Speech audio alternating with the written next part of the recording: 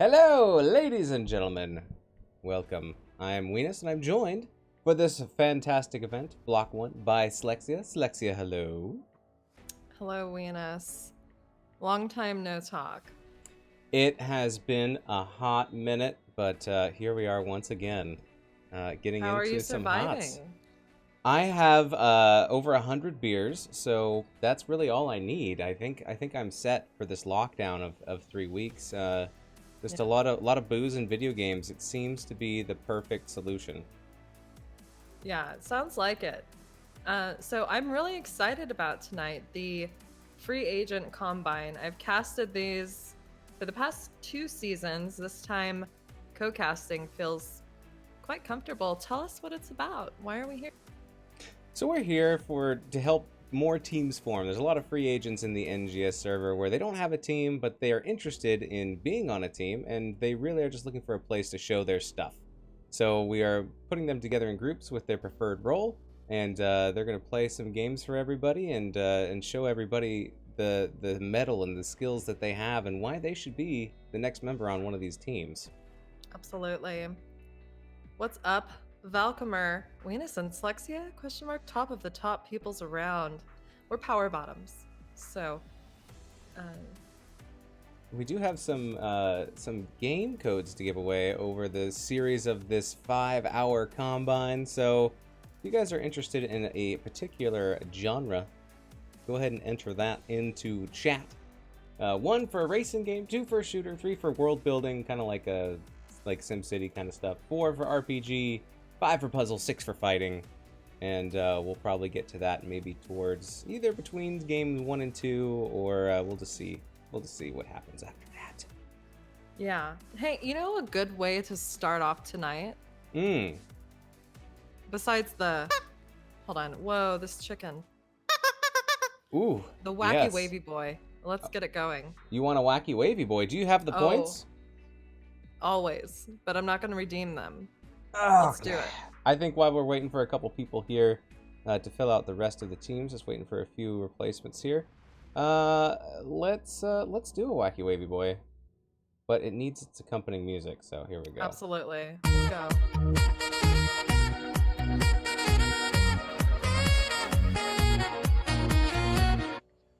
Woo! Oh, and Dax with the 5 gifted subs. Oh my Hello? goodness! Thank you, Hello? Dax. That is. Let's show off the emotes. All right, we got to. I'm gonna keep wacky wavy boy. He's gonna keep on going. I went to go show off the emotes and I'm not subscribed. Rip! Rip the dream! There it is. I thought it was like 1-year subscription and we celebrated this on Cheer 69. What is It was. happening? I don't know. Twitch might be freaking out right now. Okay, that's enough wacky wavy. Oh, simmer down. Oof. There we go. I need a wacky wavy in my lap right now. Yeah, don't we all? Thank you so much, Dax. I really appreciate that. That's so nice. And enjoy your subs. Afreya, Saddleburr, Ekdar, Tatski, Turd Herder. Welcome. Thanks for hanging out, guys.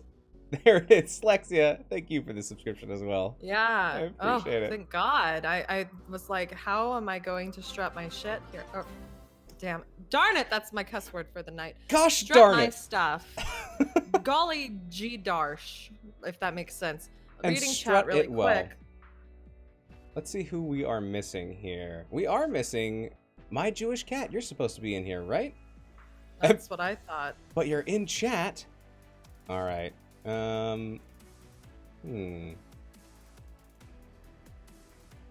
Interesting. Interesting indeed. If you join, if you can hear me, my Jewish cat, why don't you do /join space NGS and I can pull you in from that game lobby. Let's see if you're already in there. No, it does not look like it. And if you have... You're here? I mean, do you have a different account you're using? Very confused. I'm Much waiting. Confused. I'm here. Yeah, sign into the game and do /join space NGS. And then I can pull you in probably from that chat log. So other there we go, than there we go. those technical difficulties, Ooh, okay, I think this is looking good. perfect. I brought in the person that I wanted. Everything is good there. Arrow needs sleep because I'm confused unless he's playing. Arrow is a sub. Looks like we got that there. Okay. Who? So now do we have too many people? No? Is it Oreo in here? My goodness. So this doesn't quite look exactly like what we have the teams loaded down in the bottom, but I'm just going dead-eyed trying to cross-reference the spreadsheet on your stream right, it's like, and the back and forth, lobby. back Like, and forth. Okay. More All chicken. Right. There we go. That's all we can do. It's just a little more. Wait, should I start drinking an hour or two before the cast, or is this a sober, no nonsense cast? How many subs to make Ektar drink? Go ahead, Ektar. Have some beers. It's Thursday, but it feels like Saturday perpetually. Every day is Saturday. That is with this lockdown. That is the truth. Right? You are correct. Yeah. So while we're waiting, I'm gonna just put this out there. We're going to Tomb of the Spider Queen. That's okay? right. I'm just gonna get you guys hyped for that. A lot of spider butts to collect. A lot of anti-synergy because these people haven't played together before. So it's gonna be a rootin' tootin' good old-fashioned time. Spally, welcome. Look, you're in. Strut your stuff. Get recruited. Take a shot. Yes. Social distancing for the Spally win. is already drunk, as he told me in preparation for the combine. He's ready. Yeah, if you guys are looking for your team voice chat, it is in the NGS Discord, so go ahead and load in on there, and Arrow, who is the host, will get you in. Ready to rumble. My Jewish cat, I am so excited! You can't drink all day if you don't start at some time, says Dax. Yeah. That is absolutely true, Dax. 100%. Arrow is being very inappropriate in the lobby. Luckily, we are not sharing this. Well, very I don't think the intent is inappropriate. I think it's just a misconception. But I did have you heard this on the soundboard? You added the hot dog dude? I did add hot dog dude as well. Do it again. We can go viral with this one. Perfect. Yes, it has been added to the soundboard, and it brings me much joy. All right, so we do have a full party here. We are missing, looks like we're missing Jace, maybe? Unless Jace is in here under a different name. Everybody has like a Discord name, and then a Twitch name, and then an in-game name. It's like, I don't know. Nickname. Yeah, and then a last name, I don't know. A middle name? What do you think about people who give their kids 2 middle names? That's their choice, I guess. They can't decide. They're indecisive. I don't know. Maybe it's religious. Could be. Shredded Wind says, what's the average rank of these people? Just out of curiosity. You know, Mr. Born to Shine is new. Arrow is probably a high plat, maybe diamond. You know about any of these other people? Oreo is probably somewhere between. Well, I do know gold and Spally is currently in plat, but typically around diamond, maybe higher. And that's all I know.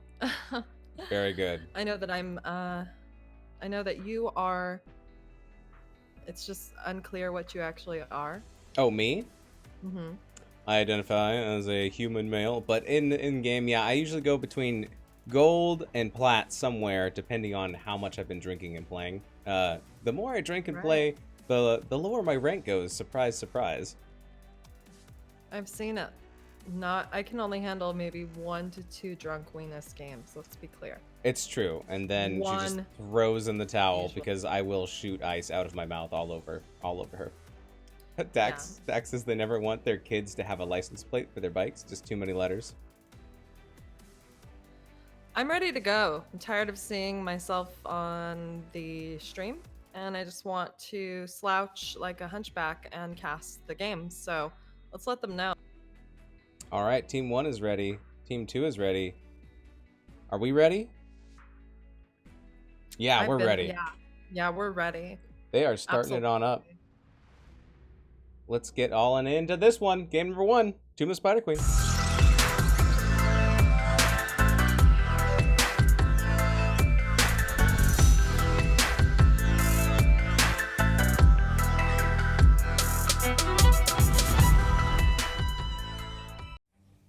Welcome to Draft, ladies and gentlemen.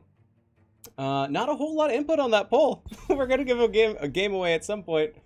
Racing, shooter, world building, RPG, puzzle, or fighting. So far, puzzle is ahead with 1 vote.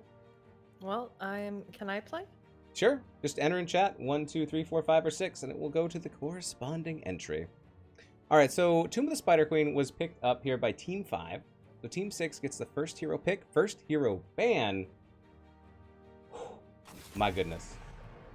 All right, more votes for puzzle. Actually, that's a good point. I don't know how many votes we have for puzzle, just that there's at least 1. Maestro, welcome. What's up? That is one of my Jewish cat's friends. I love those emotes. Those are fantastic. Very good. All right, so here we go. Here's a Zool ban and a Deathwing ban. Have you been playing any of the Zool after the rework? Because I feel like it's a little bit OP. Only in Brawl. Only in Brawl. Okay, I feel like it's pretty good right now. It seems like it's a lot of fun and a little bit strunk, I would say. Too strong. OP, very much so. Good to ban it, you know, especially when this is the Combine and people really, want to show their strengths, not how busted a hero is. So, good idea. This will be interesting. It's not a 2-lane map, so there is still going to be a solo lane. So we'll have a strong solo lane for our solo laners, but it's also going to be a little bit more spread out than if we had like a 2-lane map. All the maps are on the table as far as they're in the NGS Season 8 map pool, but then there's no map bans. So game number 2, map choice will go over to Team 6, regardless of the outcome of this. My Jewish cat picking up Johanna.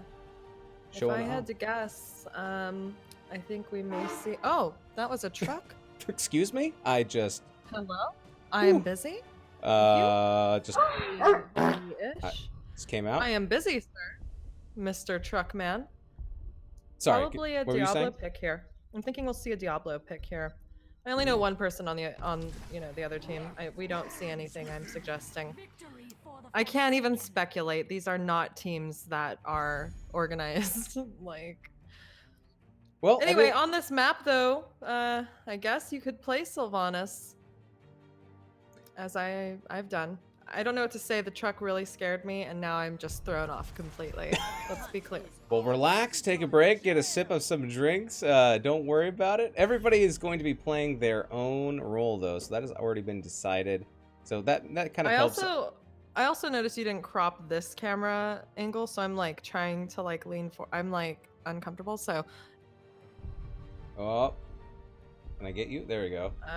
You feel more comfortable now. I have no idea. 20-second delay. So Lunara, yes, being picked up. Lucio, which is great that they picked Lucio up and not the other team. But there is the Gul'dan band. The Gul'dan band. Gul'dan band. So we still need a healer and a tank and something else over here on Team 5. Yeah. What do you think they're gonna pick up? I guess we're going to see after this ban. I speculated possibly Diablo. I know that Spally plays Diablo. I was playing it with him earlier. ETC's banned, so that being a very strong hero on this map will not be picked up. That was going to be my second guess. And there's the Diablo. And then I literally have no idea what anyone else will pick. Very good. Well, you did call the Diablo, so there is that. So it happens. Let's see. Yeah. Carpe Diem is platinum, Corks is gold, Florida Elf is bronze, Oreo is silver, and I cannot find Spoil Sack. All right. Spally. It's Spally Sack. Spally Sack. Jack's calling out, saying, "Go, Mr. Bourne." Alrighty. Last 2 picks, Alarak and Thrall. Oh my goodness. So Arrow picking up the Thrall offlaner. 7. Looking for a team, yes or no? Yes. If you were trying to flex your stuff, strut your stuff, show what you're all about on Tomb of the Spider Queen, how do you feel about that Alarak pick? I like it. I mean, it's going to take coordinated play because, like, you set a lot of things up as Alarak, but sometimes it's hard to finish unless you have backup. So I think it could be a good opportunity to show teamwork between Alarak and some of these other players. So we'll see what happens. Turd Herder, welcome to chat, sir. Honestly, don't know what you just said, but hey, Mother Cluckers hang out here, yes. There we go. All right, and it's Tyrande that's going to be picked up as the healer here for Team 5. A lot of stun capability on Team 5. There is a lot of displacement though on Team 6. So which do you think is a better draft here? So that's hard to tell depending on how well these players do in their role and with the hero that they're playing. Tyrande can be rough to keep up with, you know, as far as healing is concerned, especially with the Lunara. So if Tyrande does well here, that's like, hey, you want to pick up that. Oh wait, they're subbing. Never mind. You can't recruit them. My game just crashed. Oh, ripperoni. Maybe that's why we can't load in. We'll find out. Uh-oh, the Clucks just woke up Turd's dog. That's never good. And there's that. Oh, well. No, I'm kidding. There's that Oh, 5 wow. requested by Ekdar. So, Turd, you have helped raise the vote for Puzzle. My goodness. So, hopefully we can get you back. Load in. Hopefully we'll get you in. I'm frozen here, but I think it's because everybody else is loading in as well. Maybe I'll take a bite Hopefully of muffin. It's not another DDoS attack. My game was crashing non-stop the other day. A little bite of Costco muffin. Get in my mouth. What flavor? I can't really see. I'm not watching the stream. I paused it. It's chocolate. All right, here we go. I feel like those muffins, the chocolate ones from Costco, are just like so chalky and disgusting. But good on you for being the one that eats them. Absolutely. And the game has started. We'll see if we can get you back in here. But for now, on Team 5, we have Florida Elf playing Sylvanas. We have... Oh, I'm sorry. Oh, yeah, no, that's right. Oreo playing... Oh, muffin in my throat. Tyrande. Don't choke on the muffin. Spoil Sack playing the Diablo. Carpe Diem playing on that Greymane. And Corix playing the Imperius. On the red. I'm still connecting, so go ahead and announce for me. Okay, we'll deal with the red team next. Arrow playing Thrall. We have 7 on the Alarak. We have My Jewish Cat playing the Johanna, Mr. Born to Shine on that Lucio, and F. I'm gonna say FOK spam or folk spam. Fuck. Fok spam. All right, very good. Love to see it. What was that inhale? It's all. It's muffin. There's muffin all up in my business. So we're going to see Corix facing off against Arrow down here in this lane of the solo. And probably 4-man rotations here between top and mid to collect all of these spider butts. Alright, trying to reconnect. Slexia, describe your living room. What's going on there? I had to move a couch because I moved my streaming area again. And it's a mess. Very good. Oops. Hold Your Ground picked up by Johanna. We're going to see the stacking quest of Party Mix picked up by Lucio. And a good engage there for Team 6. Red team. I'm just going to call them by their colors. Red team. Getting some heavy damage in there and beginning their rotation back up top. Pretty even as far as XP goes, as well as gem collection. I'm back in. Oh, and she's back. Guess Alright, what? so I'm seeing Spally flipping over one of the members of the red team, but taking quite a bit of damage, and My Jewish Cat is a bit low. It looks like red team is in favor top lane. I'm going to try to see where your camera's at, so I can be on this. Well, you'll see it 20 seconds behind, but it is what it is. No, I won't. I'm in the game. I see Arrow at 200-something health against Imperius bot. Is that where you're at? That's where we're at right now. It's very low in the bottom. Why would I be on a delay? Well, it depends if you're watching the stream or if you're trying to link up to my camera, but Corix is in trouble as the gank is coming down, and boom, there is first blood, and that is the first gank of the game. I will look for you. So, I will find you. what do you think that blue team could have done And there? I will kill you. Maybe communicated, or I saw no pings, and I used that voice for fun. I would say very coordinated play here from the red team as they're able to orchestrate that gank, slip down, and confirm the kill. Spam in trouble and does get taken out. So that is going to be the counter kill in the 1-to-1 matchup so far. Gems up to 29 on the side here of red team. But blue is turning in. Ekdar says, God, I really want pizza now. Don't we all? Not I. I hope you got some on Pi Day. I did not. Did you? And what kind? Okay, go ahead. No. Speaking of pie is what I was going to say. And it has nothing to do with pie. Arrow is getting targeted down here with a lot of damage going on to him, and he is having to go the long way around. Very weird splits from red team. Yeah, it looks like they're trying to reinforce everybody where they can. Maybe possibly get a turn in bottom. Holding on to a lot of gems. Got 22 on my Jewish cat. He's going to be the banker for right now, the big old piggy bank. But we do have enough gems on blue team to turn in right now and get the first web weaver. Ah, yes. The first web weaver phase. One that feels like it will make an impact, but rarely does. My Jewish cat trying to turn in their 24 gems, as 2 gems are left for the side of the blue team in order to get the web weaver phase.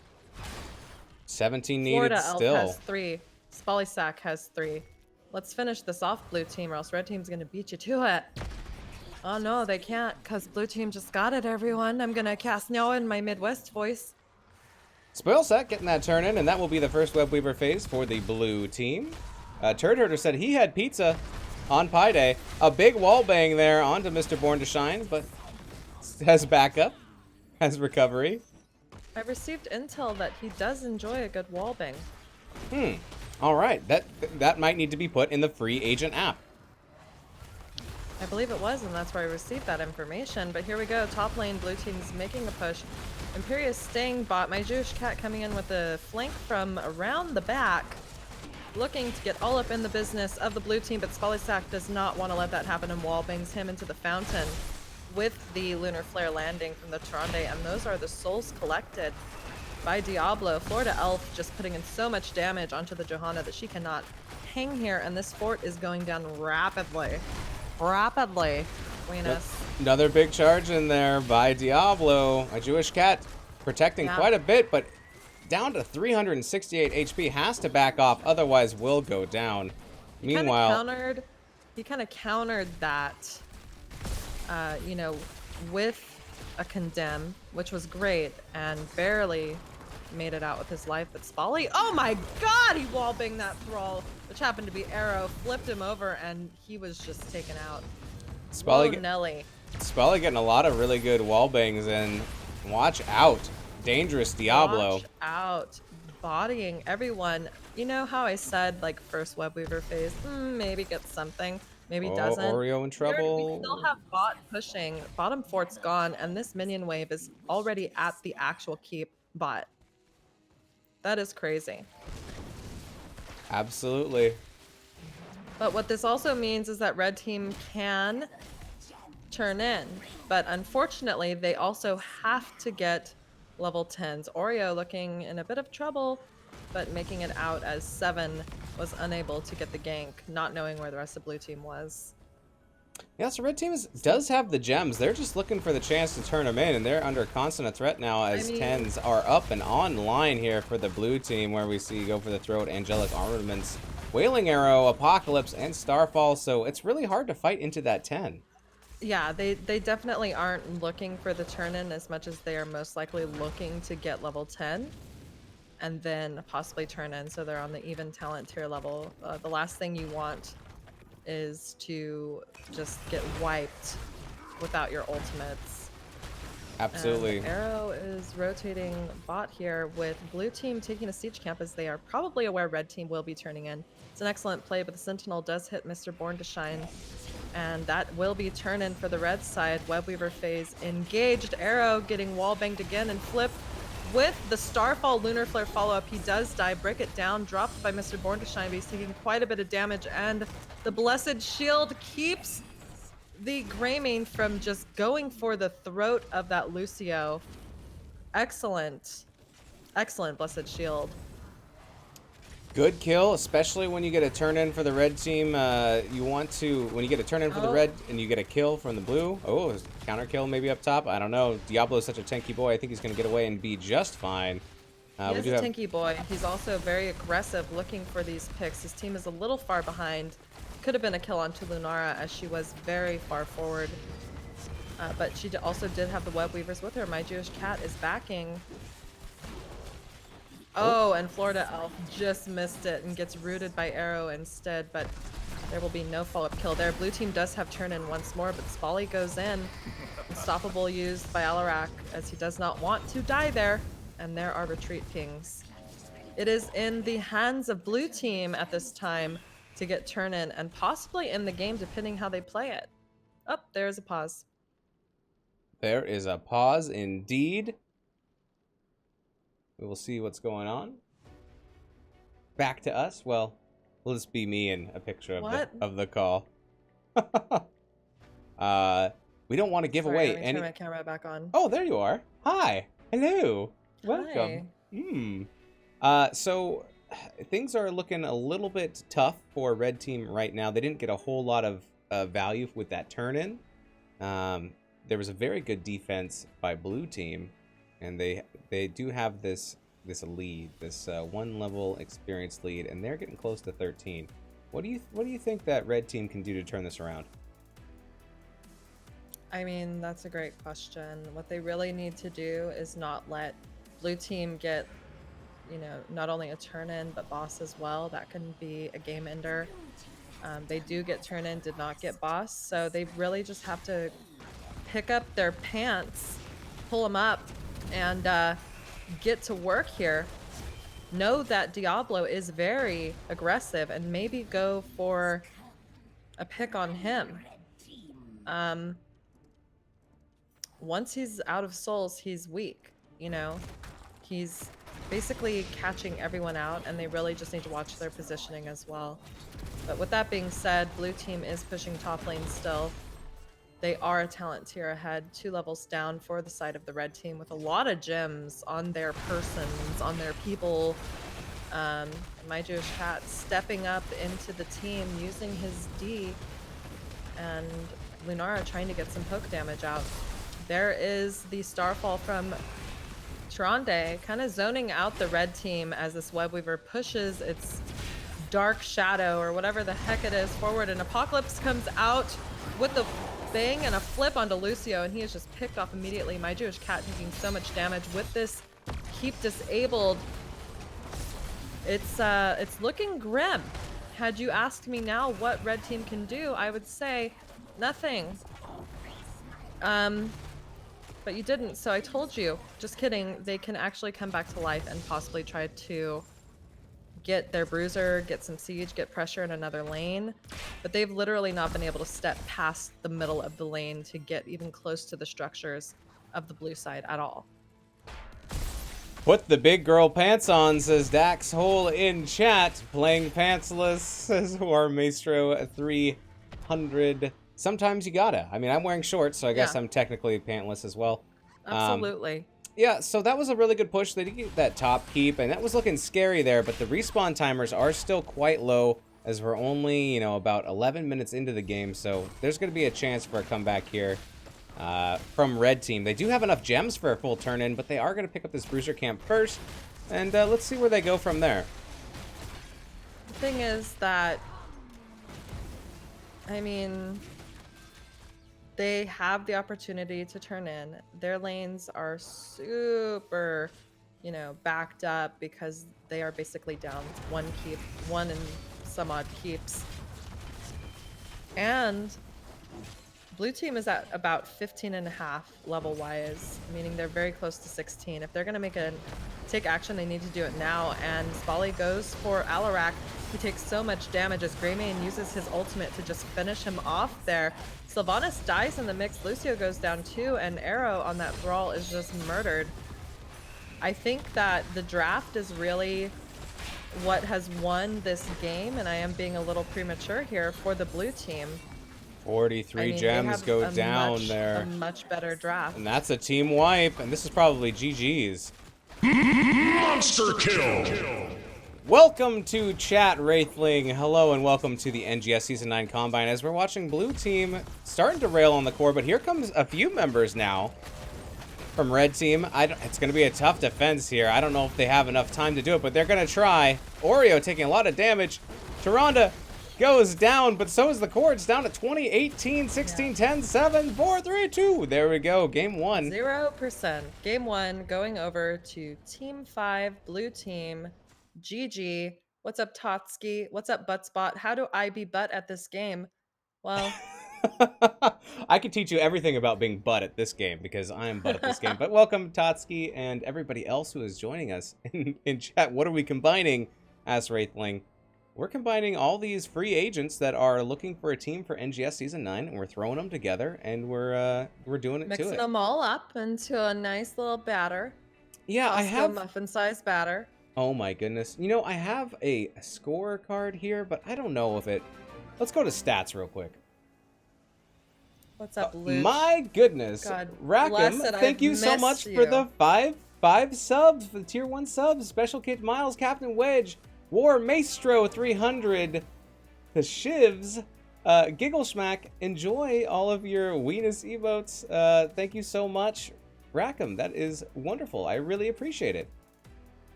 My goodness. Also, just to reiterate, welcome, Luch. It's been forever. Miss you so much. Hey, you're here to Luch. support the boy Spally. Thanks for stopping by, and my goodness. All right, let's check back in on that, doing the paternity test. Oh my goodness. All right, we're already getting accepted into the next game. We'll get you in there. So Okay. I'll be right back. My goodness. So good. All right, so it looks like the votes are in, and it is going to be a puzzle game. So at the end of this next game, we will give out that code because someone forgot to have Nightbot running. Son of a biscuit. So I'm gonna log into that now, and then we'll have it running for long enough so that we can do it at the end of this next match. All right, very good. Right, Shredded. That's why I was asking Weenus, like, how do you feel about picking Alarak here? Like, when we look at the comp, it was Lunara and Alarak. There was Thrall to solo, but in all honesty, Johanna did more siege damage and experience contribution than Thrall. It just wasn't the best comp, and that's what it came down to. I'm asking if we do a roster switch too, or if it stays the same. Isn't it a best of 3? No, it's just 2. We just play 2 God. matches. Yep. Perfect. and that's it. Two and you're out. It's like baseball -1, right? That's 3 and you're out. I don't know. All right, they're saying that Sports the don't teams exist anymore. sports ball is over. They're saying that the teams are going to stay the same. So that makes it the way it is. They crushed on Joe for wave clear, but she could never wave clear because blue team has a team that can insta burst her, says Shredded. Yep. Johanna did the best they could. They took a lot of damage, and that Diablo is a super aggressive.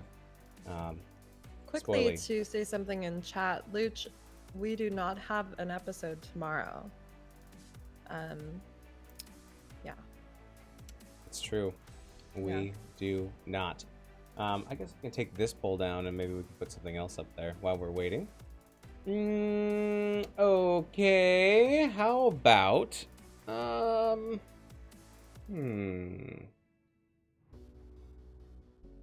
do this poll that doesn't matter.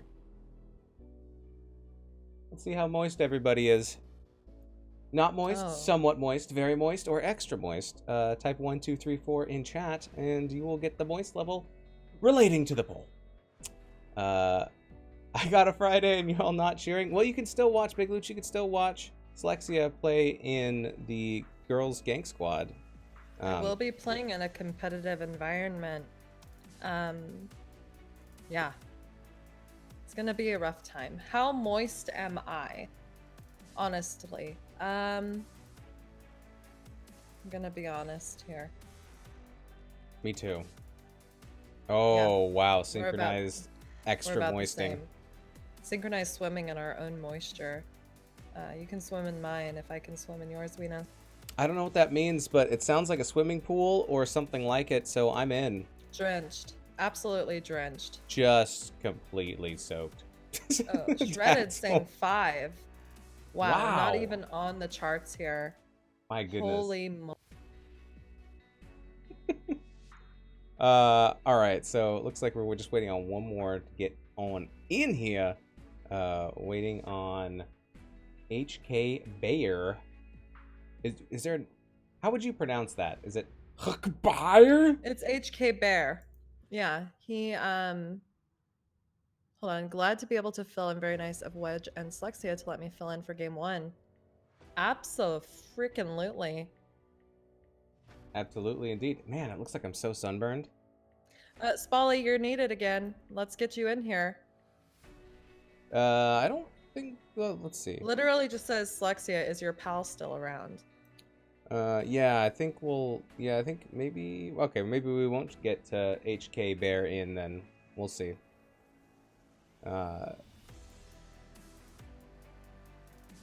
Oh, we're full now. Foley's. Oh. Nope. Maybe not.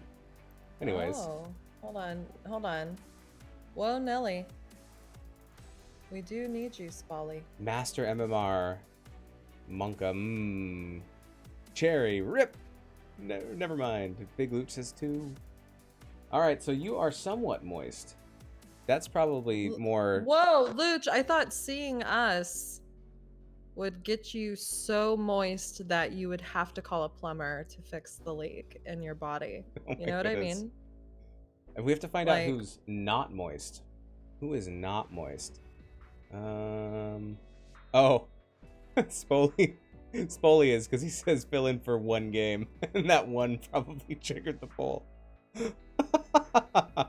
Oh my gosh. Alright, we got Spoley back in. It looks like we have 2 teams ready to go. Alright. I would ban Spolly's Diablo if I were on the other team. Especially on this map. Soggy? Wow. I realized I have a wad of bubble gum in my cheek, and all I want to do is blow a huge bubble. You should. Alright, they're Good. starting up. Let's get into game number 2!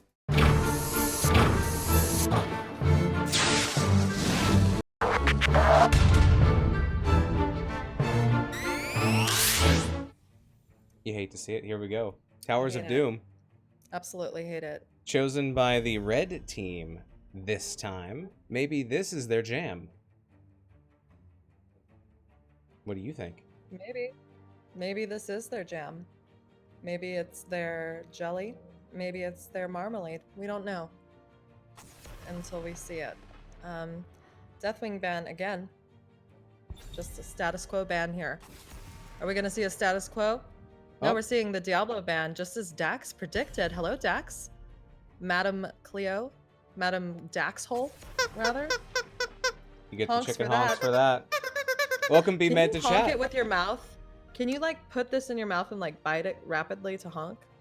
I want to know if it's possible, but I don't want to Ooh, do it. okay. I'll mess up my lip gloss. Yes, confirmed. Is that actually your mouth? Because I'm gonna wait until I can see Yeah. it on stream. Wait until actually Okay, my mouth. hold on. I see you squeaking it now. By the Okay. way, Zul has been banned. There is the gray main Gray band main that band. put Yeah, in he a was a lot of savage. damage last game. Oh so my god, that's- look at that chicken in your mouth. Sorry, I'm just seeing it now. Oh, butt first. Butt spot? Is butt spot around? Nope. No, you put the rear side, the back end Yes. of the You chicken gotta- in your mouth and just You gotta honked it. use the thicker part of the chicken so you get the maximum chomp. Maximum. Can you give it mouth-to-mouth resuscitation to make it honk? Yes. That's my next question. Can I see it? I'll try it. Let me try it. All right, I'm sure that just deafened everybody. Anyways. Oh no, I got lipstick all over it, and I literally just sucked a chicken on stream. Someone help me. Well, Twitch banned. Back to draft. We do have the Mal'Ganis and the Stukov picked up here for the red team, going in with what that. Does it taste like? What does it taste? Interesting. It tastes like nothing at all. Oh, it doesn't even taste like chicken. That's the sad part. Here's Leoric and Anduin picked up for the blue side, getting their tank, their I just saw offlaner, myself and sucking the chicken on stream. I need help. And Anduin, they got their healer. All of those 3 main slots filled here for the blue team. I think everyone in chat is more curious what we can do with these chickens than they are with the draft, because we can go over that after they're done drafting. How about I try to suck its legs, you try to suck its head, and we'll see who can swallow it first. Let's go. Just kidding. How did you get poisoning? Well, I swallowed this plastic chicken, rubber chicken, and every time I sneeze, it honks. That would be amazing. I'll start with the head. You start with the feet. Okay. Maybe we do. Maybe next time you're out here in Vegas, we'll do it together, and then we'll meet in the middle. Like and Lady then and we'll the just Lady and the smack Tramp, each the other's chicken, face. and we'll both like throw up because someone's gonna choke on that chicken. Shredded Wind says in 1990 you played the kazoo in school. In 2020 you played the chicken in school, and in 2020 Weenus also plays the kazoo. I do too. Where's my kazoo? Where I is have a your kazoo as kazoo? well. I need to have it on hand. I only have the chicken. I made sure to grab that. Nothing else.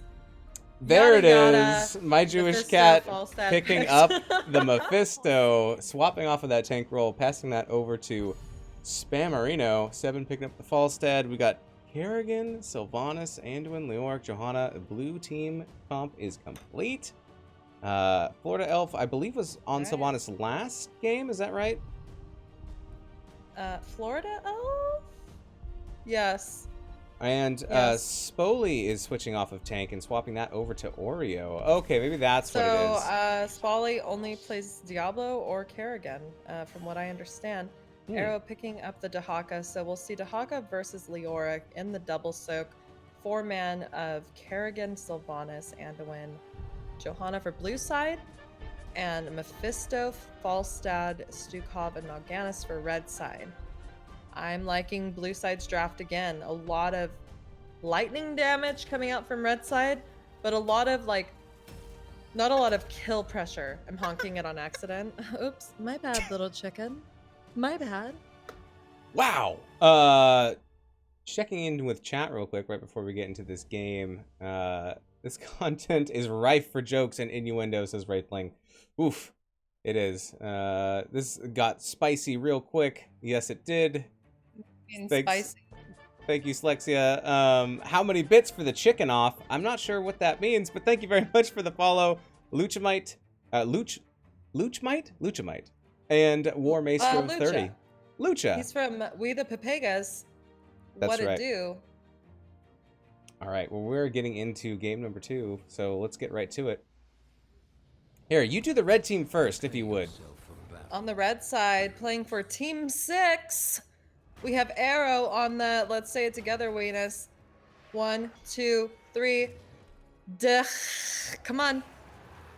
He must have muted his mic to do something. Okay, I'm ready. So I'm embarrassed. I'm ready. On the 1, 2, 3.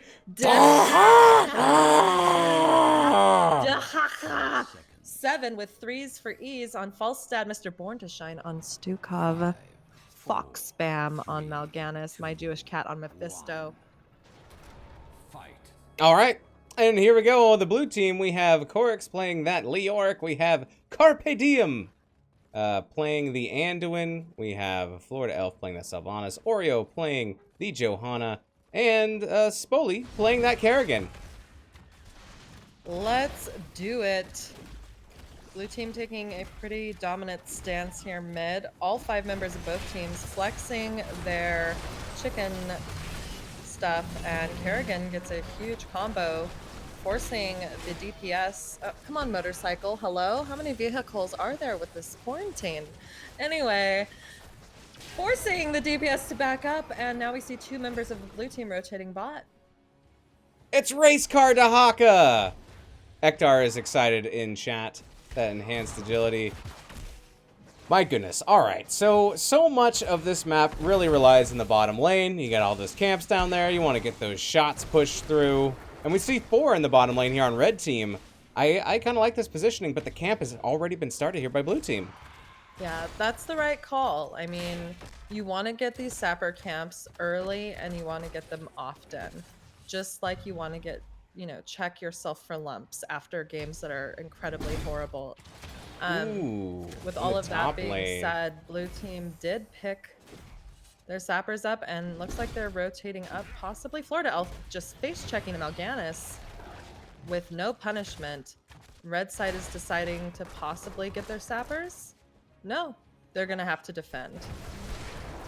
Shredded saying, I feel like Falstad is the weirdest pick out of the whole bunch. I don't know, you get a lot of zoning out of there, zoning potential, and you get that global. I don't know, we'll see what red team can do with it. I wouldn't count it out quite yet, but there is the XP lead going over to blue team so far. Leoric doing a little bit of that double soak. Maybe we'll see Dahaka doing that as well. Here pops in Dahaka into the mid, and Mephisto is there as well, but leaves him a little short-handed in the bottom, so he's coming back down. I don't know if it's me that's lagging or if it's Discord, but it sounds like you're a robot, and I do quite enjoy it. I sound like a robot, huh? Uh-huh, absolutely. Oreo checking the sapper camp for the red side and then rotating down bot. There's 4 versus 3 favoring the red side bottom lane, as Sylvanas did manage to get the rest of the soak mid, and now that puts blue side at level 5 with an advantage. Also, with their sapper up again in about a minute. All right. The altars are activating in 10 seconds, so the teams are positioning themselves around the map to try to take advantage of this. In the bottom, being left alone, we have... Oh, not left alone. There is Spoli. Maybe going to be able to stop these two. I'm not sure. Leoric channeling the top right. Top left, excuse me. Arrow getting that top right. Just interrupting. It looks like Spolly is not actually going to finish interrupting, is instead going in for my Jewish cat and getting Mr. Born to Shine instead. But what's happening with this up top? Red team is getting forced back here by the blue team, and they are going to capture the second altar in the top. So it's they get an extra 4 shots on the red team. Red team did get bottom. Yeah, playing this very well.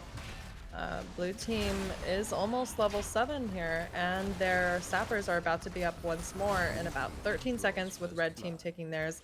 Arrow does go down on that Tahaka, and not in that kind of way, just to be clear. Here we are, find you. watching Oreo look at red team get their sappers and decide to do nothing about it.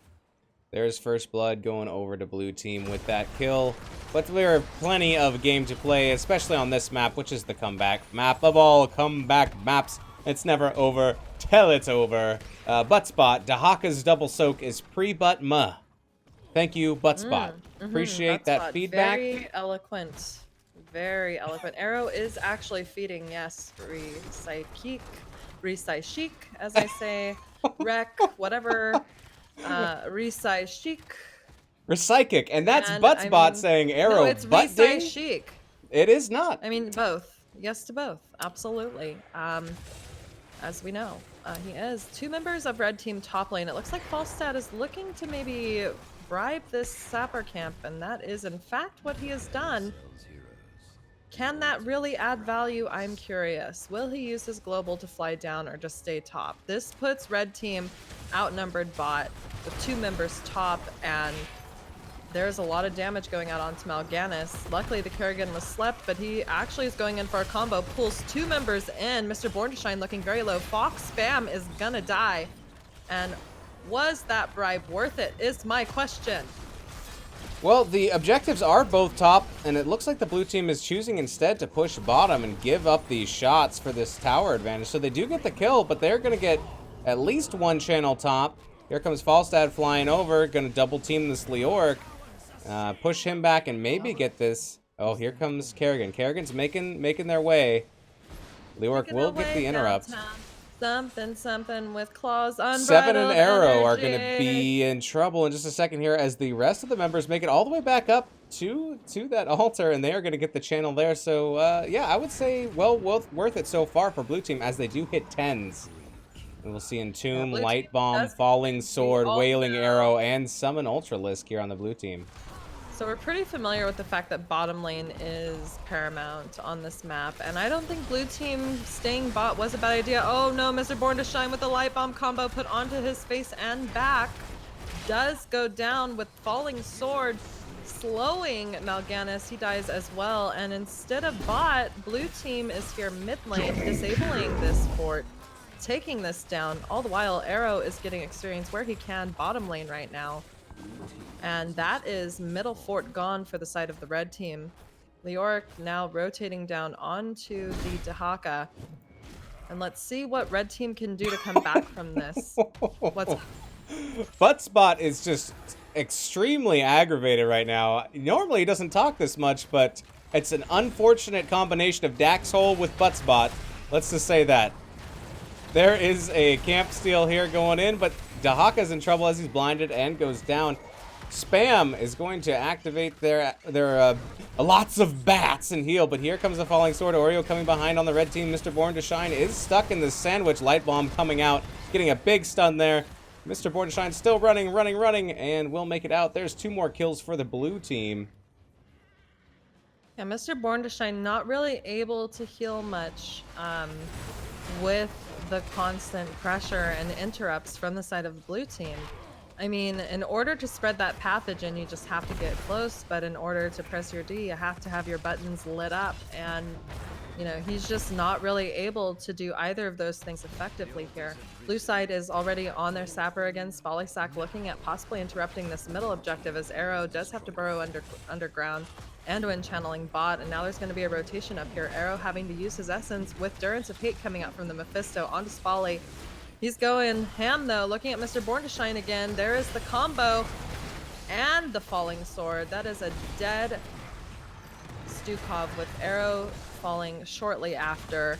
And I do not think Mal'Ganis will be able to make it out of here. But there is the gust that actually saves his life. Will Spali give up? Will he stop chasing? Yes. Yes, he will. All right. Very good. All right, so healing numbers in, and so far Anduin is putting out quite a bit of healing, 21k, so something to keep in mind. A lot of self-healing coming in from Kerrigan, though, too, so gotta watch it on that. Spam is in trouble as Light Bomb comes out, and then the kill is confirmed. 13's on the side of blue as they are going to push this bottom fort down, and that opens up a lot of shots possibility from those sapper camps. Absolutely. My Jewish cat looking a little roughed up. Oh, Flailing almost Swipe comes out escaped. just a second, less than a second too late. And there is the delay on that too, so you know sometimes you click it and then there's a little bit of delay, and if you just clicked it like a second sooner, my goodness. Anything goes, just trying to see how drafts can be better. Yeah, there's always room for improvement everywhere. Born to Shine is in chat watching Mr. Born to Shine heal on Stukov and the rest of these fine players in this combine. Red team looking to try to take this bottom tower back, but it's getting fiercely defended by all 5 members here of blue team. Mist and Tomb, but zoning complete. Yeah, now it's just really, you know, for blue team, their job at this point is to defend this bottom lane and have their double soaker do their job, possibly have the rest of the team rotate up and help where needed, but it's just keeping red team back and not get caught out by Kerrigan as Seven had to use his barrel roll there. And there's the Durance of Hate from Mephisto, asleep coming in from Mal'Ganis with his Carrion Swarm, but Falling Sword back onto the back line of the red team does not allow them to do any damage to the blue team. And there's Gust, Spali looking low, deciding to turn back around and just die for it. He does go down, and this time Fox Spam is... Oh, he did not make it out. Seven in the Entomb, but able to get out, and that is a 1-for-1 trade.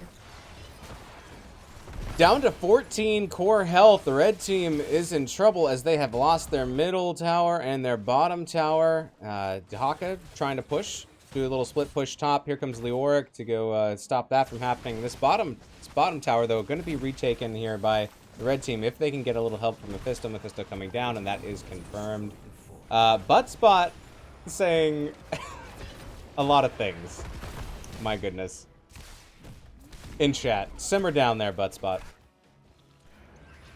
Siege camp is claimed here by the blue team as they get more pumpkins on non-Halloween to start walking their way down. But the mid fort is going to be returned to the red team. They are down a talent tier, though. Also, to War Maestro in chat, hey, no one's getting carried here. It has to do with hero picks. There is not a lot of single target, like, forceful damage on the red side. And if it seems like Kerrigan's doing a lot, it's because she's able to use her combos and lock down teammates and actually attack them. We have inconsistent lightning damage from the hula hoop of Mephisto as well as his Q. And then with the Falstad, he's not able to really pump out a lot of damage either. With all of that being said, 2 members still go down from the side of the red team. So let's just let's keep it light and chat and enjoy the games. Very nice Entomb in that last fight from Korix. Well played there. Don't tell Buttspot how to live their life. Spam in trouble. Does get pulled in by the Kerrigan. Is able to walk on out. Walk that one off. My Jewish cat just going in and giving lightning. But the channel does go through here at the bottom with Falstad. And we are going to get another channel here up in the top by Korix. I believe that we are going to be... Ooh, down goes the Mal'Ganis as some more shots coming in. We're down to 6 core health here on the red side team. Arrow coming in back behind Florida Elf, looking for that tongue. Barely missing, and Florida just zipping all over the place. Hard to catch that Sylvanas. Definitely, those escapes are very useful, and Durance of Hate even came out, and that was really unlucky. The red side sapper camp is available. There are danger pings. Both teams have level 16, so, I mean, Mal'Ganis is down. Arrow deciding, you know what, I'm gonna go and anchor in this bush anyway. Let me drag this Sylvanas in real quick. Jewish cat flanking from the side as Follysack comes in. And there's the Entomb onto Arrow on top of the point with the gust. That does allow red team to be able to pick up the sapper camp, but there comes the Kerrigan once more. Did not yet see a light bomb. Arrow looking very low. Does go down. Wailing Arrow coming out with Falling Sword, just locking that Mal'Ganis in place. And there's the Durance of Hate. I'm gonna lose breath trying to tell you what's going on here. All right, Durance of Hate. Nothing happened from that, but oh my god, that was crazy. Yeah, that was a hardcore engage here by blue team. They like to charge in, use Falling Sword, use their stuns by using Kerrigan. Really oppressive, in your face. Leoric and Tomb setting up, no possible disengage. It's a very dive heavy comp that seems to be working out quite well. Yeah. Lay claim to the altar. All right, well, here is this altar being channeled by Sylvanas, interrupted by Mr. Born to Shine. There's the Entomb. Mr. Born to Shine caught in it. So much damage, though, coming out onto Korix and Spally. The gust did not save the life of Mr. Born to Shine, and the channel was able to be made. Arrow dies in this engagement, and Seven, taking quite a bit of damage, gets comboed by the Kerrigan and finished off with My Jewish Cat being zoned out by that Leoric. And here comes the push for this bottom lane. Fox Spam just getting comboed once more, popping his ultimate as these sappers take this fort down. And it's his only burden now to try to get away, as he's all up in the middle of blue team. Blind as a bat at work, and does make it out. Yes. Oh! You better run! Oh, no. Getting chased by Spally. That was very close. Alright, so we're down to 2 shots. Boss is up. 2 members are down on the side of red team. There's the indicator saying, hey, come help me out. Let's get this boss. Let's end this. Let's see if the rest of the members agree. They're thinking about it. They're heading their way, maybe. But now all 5 members are up on the side of red team. And they have to contest this. Otherwise, the game is over. Yeah, they do not have the level 20 advantage. But here comes Arrow. There's the Entombment. It does miss, but Durance of Hate does not. 2 members, not only endurance, but silenced by Stukov. Florida Elf having to back up, and there's the light bomb again on Fox Spam. He does die. Arrow dies first though, and this is going to be red team having to back up or just fully die here. Gust used to keep the team off of that false stat, and this will be boss. This will be GG. Game 2 going over to Team 5, blue team. Well done, and that is game over. GG's, well played. Alrighty. Maestro, can you message me in Discord? Thanks. Let's keep it in there. Can you message me, please? Yeah, there's unfortunately not. It's not going to be completely balanced. You just can do the best that you can with what you got. But there will be plenty of more games with all of these players, if not more, coming up next. So we will get the next lobby going for you guys. Thanks everybody for hanging out so far. Thanks everybody for hanging out in chat. We are going to give away that game code. So let me roll that right now. Okay, roll it. Let's see. My Jewish cat has won the giveaway. I will be sending you a puzzle game. Puzzle game? All right, so I will be sending you a code for Portal 2. Portal 2, which is a fun puzzle game. If you already have it or whatever, feel free to pass it on to a friend. We will be back with more games coming up next. Our next matchup is, let me just take a quick look. We have a few of the same players, and actually some of the players that we weren't able to get into match number 1. So you'll be seeing some familiar faces ready next. Lexia, thank you so much for joining me. Yeah, no, is your next caster coming? I will have to check on that while I switch up the overlays. Let me know. And who would it be? Would it be double or no? We have to get the next lobby set up, so we will talk about that off air, but thank you so much. I wanted to say something about sloppy seconds. And we'll be right back.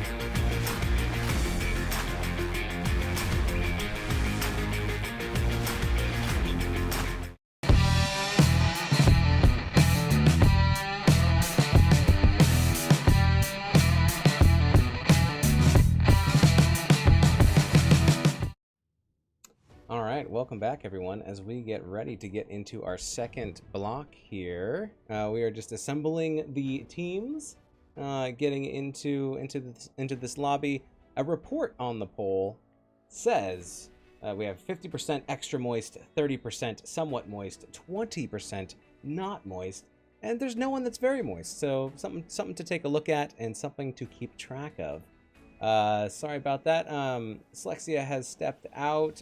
Thank you very much, Slexia, for hosting or co-casting with me, rather. You can find her on Twitter at Slexia3 or on Twitch, which is twitch.tv/Slexia. Thank you, Slexia.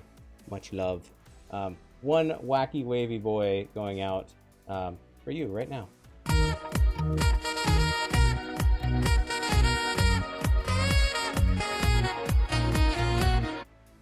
Maybe we do one more wacky wavy boy. That one was short.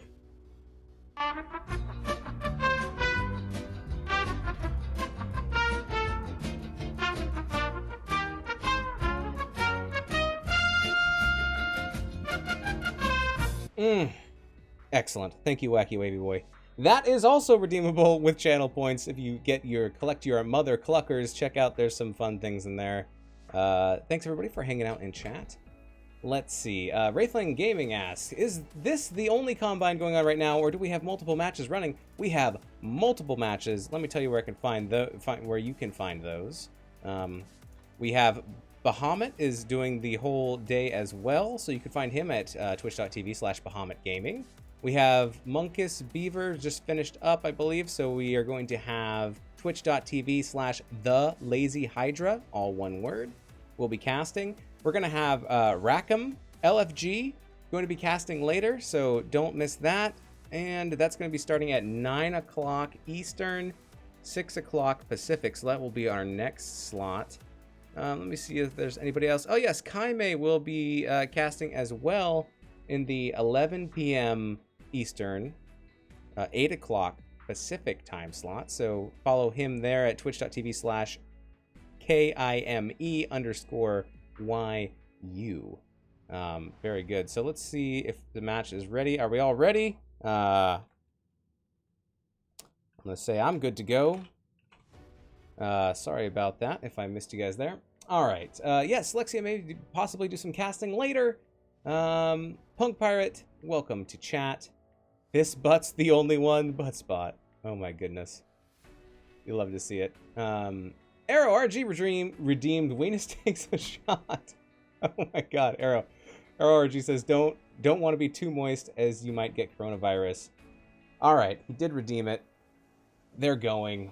I still got to take the shot. Oh, I knew I should have disabled that. I knew I should have disabled it. Here we go. Braxis holdout. Here we go.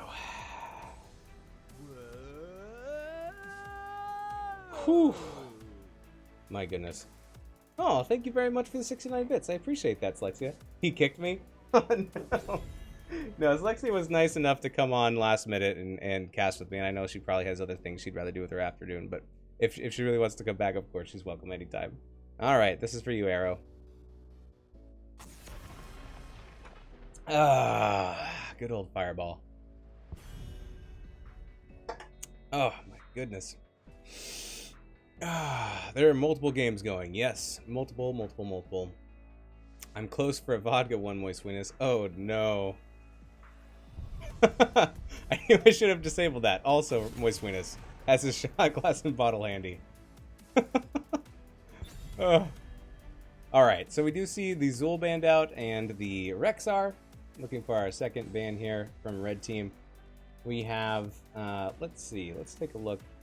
Looks like everybody in this game, there's no subs. Everybody is a free agent looking for more. We have Oreo switching sides, Mr. Born to Shine staying red. We do get HK Baron, my Jewish cat staying on the red hand side. The red hand side. Here is Deathwing banned out. And now we have Spam switched over. Fox Spam switched over to the blue team. Red Reaper is going to be a new player in this match. 7 is switched over to the blue team. Florida Elf remains blue. And we have Terranium? I'm going to say Terranium. Let's see what that has to do with it. We should probably show the draft. I'm just describing everything, but seeing it would be good. Here it is. Thank you, Arrow. I appreciate that. Boop. Chickens. Thanks for co-casting for right now. We will take that poll down. That has been sufficiently answered. But we will have another poll running. Victory for the Forsaken. Since we have Mr. Born to shine in, we should probably run this poll again. So, feel free to answer about pineapples. Hashtag switch your scenes, Weenus. Alright, so Sylvanas is the first pickup by my Jewish cat.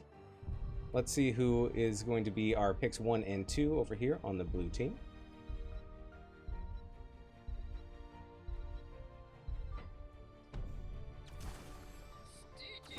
Stitches and Malfurion, good pickups. We do have a redemption for Wacky Wavy Boy from Aura Windrunner, so we got to get to that. I think I went through all my good. Oh, we'll play this one.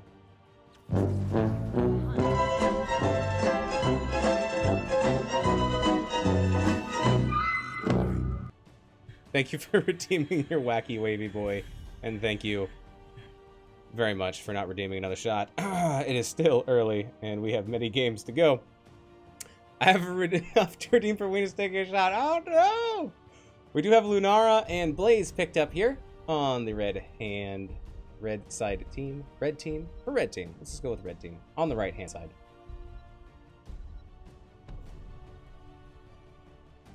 Final band coming out from blue side. It's going to be Ragnaros. 2-lane map. Rag has a lot of push potential using his lava wave, so you want to watch out for that. Last band coming out from red team. We shall see. See what you guys are putting in for that poll. All right, most people think that pineapple is amazing. Actually, everybody so far. I'm saving my Weenus shot for later. Thank you, Ektar. And there is going to be the KT band. You got to watch out for KT. Spreads the fire. If your team is not coordinated, they will share the flames with you, and everyone will burn. Burn, burn. Weenus, did you ever find that clip to add to your soundboard, Just a Little Tickle? Oh, that sounds familiar, but I don't think I have that clip. I stand ready. I'll just pay to drink with Weenus from the opposite coast, says Dax. Nice. Save it for hot shots when Weenus is more sober than me, says Born to Shine. I hope you are enjoying some wine right now on this very wonderful afternoon. Here is the Alarak and the Vala picked up for the red team, followed up by Anduin. And what are we looking for here? Maybe, do we need an offlaner? Do we need some more DPS? What are we going to see in this last slot? Oh, all right. So maybe we're seeing an offlane Blaze and maybe main tank Murden. We shall see. Attack says, I don't remember Born's birthday. I don't remember the last 3 games. Yeah, that's what usually happens. You forget the last 3 games, then you have to go back to the VOD and watch it later. That's how you know it was a good birthday, says Born. Oh, Aura's gonna go find it. Oh, that's right. That's right, yeah. That happened in the game. I forgot Aura, that's funny. Alright, we're gonna see another Leoric. Dread Reaper, picking Leoric on up. Florida Elf. It's got this Vala, 7 on Alarak, Geranium on Malfurion, and Fox Spam on Stitches. Other side, my Jewish cat playing Sylvanas, Oreo playing Lunara, HK Bear playing Blaze, Death Punisher on Anduin, and Mr. Born to Shine on Muradin. Whew! Spicy draft. Alright. Pineapple votes. Still amazing. 1, 2, or 3 in chat. Vote on that. Let's get into this game. Loading, loading, loading. Everybody's loading. Let's go loading, loading. Ride. Actually, I think I have a whip sound effect. There we go. That'll work.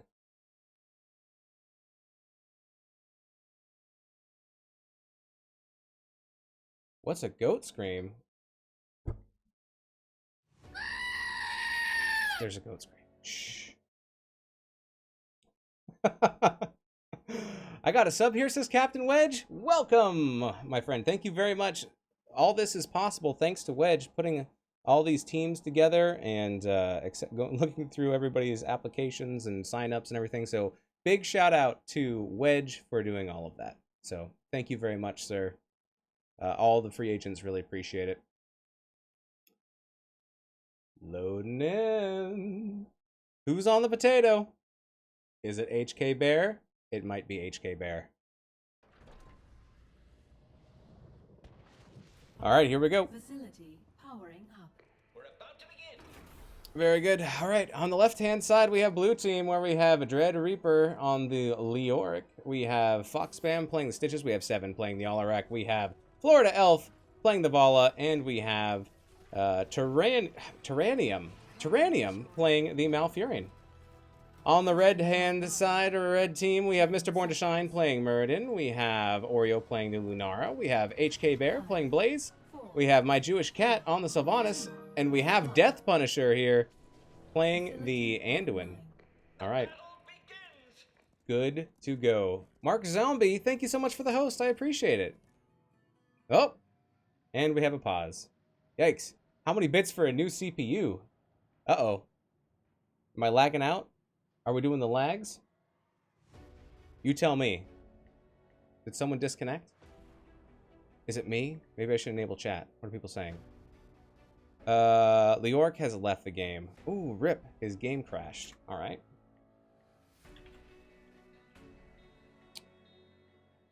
Looks like I can't chat to all because I was not made a referee. That's okay. So looks like we are just going to wait for a second to see if Dread Reaper can get his game back online. Big F's in chat. My Jewish Cat. No problem, says Mark Zombie. Earlier, Slexi said that I was sounding a little bit robotic. Can you guys hear me? Do I sound weird? I guess you'll let me know in 20 seconds. All right. So we're just going to wait a second while we try to get this other player in. They might have to reboot the computer. We'll get back rolling. All right. Maybe I have another silly poll to put up. 4 votes in. Pineapple is amazing. What do you think, chickens? You agree? Get your cluck of approval? Very good. I sound exactly as weird as normal. Perfect. Nope, most likely Discord. Yes. You sound no weirder than normal. All right, very good. Then we will finish that poll up. I have some leftover weird ones. Well, since we did pineapple, we might as well do this other obvious one, which we've always talked about. And it is the bacon or sausage debate. 1 for bacon, 2 for sausage in chat. Vote for your favorite.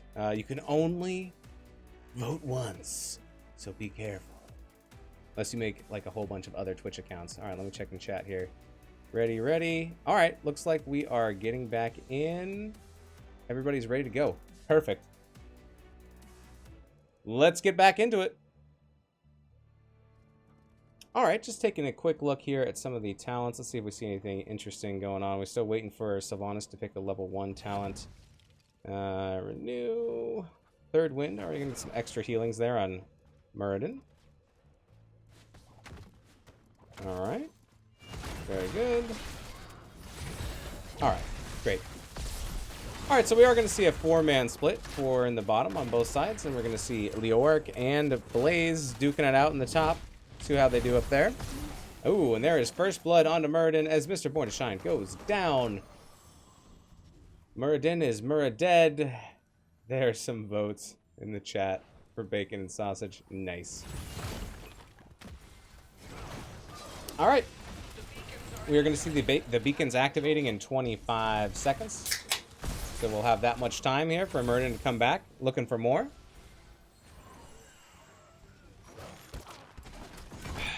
Alarak might be going up top. Nope. 7 is going to start that camp, and they're going to use that to push in the bottom lane. As we now have a completed 4-stack on red team ready to rock and roll once again. If you do vote bacon, the terrorist wins, says Daxhole, so there's that. Well, depends. Bacon terrorists sound delicious. Alright, the top is being claimed by Leoric. Leoric has claimed that for blue side. Well done, Red Reaper. In the bottom, red team has control of the bottom point. Ooh, crack that cold one. It's just a soda water. It would possibly be a beer, but you guys have already made me take a shot, so we'll see. Blue team has control now of both of the points, top and bottom, and they are channeling that Zerg, trying to get all those squiggly wigglies to come out and blow down the enemy's base. Mr. Born to Shine is in a sea of blue right now, hopping away to safety, but still not taking that point back.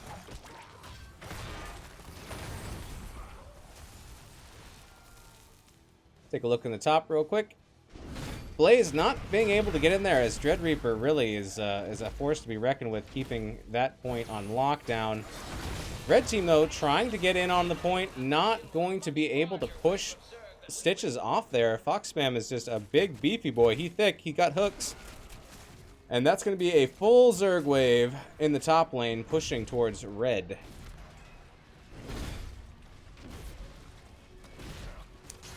Counter push from red team. Only Vala here to defend. So, we'll see. It could get some volume up there. But, here comes Lunar to help out Blaze. Oreo is going to do what they can, but HK Bear is in trouble. Has to back off completely. It looks like this is going to be a big strategic advantage here for the blue team, as they already get that fort down. They still have a good 40% of their Zerg wave, and it looks like they're going to keep on pushing. That's right, Mr. Born to Shine playing all the roles. Thank you for pointing that out, Ektar. He's ready to fill any position. He will flex for you. Weenus, Weenus, Weenus, says Wraithling. What's up, my dude?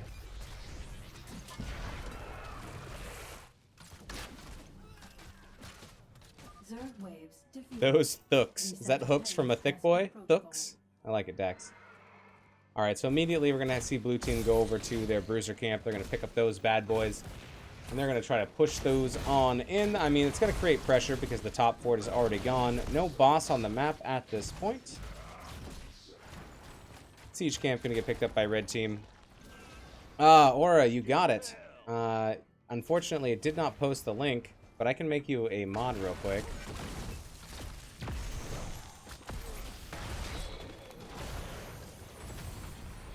Alright, try it now.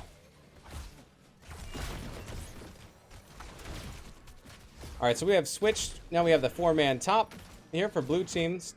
They've moved Leoric down into the bottom lane. Now this fort is gone, and we see the rest of the blue team pushing in with this camp, trying to get some more value, maybe pressure this keep.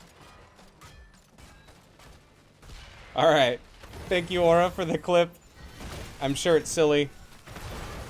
Maybe we'll watch it after this. Hook goes out, doesn't quite catch anything, but red team is going to keep backing up. Hopefully that third wind kicks in, and Mr. Born to Shine is going to tap. Oriole's going to throw some damage over the wall, see what happens there. There's a big root coming out from Tyrannium. Getting many members here of the red team, but they're able to blow up this camp as blue team decides to back on off. The boss is up now and available for capture.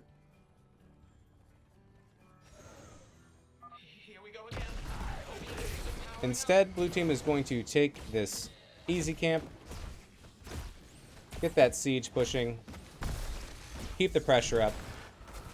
Red team is going to do the same as they grab their bruiser camp. My Jewish Cat, Oreo, Death Punisher watching out for any type of invasion. And Vala versus Murda in the top lane. Florida Elf versus Mr. Born to Shine. But here comes the rest of the team. Watch out. There's a big hook on a Murden. Murden jumping away. He's getting silenced there. There is the jerk of life coming out from Death Punisher. And Oreo is snagged to safety. The beacons are a ticking. The orc popping bottom. Stitches popping top.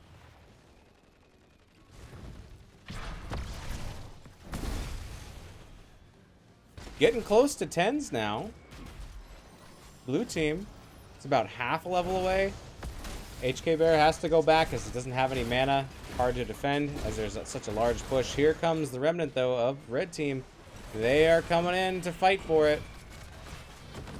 They want to fight before 10, but they are 4v5. They put a lot of damage into Vala, and Vala goes down. Death Punisher taking a lot of damage, having to back out a little bit. And here is Blaze. HK Bear ready to roll. Time to invade here onto this point and start getting that red ticker going. A Jewish Cat taking a lot of damage there from the Orc. Is able to back off and retaliate a little bit. Big hook onto Blaze, and we do have the Gorge coming out from Stitches. We do have the Entomb dropped as well. And down goes Lunara. I don't think Blaze is going to make it out of here either. Blaze does go down. You see the Gorge, the Entomb, Counter Strike, Rain of Vengeance, and Tranquility for the blue team. Still don't have 10s quite for the red. I used to pay for those jerks, says Daxhole. Didn't we all? Down goes Stitches. Leoric's going to sneak up top. Claim that back to blue. Mr. Born to Shine standing on the point, trying to get that from ticking over too far into blue territory. Is able to hold on to it for now. Ooh, down goes Sylvanas, unfortunately. Big stun coming in from Blaze, and here comes the follow-up stun from Anduin. Gonna get that kill onto Leoric. Well played. We do have Avatar, Light Bomb, Leaping Strike, Combustion, Wailing Arrow. Here for the red team. Light Bomb getting some value there.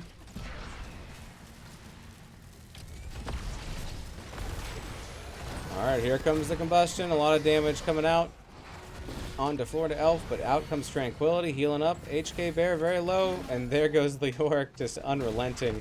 Death Punisher in trouble in the bottom. Does get taken down. That's 2 more kills added to the blue team's registry. And here is my Jewish Cat. It's going to take the top beacon. Good distraction down there.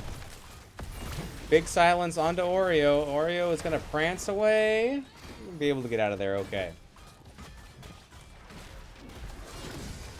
Heavy breathing cat. I'm so hot and bothered right now. Breathing super heavy, says Disillusion. Welcome to the stream, Disillusion.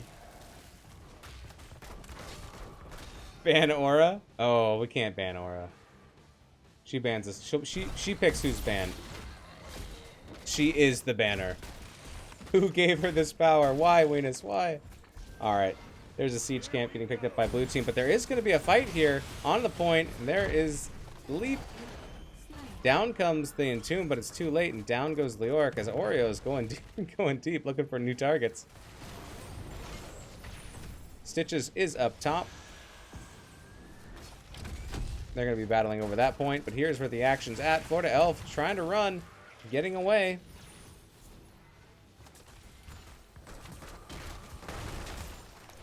Once again split. Bottom on red. Bottom is red, top is blue. And Blaze, though, does get picked in the top lane as we do see a rotation by blue team. Let's see what they're going to do. We do see a significant structure advantage going over to blue team as the top fort has gone for red team and the bottom fort is down to about 25%, but the red team is going to push. They want to get this fort, try to equalize the pressure a little bit. There is a big top wave happening up there. The bottom fort is taken down. All right, here comes blue team ready to rock and roll. There goes the light bomb. Out comes Tranquility. There's the Unstoppable from 7. 7 taking a lot of damage. Is going to get... Oh, barely avoids the hook. But down goes Murden. Down goes... Excuse me, Olarak. And there's Death Punisher. Pulled way behind the line. Not going to be able to make it out. There's a double for... A 2 for 1. Going over, favoring the blue team. My Jewish Cat sticking around, avoiding the hook. Very nice. Oreo has to go back to base. Refuel on all that mana and health. My Jewish Cat is going to do the same. Watch out, if a hook is up, that could be dangerous. Canceled. Canceled the Hearth. Gonna try to defend this bottom fort. Nope. Gonna Hearth behind the fort.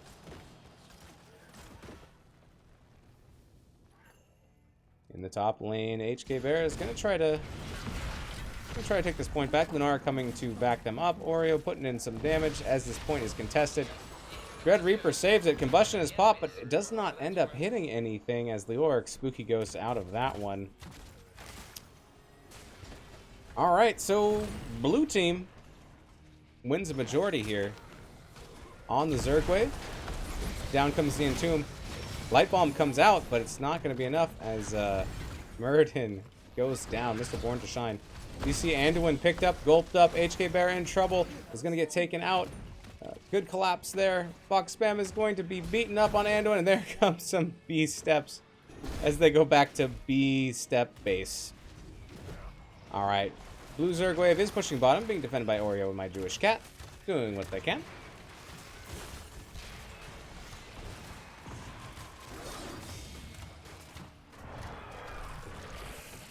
Zerg goes down. Just a few remnants here, but ooh, down to 180 health. Leoric, that was close, buddy. Watch out, Dread Reaper. There's still some Zerg pushing, but he doesn't have a whole lot of health to deal with it. He will burn it down. There's a big all-RX silence onto Oreo. Good disengage there, though. Both teams taking a lot of damage, but no one going down. There's a 16 talent tier advantage, though, for blue team. Looking good for any kind of fights that they might be taking. No boss plays as of yet. Siege camp gonna get picked up by blue team, and we're gonna see the siege camp get picked up by the red team.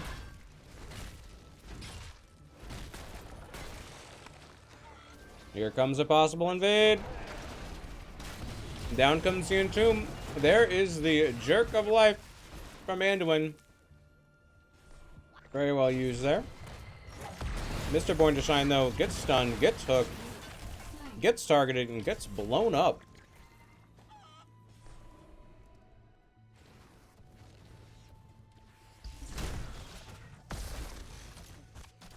Meanwhile, Camp's pushing in the top lane, and in the bottom, those are going to get cleaned up.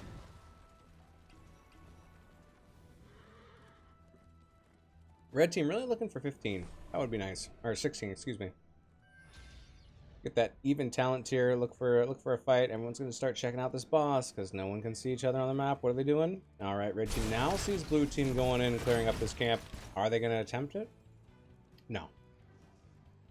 They have their own camps to clean up, and they're going to get to it.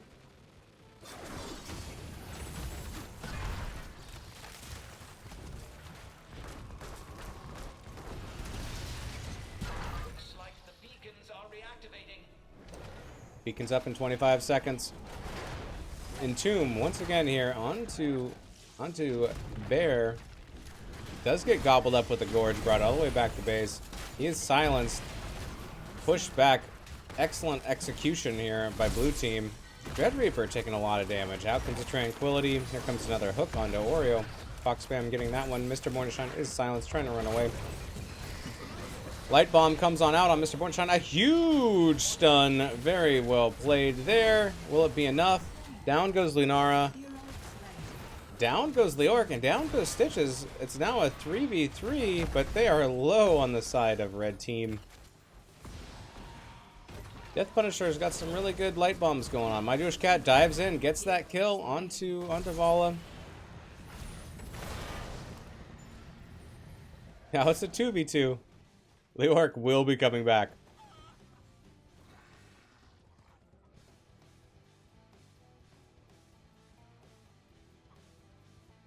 Who's gonna make it to the bottom point first? It's Alarak.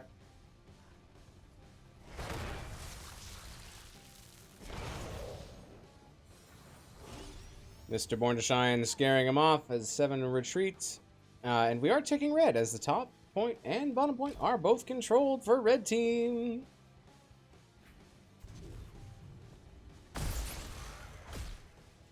Alright, here's Contest coming out. Light Bomb pops. Spooky Ghost for Allure. Gets him out of trouble. Looks like red is doing a really good job of controlling these points, or the blue team just doesn't want to fight this imposing Muradin. Here comes Stitches. The big guns are coming in. The thick boy. Thick boy versus thick boy. Just gobbles him up. Fox Spam is going to be able to maybe push him off the point. Mr. Born to Shine is stunned and silenced. He better hop on out if he wants to live. Will it be enough? Here comes the hook into the stun. There from Florida Elf, and there is Muradin down. Getting most of the way though. Almost full red bar there on the Zerg wave. Not looking for a fight. Now that's a 4v5. Red team's just going to play hot potato. Go down to this bottom beacon. Florida Elf getting spotted. Running by the boss. Boss is activated by 7, so 7 will take a little bit of damage, but quick reset there. 10 more seconds, and then we'll have Murden back online. Whoop range, not far enough to save Mr. BTS. Yeah, Mr. Boing to Shine. That stun and the silence is really, you know, can hurt Murden if he gets low enough. Ooh, a huge collapse there onto Sylvanas. Sylvanas goes down just as Murden was back up.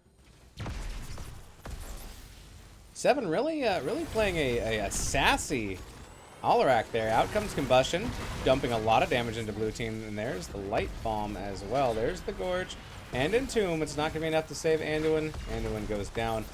Oh, Oreo getting very low. Mr. Born to Shine very, very low. They switch from Mr. Born to Shine. They take him down. The hook is not anywhere near Oreo, but it is enough to get 4 kills. That is a quad kill for blue team. Kill-tacular. That will also secure the Zerg wave for blue team. They managed to come back after being down quite a bit on that channel, getting the majority of that channel. That will run around top lane as we have Vala, Florida Elf, gonna be clearing that Zerg wave in the bot. But this could be potentially game ending here at 18 minutes 41 seconds. We do have 20s for the blue team ahead a talent tier. That fish hook really just gives a lot of distance to that. Down goes the top keep, and here comes the push to try to end. There's a huge Entomb silencing onto Lunara, and Oreo goes down. Excuse me.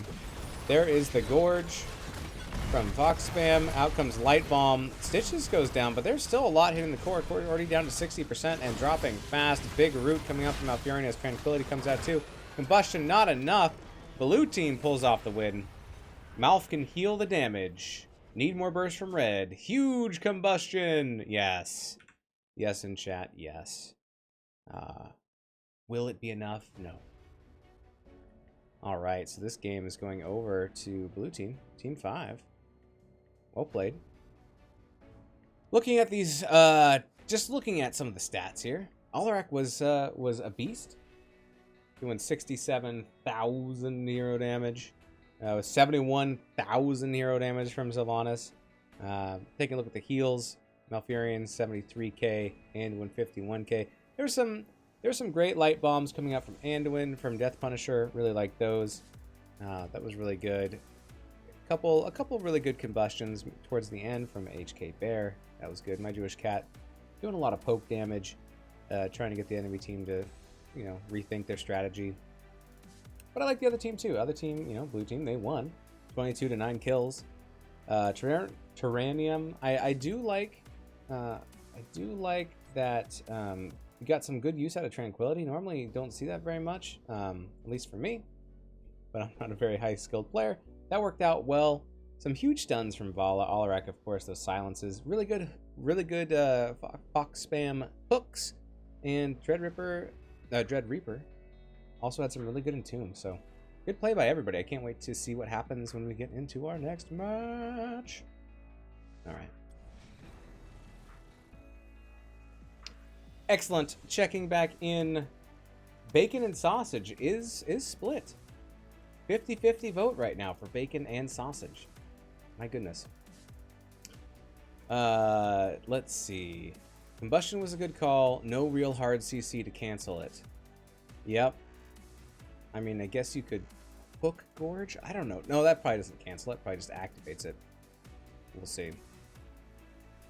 Alright, so we will be getting into our second match here. So this will be picked by Team 6. Team 5 picked map 1. Team 6 will be picking map 2. Let's see. Alright, we got some chatter here. Let's see who I need to link up with.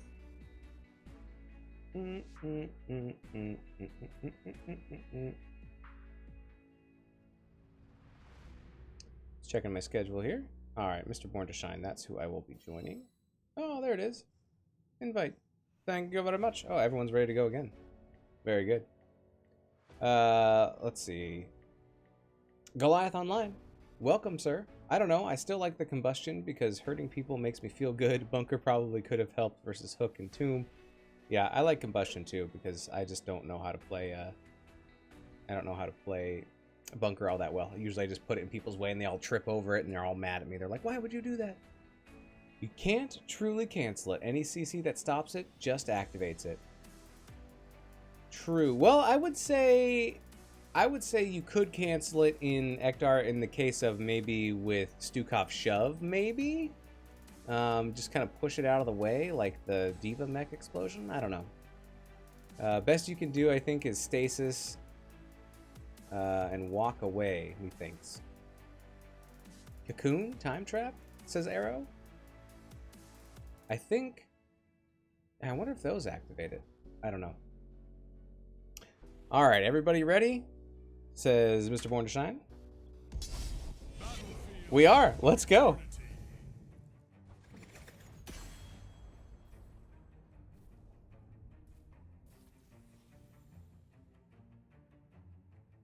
Alright. So, since Battlefield of Eternity, this was picked, yes, by Team 6. So, Team 5 will have the first pick.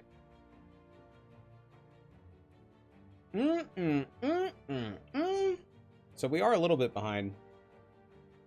We do have our next block coming up in just a little bit, but everybody's been very patient. I shouldn't have started putting stuff in my mouth. Oh, don't clip that.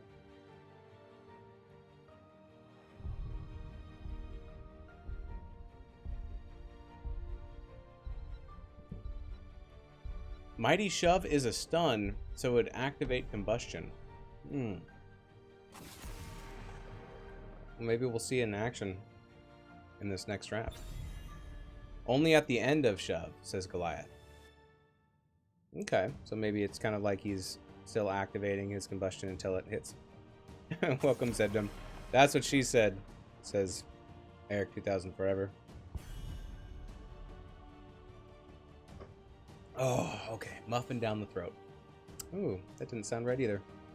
So we have a Vola band, and we have a Rainer band going to Battlefield of Eternity, looking for those shreddy boys to hit the Immortal. Maybe some Zul'jin up in here. I don't know. Maybe some Artanis.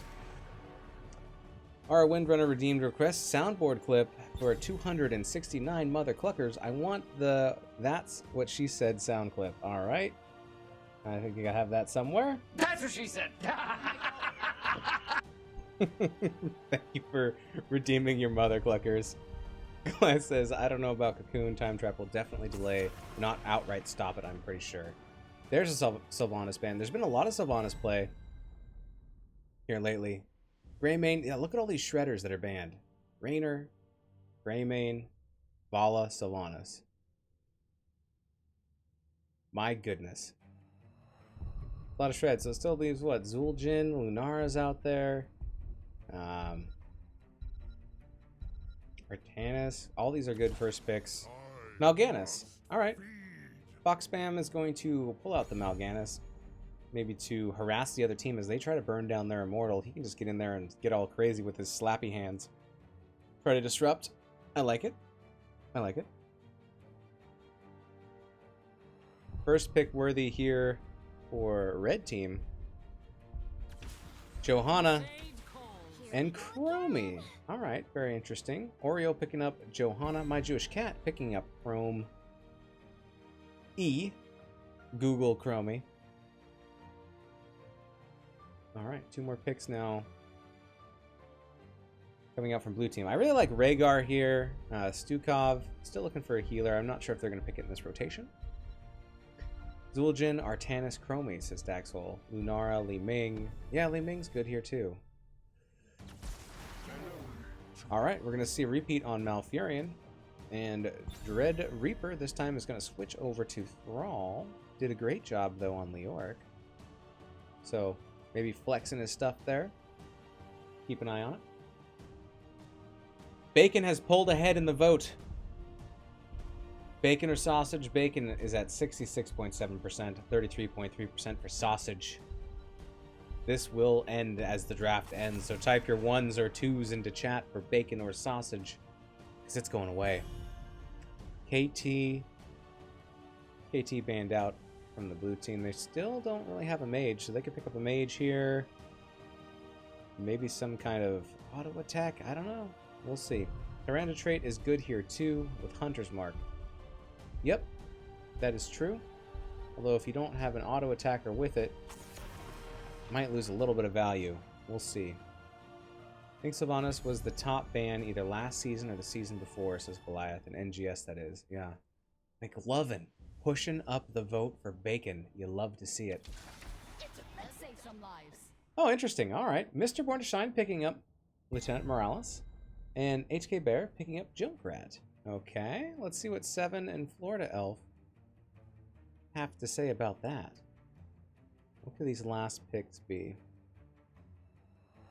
Junkrat, kind of a combination of mage, auto attacker. I guess mostly mage.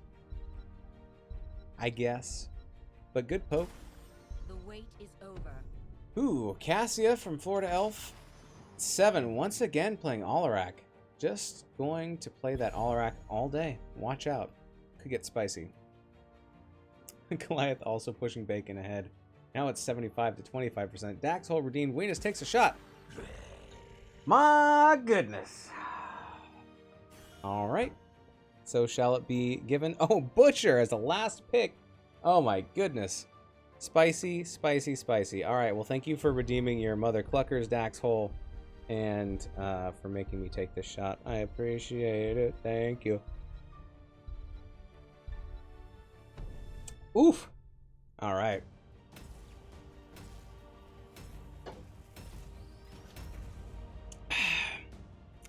Yep. Should have disabled that for this stream, but here we are. Is it the weekend yet? Feels like it. All right. Which draft do you guys like better in chat? I think they're both good. I think, let's see, is there follow-up for the Butcher going in? I think Alarak, Thrall, Alarak, Mal'Ganis seems a little bit rough, and a Malfurion, and actually Cassia. It seems like the Butcher might be in trouble. It looks like a lot of counter from the blue team for the Butcher, and the Butcher was picked last, so they didn't have that in mind when for the Butcher, because the Butcher was picked last for the red team, but I think a lot of those picks do counter him. All right. Here we go. Let's get into this game. All right, on the right-hand side, we have red team. We have Mr. Born to Shine playing Morales. We have My Jewish Cat playing the Chromie. We have HK Bear playing that Junkrat. We have Death Punisher playing the Butcher. Oreo on the Johanna. On blue team, we have Florida Elf playing the Cassia. We have Tyrannium playing the Malfurion. Foxbam playing the Mal'Ganis. We have Seven playing the Alarak, and in the top lane we have Dreadripper playing that Thrall. Let's go get him. Talents are online. John Knight, chug, chug, chug. Welcome to chat, sir. It's always the weekend in quarantine, says Ektar. Rena's taking shots on a Thursday night. Every day is Thirsty Thursday, says Dax. Oh my goodness. Alright, so we're going to see Junkrat in the top lane here with Thrall. They're going to beat each other up as best they can. And in the bottom lane, it's going to be the 4-man cluster that it always is. We do have Echo of the Elements picked up on Thrall. Deep breathing on Chromie. Love to see it. Butcher's going to get that block in. Try to absorb some damage. And he's got 4 meat. So keep an eye on Butcher's meat. Liquor is just disinfectant for your innards, says Goliath. Yes. Thank you. Alright. Top lane going well. Going well. People doing the things. Already 10 stacks so far on Chromie. Chromie is just stacking those up. Well played, my Jewish cat.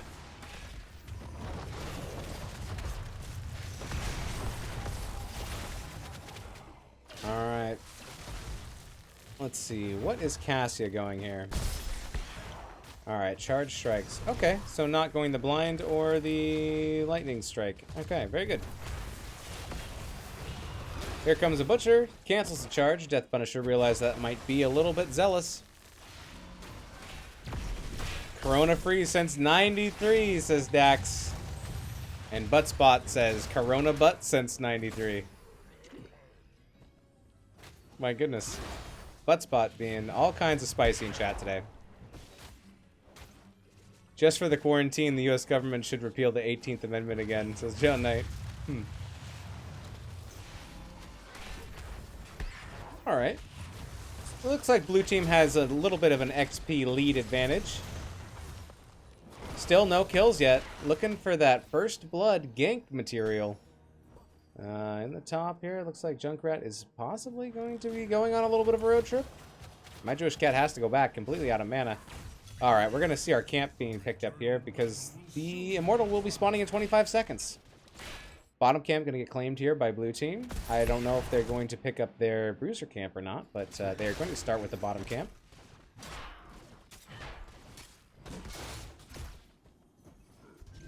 They still have 10 seconds, but they might need that to get to the objective. I guess we'll see. Thinking about it. Maybe. Nope. Fox Spam says no thanks. And they're going to... Blue team is going to immediately jump onto the Immortal. Again, it's getting a little bit of a love bump there. Let's see defense coming in. Chromie landing some big sand balls. Sand blasts? Sand blasts. Sandballs isn't a thing. And there is the first kill going out onto Cassia. Fox Spam is going back in. Dread Reaper is in trouble as they're getting chased. Oreo doing a really good job there of being out in front.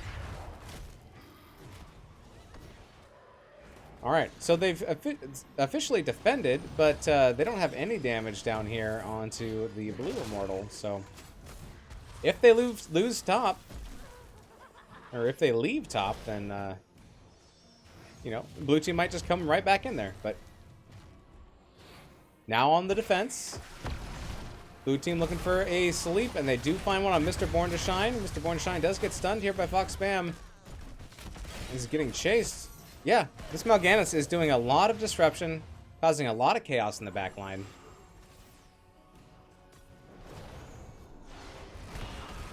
Oreo is defending. In goes Butcher onto Mal'Ganis. Mr. Born to Shine is kind of low. Trying to get some self-healing, but needs to heal some damage to get some healing. And everybody's full except for Oreo.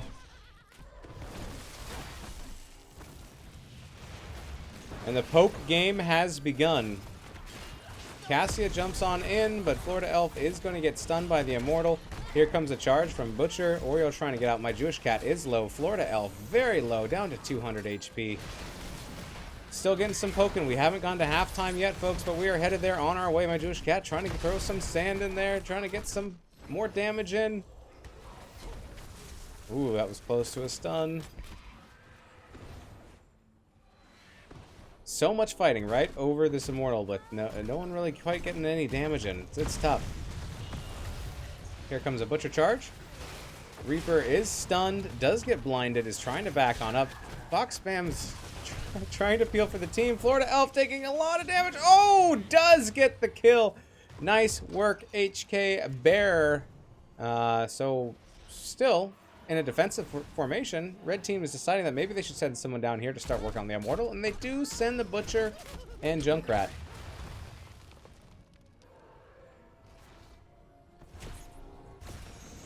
FYI, Healing Beam heals Morales even if the target is full health, but then it doesn't use energy. I'll take your word for it. My Jewish cat in trouble as Mal'Ganis goes in for the kill. Alarak getting the kill, though. Morales is very low. 130 down goes Morales as well. Is there more? HK Bear is going to back on off. That's a double kill going out for the blue team. Maybe they can get some more work done on this Immortal. Double kill. Big stun onto Cassia. But they are burning it down. And it looks like blue team is going to... Ooh, another big stun. But blue team will get the first Immortal, and it will probably be pushing into the top lane. Yes, top lane.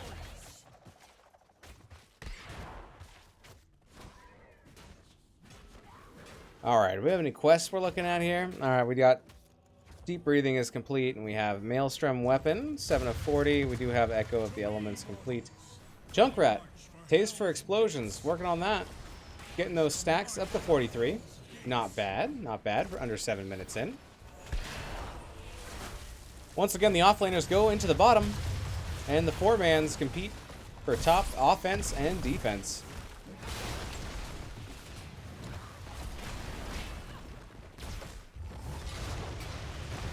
Nine's now popping here for blue team. A lot of damage going on to Junkrat into the bottom lane, so we'll see if he can keep up that defense. The fort is going down, though, with Mal'Ganis just in the back line, causing a whole bunch of hubbub.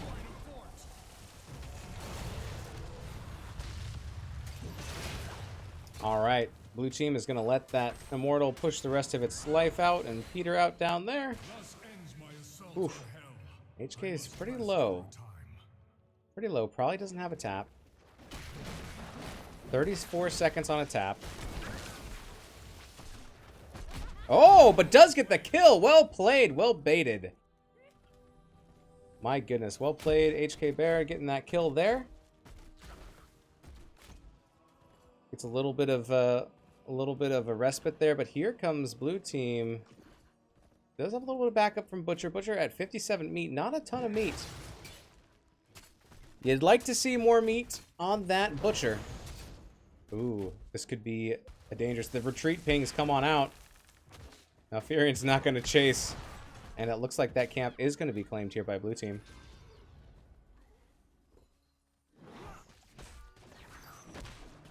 Tens now online for both teams.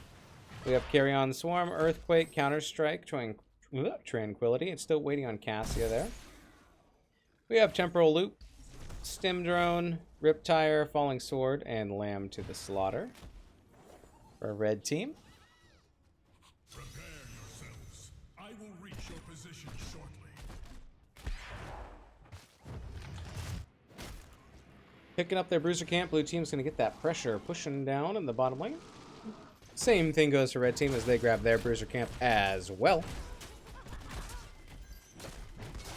So far, pretty closely matched. There is the structure advantage here for blue team. They do have a level, almost a level advantage, and they are going to push for this bottom fort with their camp before the objective.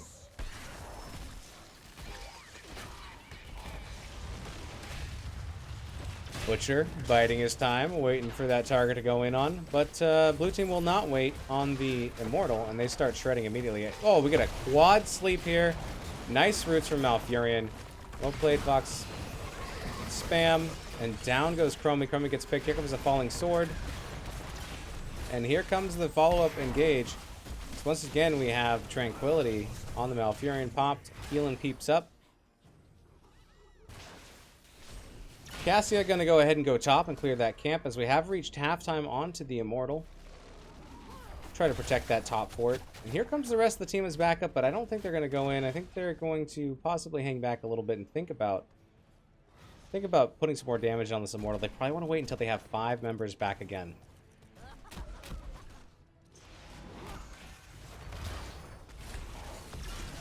Man, that fireball is spicy. Mr. Born to Shine does get caught in the root and does get taken down. Out comes Valkyrie, which is picked up by Cassia. Does not land anywhere. Falling Sword activated up top. That will get Johanna out. But here's the full push from blue team onto the Immortal and onto the members of red team. Ooh, a lot of grenade value there. Oh my goodness, 7 getting very, very low. Butcher looking for a kill. Just stops a little bit short of 7, not able to get that stun. Oh, so low on the blue side. If red team re-engages before 13, they might actually be able to take a fight here. Butcher up to 72 meat. There's the target. Does get stunned by the Immortal. Out comes the Riptire, and there goes down Cassia. Cassia gets taken out. Big roots onto the Butcher, trying to escape as they are low. Down comes Earthquake, and down goes Butcher, losing that meat. Out comes Carrion Swarm onto Mr. Born to Shine. Ooh. once again, Morales goes down. And here's Johanna, surrounded kind of by the enemy team. Does get rooted. This is going to be bad news. Does get put to sleep. Out comes Tranquility from the Malfurion, and down goes Johanna. That's a triple kill going over to blue team.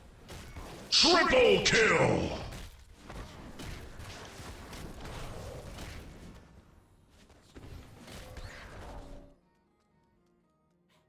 From me, hanging out bottom. Hello? What you looking at? All right, probably just waiting for the rest of the Immortal to come down, waiting for the defense. The Immortal will be going bottom. Butcher's going to go clean up top a little bit, try to get some of that meat back up to 88.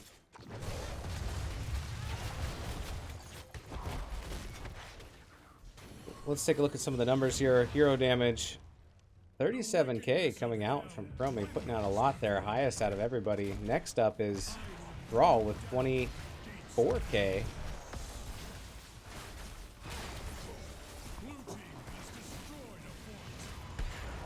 Here comes this Immortal, ready to push through that bottom gate. Gonna at least get this front wall. Oh, a big mine there from Junkrat puts Dreaded Reaper in a bad spot. Dreaded Reaper goes down. Does proc the Falling Sword though, so that will be on cooldown, as well as the rewind. Riptire's still up, available.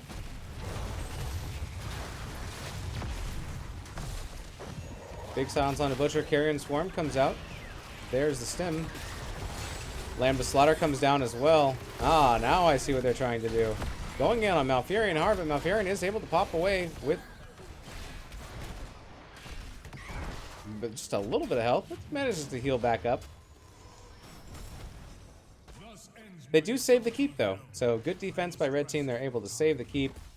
Immediately blue team drops down onto this bottom camp. Keep the push rockin' and rollin'. Oreo trying to get there and invade, just a little bit late. Here comes the Butcher with the charge.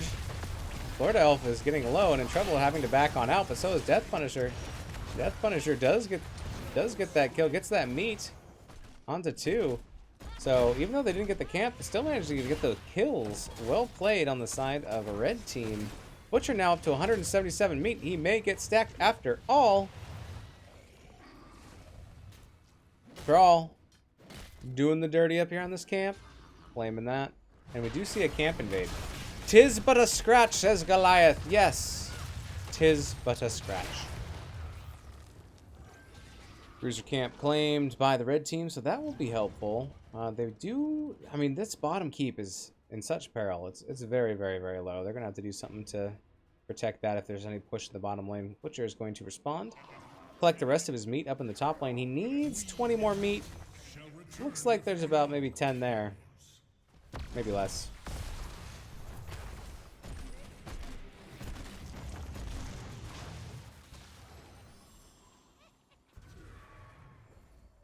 $16 talent tier advantage here for the blue team. Looking for a fight, knowing that Butcher's top. If they can catch red team, Mr. Born to shine. Instead, they're going to go for a camp invade. Fun challenge. That's going to be the pressure that they are looking for. Mine goes down on the point. Blows off the minion. In goes Oreo, still a little bit late. Can't quite keep the enemy team from getting it. Falling Sword comes in, going in down here onto Death Reaper. Or Dread Reaper, my bad. Oreo. Here goes Butcher, stopping the charge.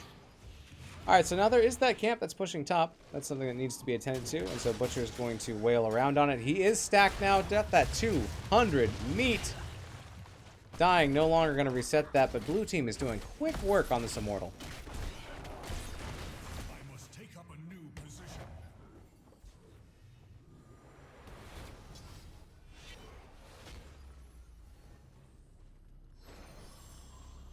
Both teams stacking up. Do have Cassie in the bottom. Here comes a big charge. Onto Malfurion. Out comes Lamb to the Slaughter. Out comes the Riptire as well. And down goes Malfurion as Mal'Ganis is just going wild. Down goes Morales as well. Watch out, HK Bear. Here comes Carrion Swarm. It will be enough to confirm the death there. Butcher putting out some more damage. Does get the kill there onto the Thrall, but goes down himself to Cassia. It is now 3-2, favoring the blue team. They still have 3 members up. And the bottom keep goes down. Down, down, down. It only had a shred of health left, so that's the way it happens. Blue team looks like they don't want to push in on the Immortal. Looks like they want to clean up a little bit, get some tapping going on. They do have a big lead, so they can slow play it if they want to. They do have a numbers advantage.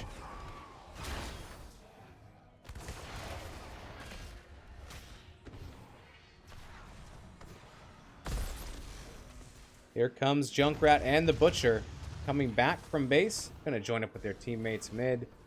So is Thrall. Red team's gonna be his 5 first. Are down about 1 level in XP. This next fight is gonna be a big one. Here comes the Falling Sword. A big fend and a sleep going out onto Butcher. Butcher taking too much damage. Valkyrie comes on out. And down goes Butcher. That's gotta hurt. Mr. Born to Shine seems to be left in the dust. Can he get out? No, and is executed by the blue team. That's a 2-for-0 going over to the blue team. Double kill. That is gonna help them secure this Immortal. So they are charging on in.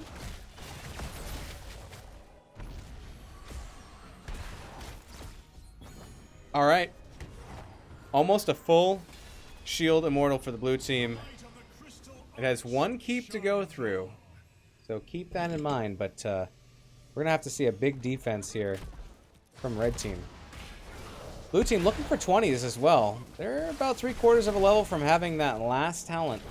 I will cleanse this land from your corruption, Hellspawn. I shall march. Junkrat up to 153 stacks on Taste for Explosions, 220 meat on Butcher, fresh meat. That Stim Butcher could do amazing things. Watch out. Here comes Carrion Swarm. Falling Sword. Pop just in time. Out comes the Riptire. Will it find a kill? No, not quite. Almost. Oreo very, very low. Popping that Iron Skin. And this full shield Immortal is down to half shield and still pushing. This is going to be rough. There's the Stim onto Butcher. Slapping away. Oh, there goes the kill onto Fox Spam, but it's not going to be enough as the core goes down to 5, 1%, 0%. Done. GG's. Going over to blue team. Blue team taking the series.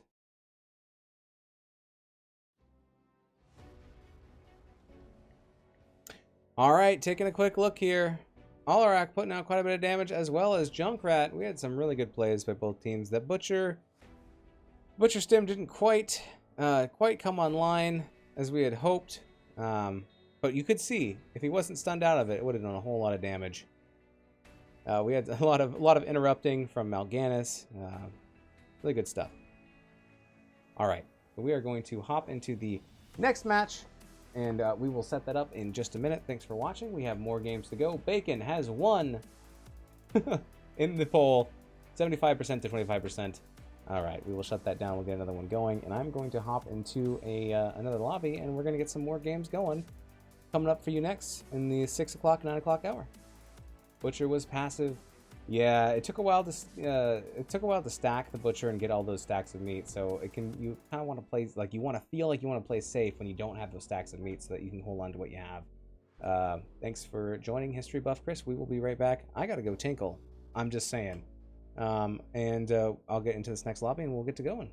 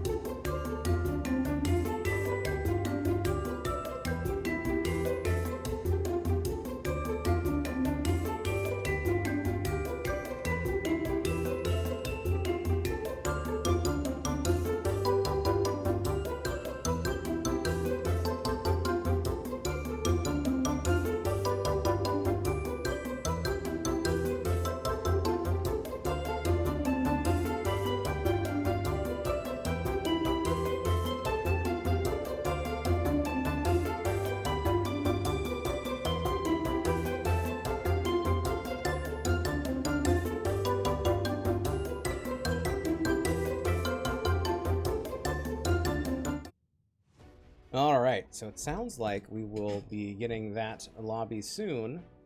In the meantime, watch this.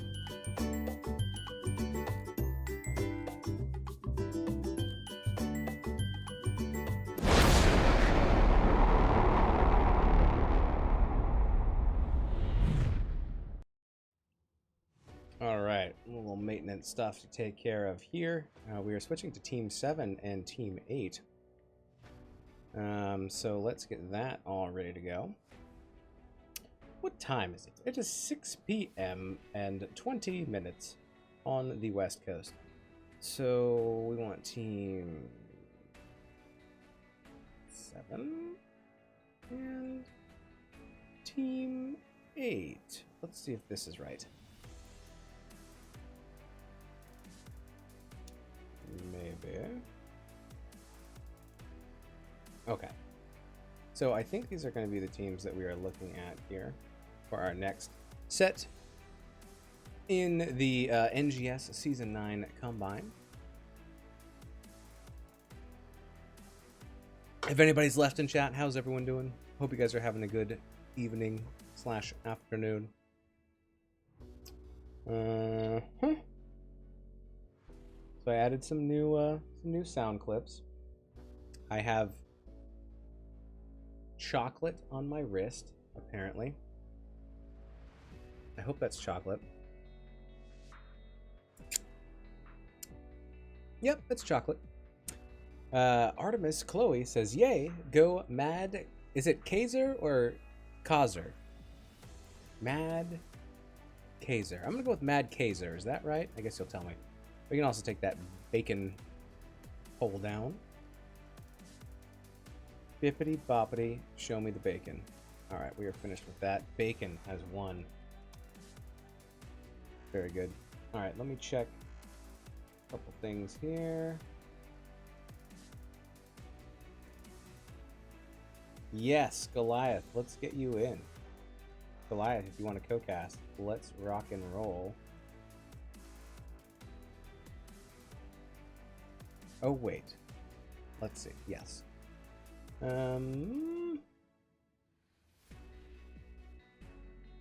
Let's call Goliath and see if he answers. We'll do it live. Hello, sir. Yeehaw! Hey, you are live on stream. Do you want to do some co-casting? Yeah, sure. Sounds like a great time. Okay, excellent. Thank you very much for being willing to hop on in. Thanks for having me. Oh, yes. All right, let me spell everything wrong. And do you have a Twitter? What is your Twitter? I don't have my own personal Twitter. I just do the NGS Twitter. Oh, okay. Wow, that's cool. I'm glad that I'm glad that we have you doing our Twitter. And like, some people are like, oh yeah, I use Twitter and I got mine, and then I'll do this other one. Like, you just do NGS Twitter just because you love it. That's awesome.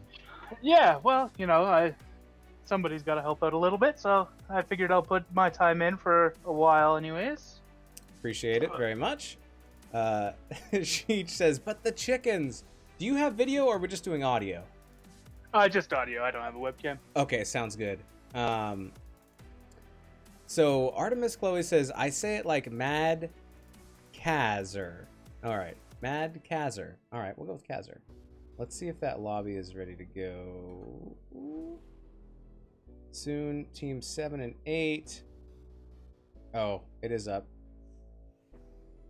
Oh, they've all been waiting for me. This feels bad. Goliath, are you in game?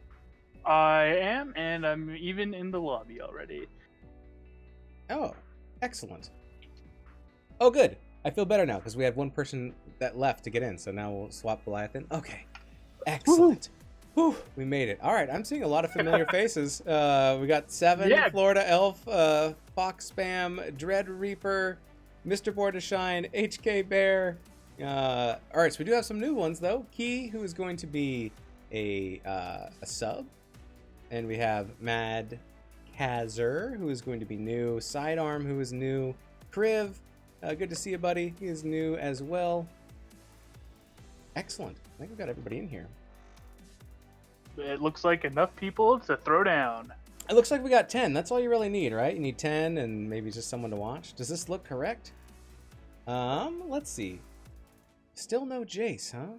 Or maybe Jace has a different name. Maybe Jace is the Discord name and the real name is something else. I'm not sure. All right. Everybody says they're ready. What about you? Are you ready to rock and roll?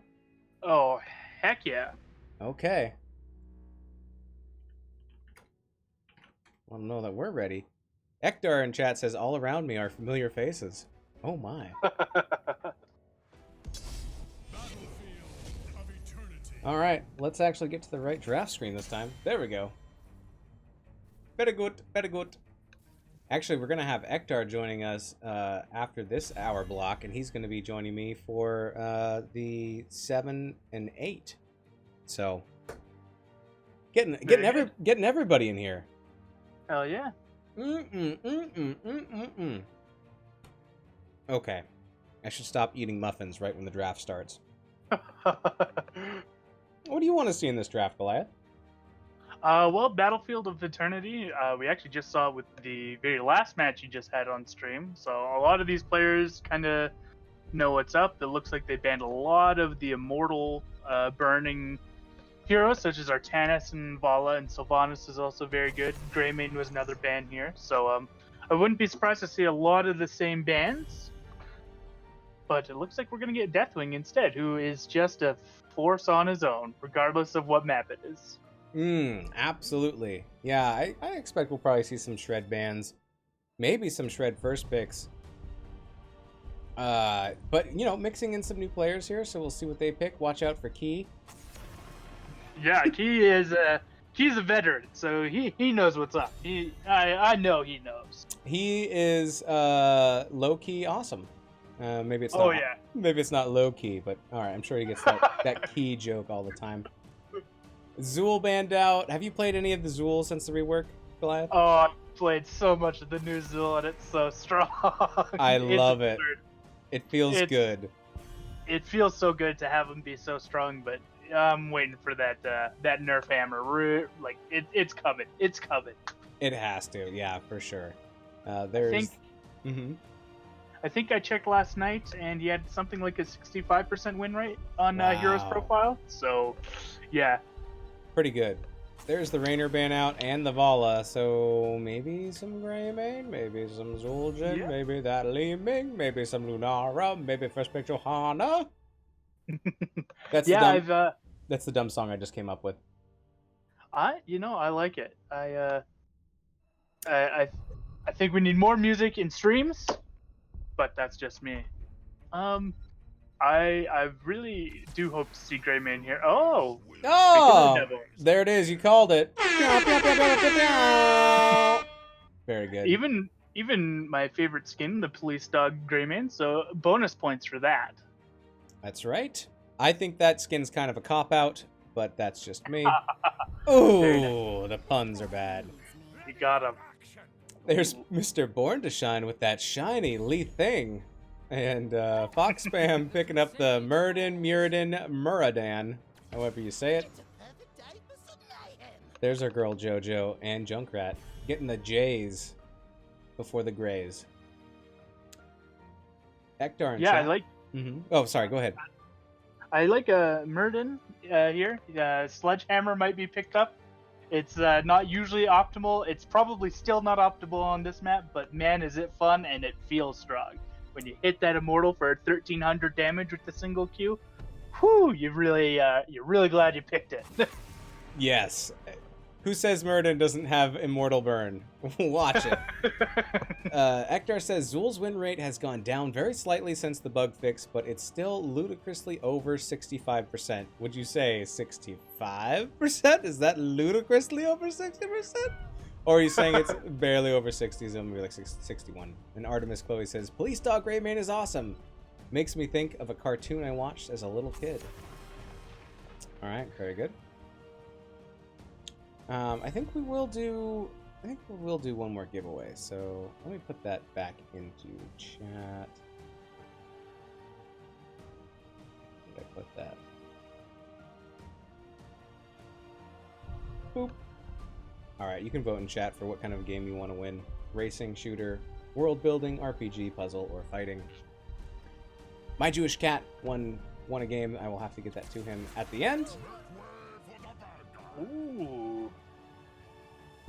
The Zul'jin pick is very good, potentially. Hopefully he can get stacked fast enough, but obviously still really great Immortal Burn regardless. Yeah, I like the poke from Ming and then the auto attack from the Zul'jin. Johanna. I think Oh, go ahead. I think right now they got a good balance of damage between spell and auto attack damage. So I really like blue team's draft here. Yeah, I think they have a good balance, and they have a lot of annoying. Muradin and Yrel, they just hopping in there, causing chaos, like putting their big butts in the way. It's hard to shoot past them and try to hit the back line, so I like that too. Red team here, though, does have a pretty formidable draft of their own. Ooh, there's that Hunter's Mark Tyrande. Very nice. Tyrande! Tyrande! Tyrande! Where are you, Tyrande? That's my awful Malfurion impression. All right. This should be pretty interesting. We'll see if Johanna can keep the same amount of pressure on that Muradin and Yrel can. Greymane, Yeah, it'll be. Greymane doing that off lane stuff, but it's just not as tanky as Yrel. Mm-hmm. All right. Well, looks like this image got pushed a little bit. Everything's different sizes. Yeah, the team logos is just like the player's name, so it looks kind of weird. Yeah, unfortunately, there's since we're running a little bit behind, it would be fun if the different teams could pick like their own team names and be like, the Saucy Boys or whatever. What would you name these two teams? Oh, jeez. The Caterwauling Bogarts and the oh no. I couldn't come up with any more words. I'm all out of words. That's a perfect team. Oh no. That's fantastic. Oh no. Oh no with 2 exclamation marks. That's how you know it's real bad. You throw some extra flair in there. Perfect. Love to see it. All right, who's on the potato? Someone is on a potato. Ooh. Oh, maybe that means I can shove more muffin in my mouth. Oh no, there it goes. Too late. It's a race against time. Get in my mouth. Team oh no. Who we got on the red team? We got Mad Kaiser on Greymane, Florida Elf on Sylvanas, HK Bear on Junkrat again. I think he was on Junkrat last round as well. Mm-hmm. And Key on Stukov and Sidearm on Johanna. All right. Here on the blue team, we have Mr. Born to Shine playing the Li Ming. We have Fox Spam playing that Muradin. We have Seven playing the Tyrande, looks like. Kriv on that Yrel. And Dread Reaper playing the Zul'jin. With an interesting 5-man push bot. Watch out. Yeah, it looks like the idea is that they're going to try to secure some early kills to get that Headhunter quest done for Zul'jin early. And there goes Yrel up to the top lane. Never mind. Changed my mind. Going up top. Getting some orbs in there. And we do see, let's see, Perfect Storm. All right, so we do see the sledge, possibility of going to Sledgehammer, right? I'm excited. I really want to see it. I love Sledgehammer on this map. It's the only map that it's like almost good to pick. Still not probably the best, but you love to see it, and it's fun.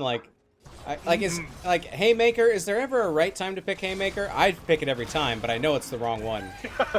Haymaker, it has its time and its place, but I don't think it's generally good for Muradin. You have to be so good with it, so precise. But yeah. I'm sure there are people who are that good. Absolutely. Mad Kazar is going to go start onto this bottom camp. Maybe they can keep them distracted long enough so they don't know what's happening. On to the second of 3 minions. Will they get there in time? Mr. Bornstein's thinking about it. Oh, He's so close. oh. Looks like he There couldn't it get away is. with it. Very good. Oh, and a big stun there onto Johanna. Popping the Iron Skin. Going to be able to get away. Getting that camp, though. That's big. Yeah, that's very big, especially considering there are no deaths. I mean, they created an advantage out of nothing, which is awesome. That is indeed awesome. Oh, big stun once again coming out on Johanna. It's like when I put frozen waffles into the toaster, there's nothing, and then when they come out, I have waffles. I have created something out of nothing. That's the extent of my cooking skills. Ooh, big silence from Key, and there gets the trap there onto Murden, and Murden goes down. That is the first kill of the game. I will look for you. Very good pushing will moves find going you. on. They already got a tower down in bottom And I lane. will It kill looks you. like Junkrat's doing quite well in top lane. Top lane, yep. It's an interesting matchup here. No mana on the side of Junkrat, so if you can burn through Urels, then you might have an advantage there. You just gotta be careful. She'll knock you around with that hammer.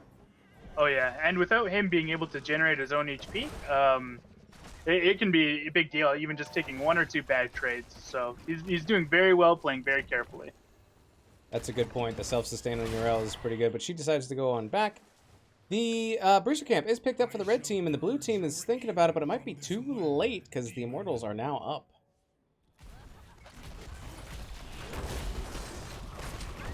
Red Looks team. like red team. Yeah. They're right on the ball here. They know exactly what they're all about. They're going to rip it to halftime real quick.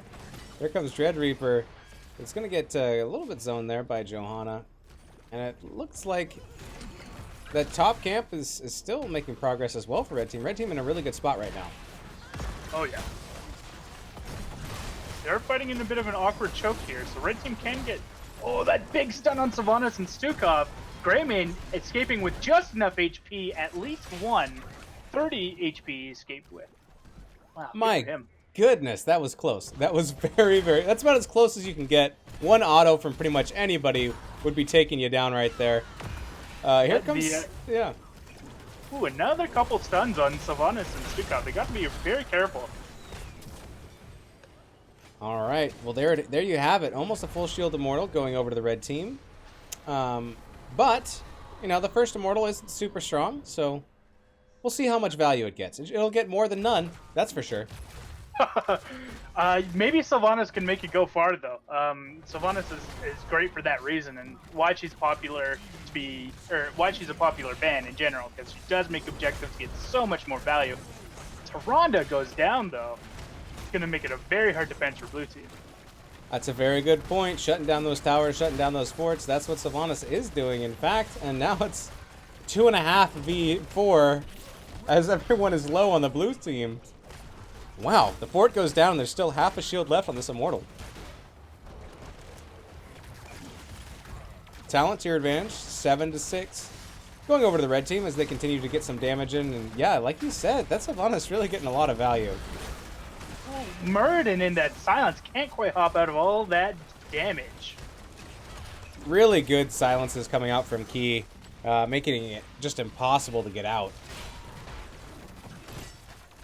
And here we go. The Immortal is going to keep pushing, and we are getting damage here onto this keep. Sidearm is about half health, but for Johanna, that ain't no thing. It looks like they're going to get a whole keep already in 5.5 minutes. That's a huge push for red team.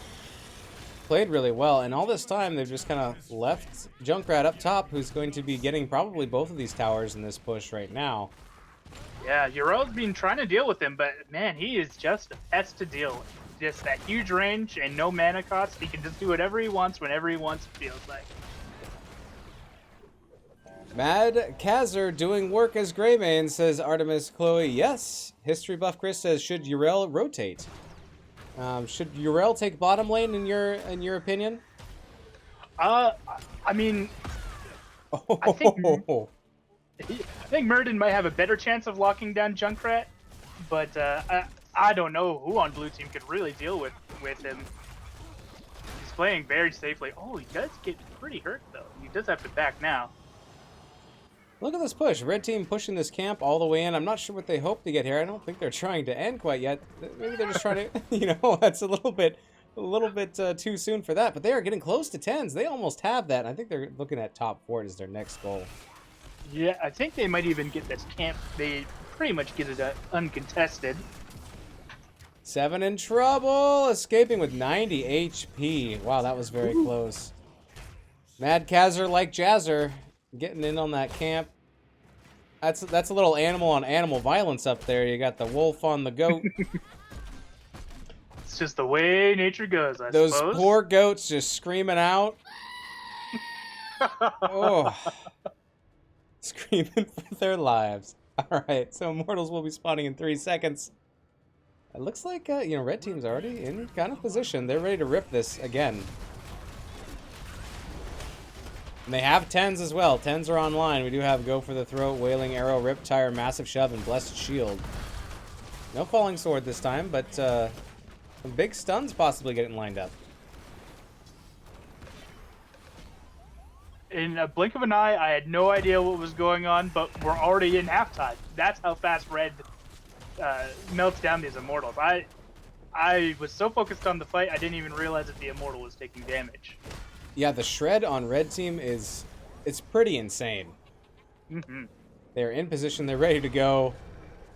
It's like it's like the horses lined up at the horse track, As soon as the doors open, go! Oh yeah, they're just ready to go. Yeah, yeah. At least that's what I imagine it would be like.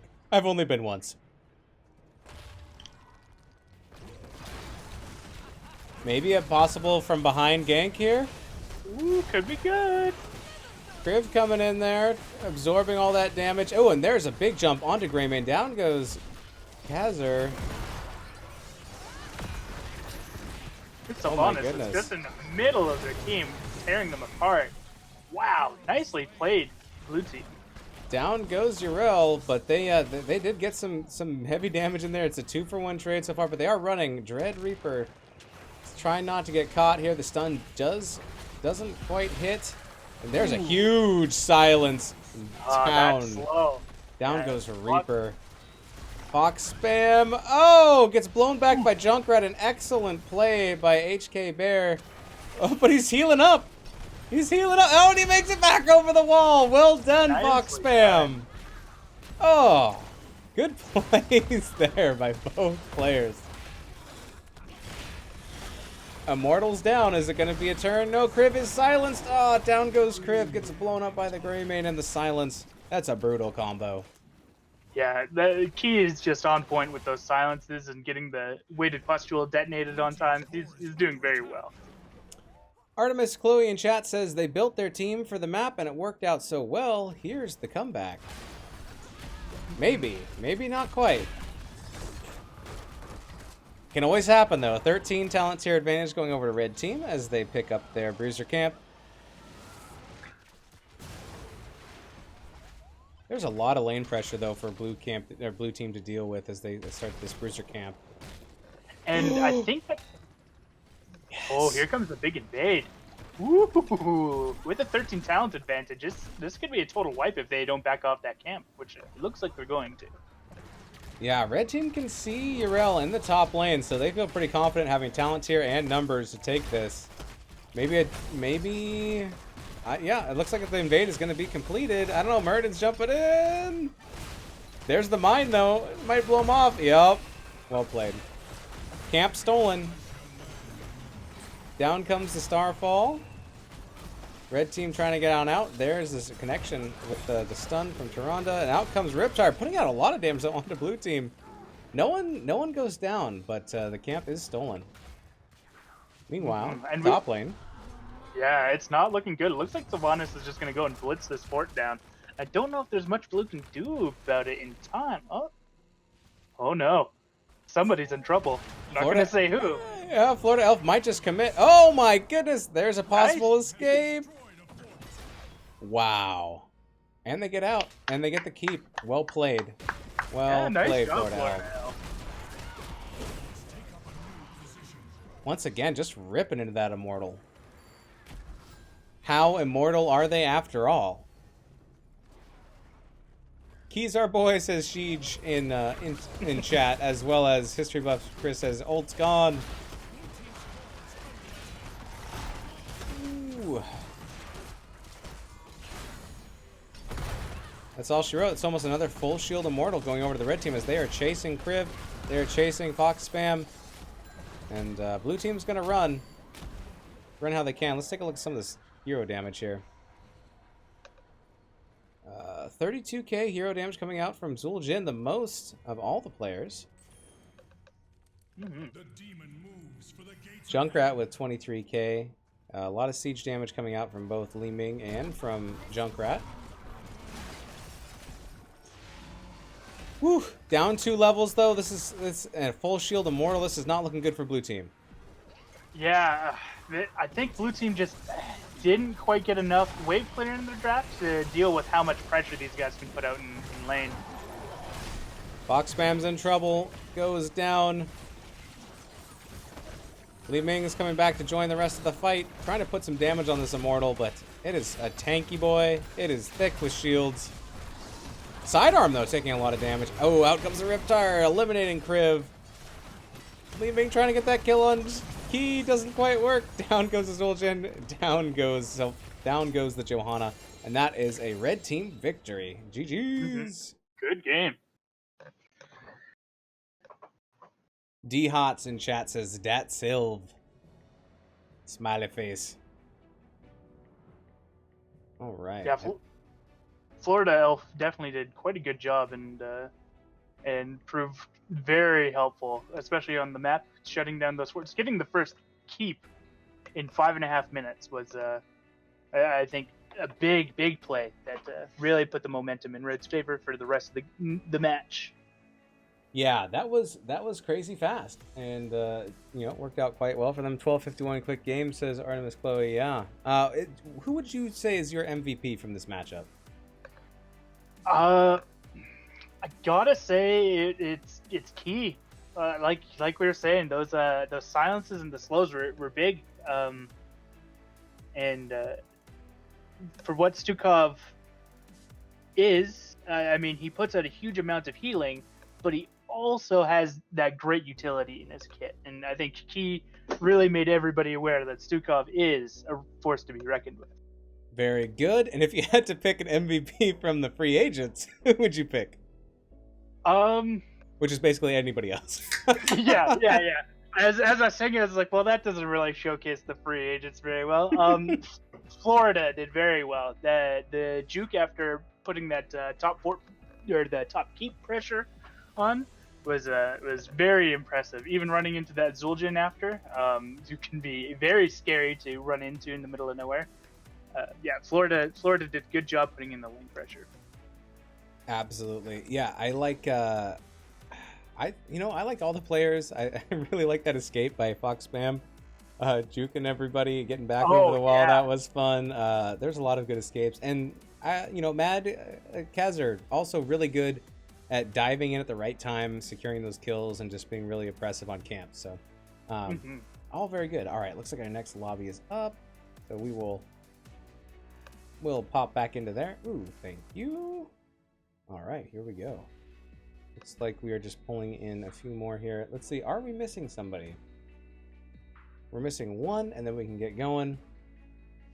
Okay, I have a question for you, Goliath. Okay. What do you think this sound is? Oh, is it something sneezing? Here, I'll play it a couple more times. You had to guess. It has to be something sneezing. All right. It's got the inhale and the exhale. I couldn't possibly put my finger on it. Okay, very good. Do you want to know what that sound is? My curiosity gets the better of me. Yes, I do want to know what it is. It is a man who is shooting hot dogs. Basically swallowing them whole as fast as he can by inhaling them. Oh no! Yep. And then he takes it viral. We can go viral with this one. Oh God! Yep. And then he does about like 6 in a row. So Oh my. Watch out for that. The context does not make it more pleasant. It's true. It's true. I should maybe not have said. All right, so we still have this what kind of game y'all want poll going up. We have a vote for fighting, a couple votes for puzzle. Damn it, Ektar. I don't know if we have any more puzzle games. I'm not even sure if the one we have is there. I'm sure we'll have more puzzle games, but we'll see. And we will roll a game code at the end of this next game. So hint, hint. If anybody wants to vote for any of the other categories, feel free to do so. All right. Let's see. Are there any other sounds for you to guess? Oh, good. Sidearm made it back in. So now we have a full lobby. So now you don't have to listen to me play stuff like... But first, let me take a selfie.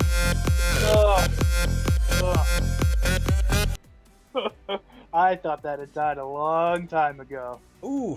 All right. Yeah, no. Selfies all the time. All right. Looks like we're all here. I'm going to say that we're ready. Because we are falling a little bit behind. Even though it was a quick match. The 7 o'clock hour is going to be our next block. And I believe Ektar is going to be in here. Ektar keeps throwing in a whole bunch of numbers. Oh my goodness. Let's see if we can get a comeback from Team 1. Mm-hmm. And we'll go to 3 games. No, we won't. Like, even if they do win, we can only play 2. There can only be 2. That doesn't make any sense. All right. A very different movie. Yeah. All right, guys. Let's nail this. Come on, guys, let's nail this. Little Slexia sound clip there. Let's see. Here's something from Arrow. ETC's a cow. Do you think maybe that Andrew milked him? We'll just put that in there. Oh no. These are not the hypothetical questions I want to stay awake at night thinking about. True. You agreed. Like, next time you'll be like, you'll double take. You'll be like, wait a second. I don't know about this. All right. Here we go. Getting into draft. Oh, we did get a vote for racing. There's that. Okay. I really hope it counts all of those as Ektar. Doesn't appear so. No, it doesn't. All right. D-Hot says, okay, so I'm supposed to be in the next game on this stream. How do I join, though? Okay. So you want to go to in-game. You want to do /join space and then the letters NGS, and that will put you into the in-game chat, and we could pull you in from there.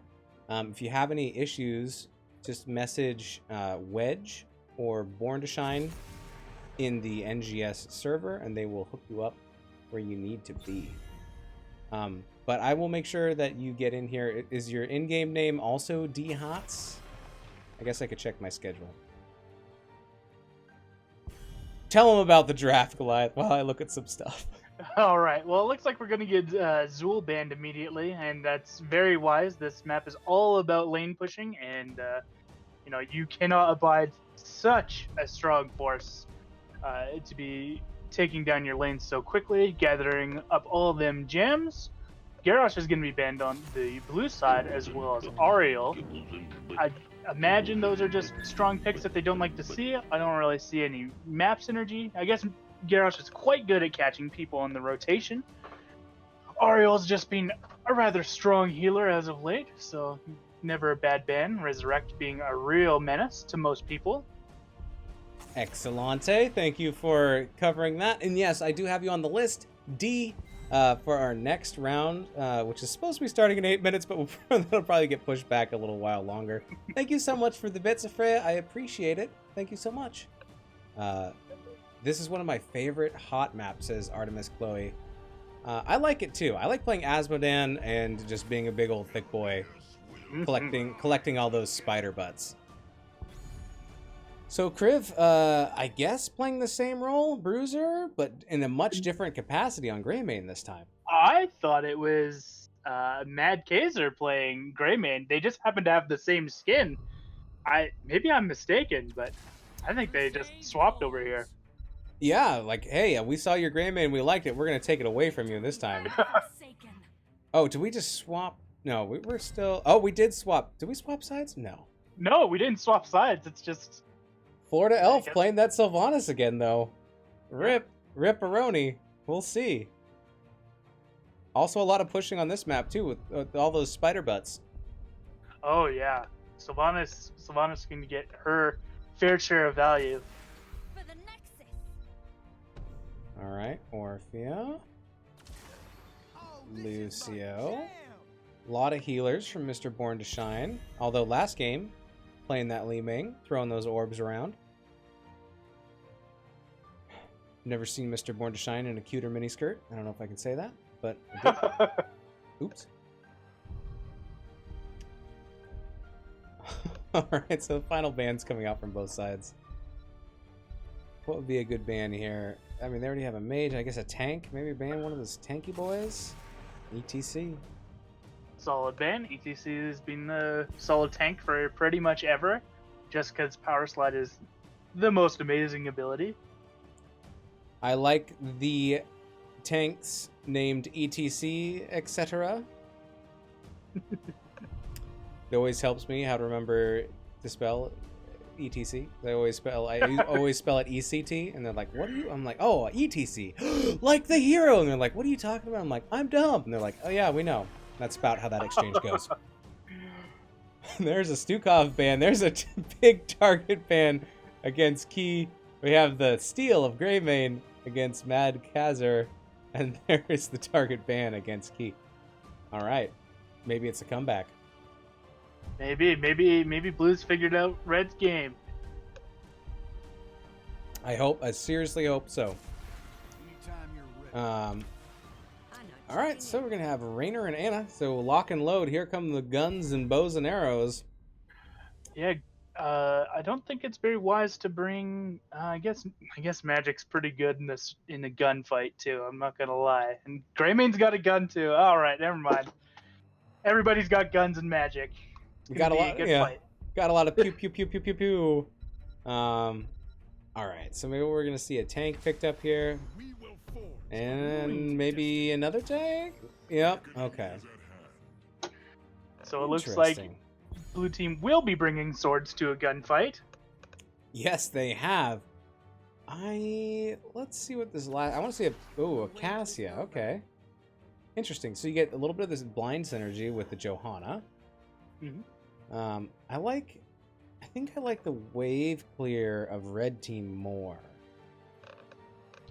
Yeah, I think Blue Team does have the opportunity to jump on whoever they want a little easier, but I think Red Team's got a couple better picks for the map in general. All right, well, we'll see how it all works out as we get into draft right after this.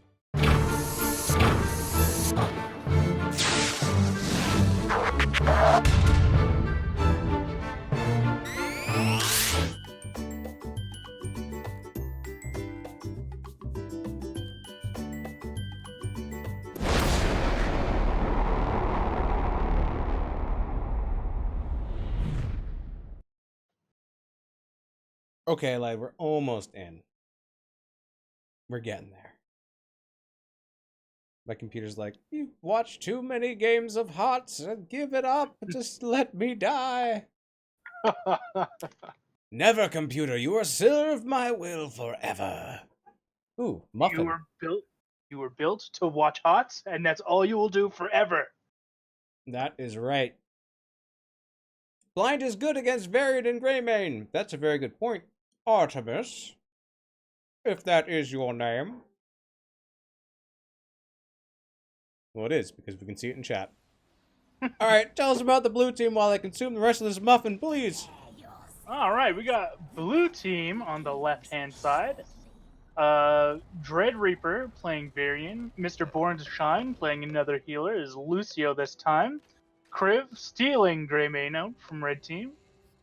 Fox Spam as Orphea, and Seven playing Tyrael. Very good. And on the red team, we have everyone grouped up, but we have Mad Kazar playing that Raynor. We have HK Bear playing the Cassia. We have Sidearm playing the Johanna, Florida Elf playing that Sylvanas, and Key 1108 playing Ana.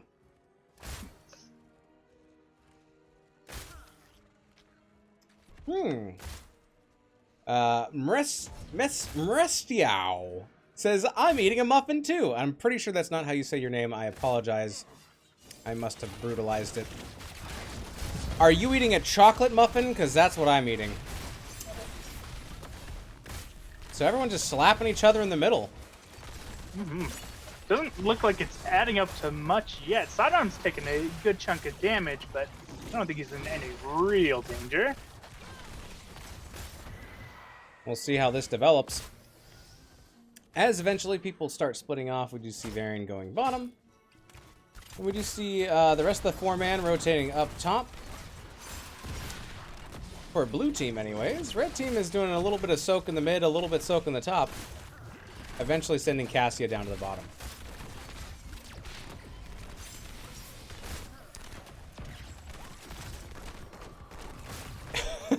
D-Hot says my computer sounds like Deckard Cain.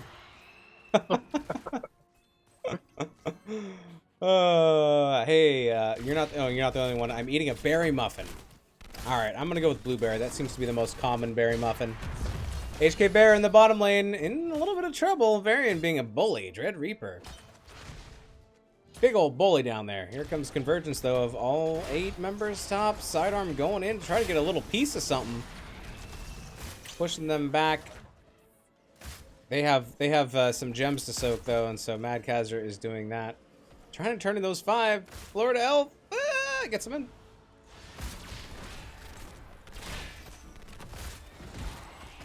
This bottom exchange is going surprisingly well for Varian, considering you know, Cassia has all that range that she can use at her disposal, but Varian just isn't quite getting in for his, or Varian is getting in for a lot more damage than I think anybody would expect. Yeah, you'd think, you know, being ranged that you'd have a little bit of an advantage, but watch out for that Varian boy because he can be some spicy business.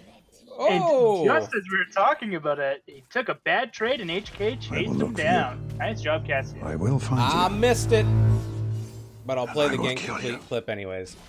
So we're gonna see 7 dropping down to cover the lane, but HK Bear has to go back as Cassia's taking too much damage. We do have a slight lead in, well, in XP a little bit, pretty much about even on the gems though. Spider Butts being collected by both teams quite aggressively.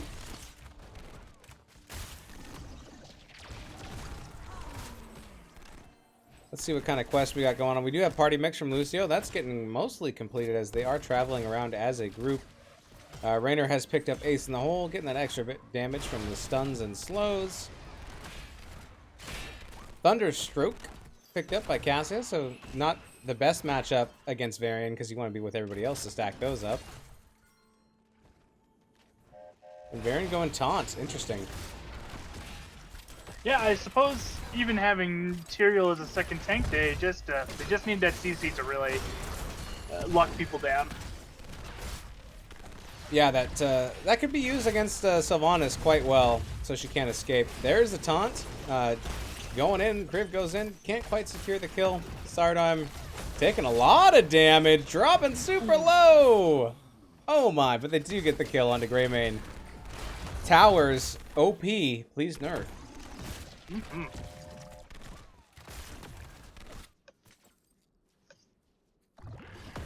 Looks like Tyrael's doing fairly well bottom lane. He's getting hurt, but he's not losing the lane decisively, and he just got 21 gems turned in. Good on him for that. Red team does have the ability to turn in. They have the gems that they need. They just need to put them in the bank. But first, Bruiser Camp. Guess they're gonna double down on the big push, get the Merc Camp and the objective at once, I imagine, and just really force down middle. Yeah, if they can pull that off and get the turn in. Ooh, 17 from Fox Spam. He does get interrupted there by Raynor. There comes the taunt. Trying to get that slow on there from Orfeo. Not quite connecting. Kriv taking a lot of damage from all these bullets and arrows. Oh my goodness.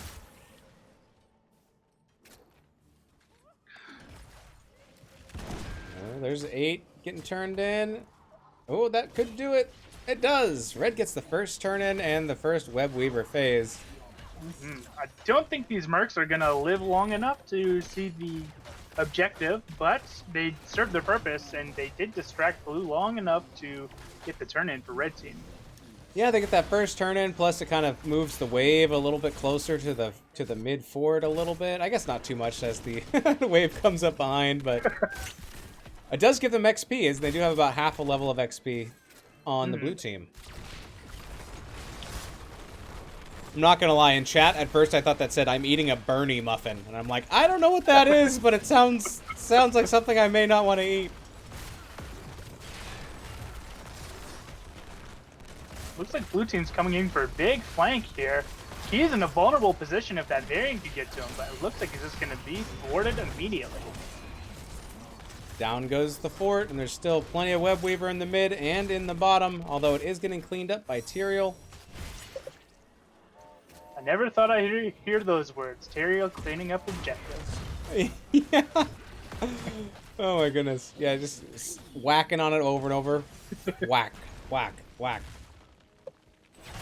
Alright, so not a bad push on the first Web Weaver phase here for the red team. They do get to that mid fort, and they do get some damage into the bot lane onto the wall, front wall.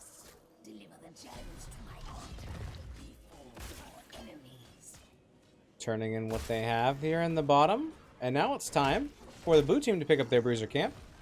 And this might give them the opening to get their own turn in, which sounds like a mighty fine idea. Yeah, maybe get a little counter push going on. Dread Reaper does have 15. Foxspam has 23 gems. That's the big carrier right there. Tyrael turning in. So they just need 15 more. So Dread or Spam could turn in for the rest of that turn in. A lot of protection of the turn-ins happening though by red team. They know what they're after. Fox spam is getting that turn in bottom though. Ooh, gets it. They did the same thing. He used that camp as a distraction, and it gets them the turn in. Very nice.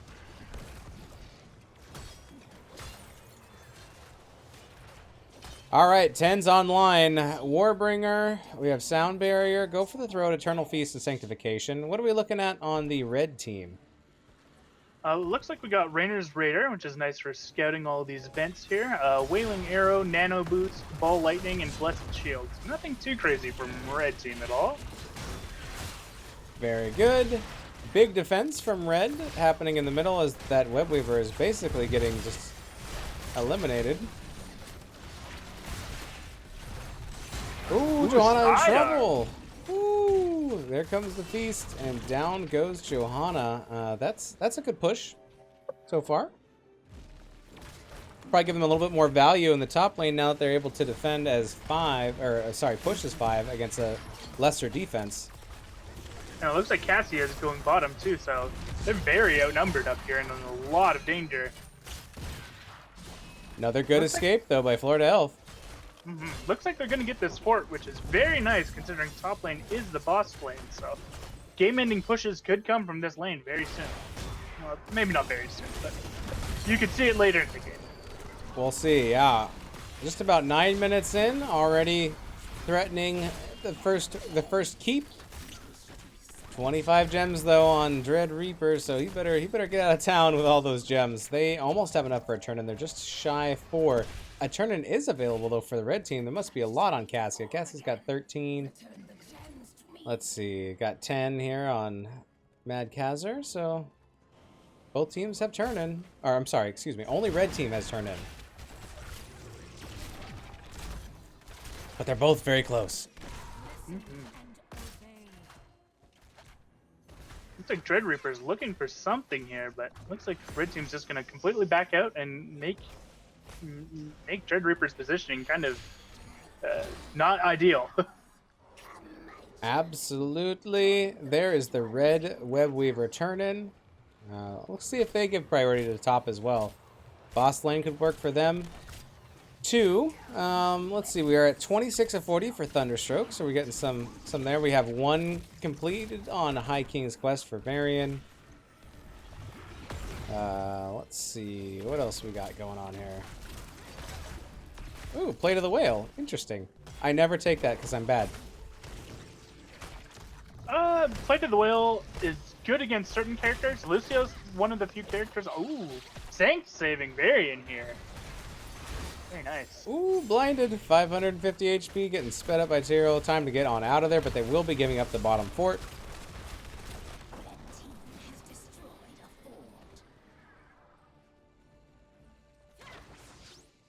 You always hate to see when the spider like spends so much time charging up its huge wave, and then there's just nothing for it to hit.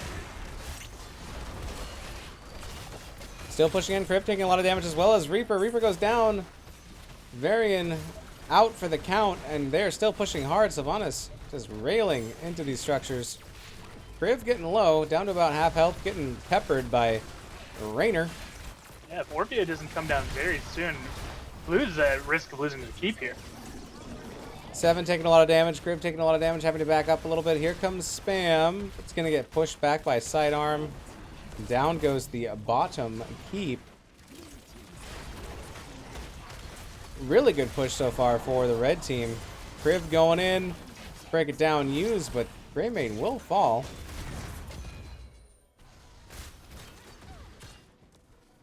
Red team says they've gotten what they came for, and they're going to back on out. Not overstaying their welcome. I imagine they're going to look at getting a couple keeps or a couple merc camps here. Free for the taking down in the bottom. Looks like blue team's going to do their own camp as well. Might as well. It's on the map. Take it out of play. D asking, is it just me or did the stream quality get wrecked? I don't know. Sounds like it might just be you. Kaime says in chat. We'll see. Yeah, unfortunately, there's not a whole lot of variable bit rates for this stream, so my apologies. Maybe one day Twitch will allow that for affiliates, but till now you just have to watch whatever they'll give me. Alright, the reload seems to have fixed it. Very good. But here is combat happening now in the very mid. We do have a turn in for the blue team. And they do get it turned in. Raynor doing a little bit of cleanup in the top. Yeah, he doesn't want those web weavers to spawn right on top of keep, because that could be a lot of damage if it goes unchecked. Absolutely, even a little bit of damage already on that wall, so doing a real good job of pushing those blue spiders back.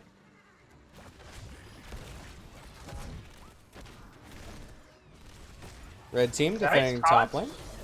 Oh. Nice job. Oh, I missed it. My bad. There's a kill for Greymane.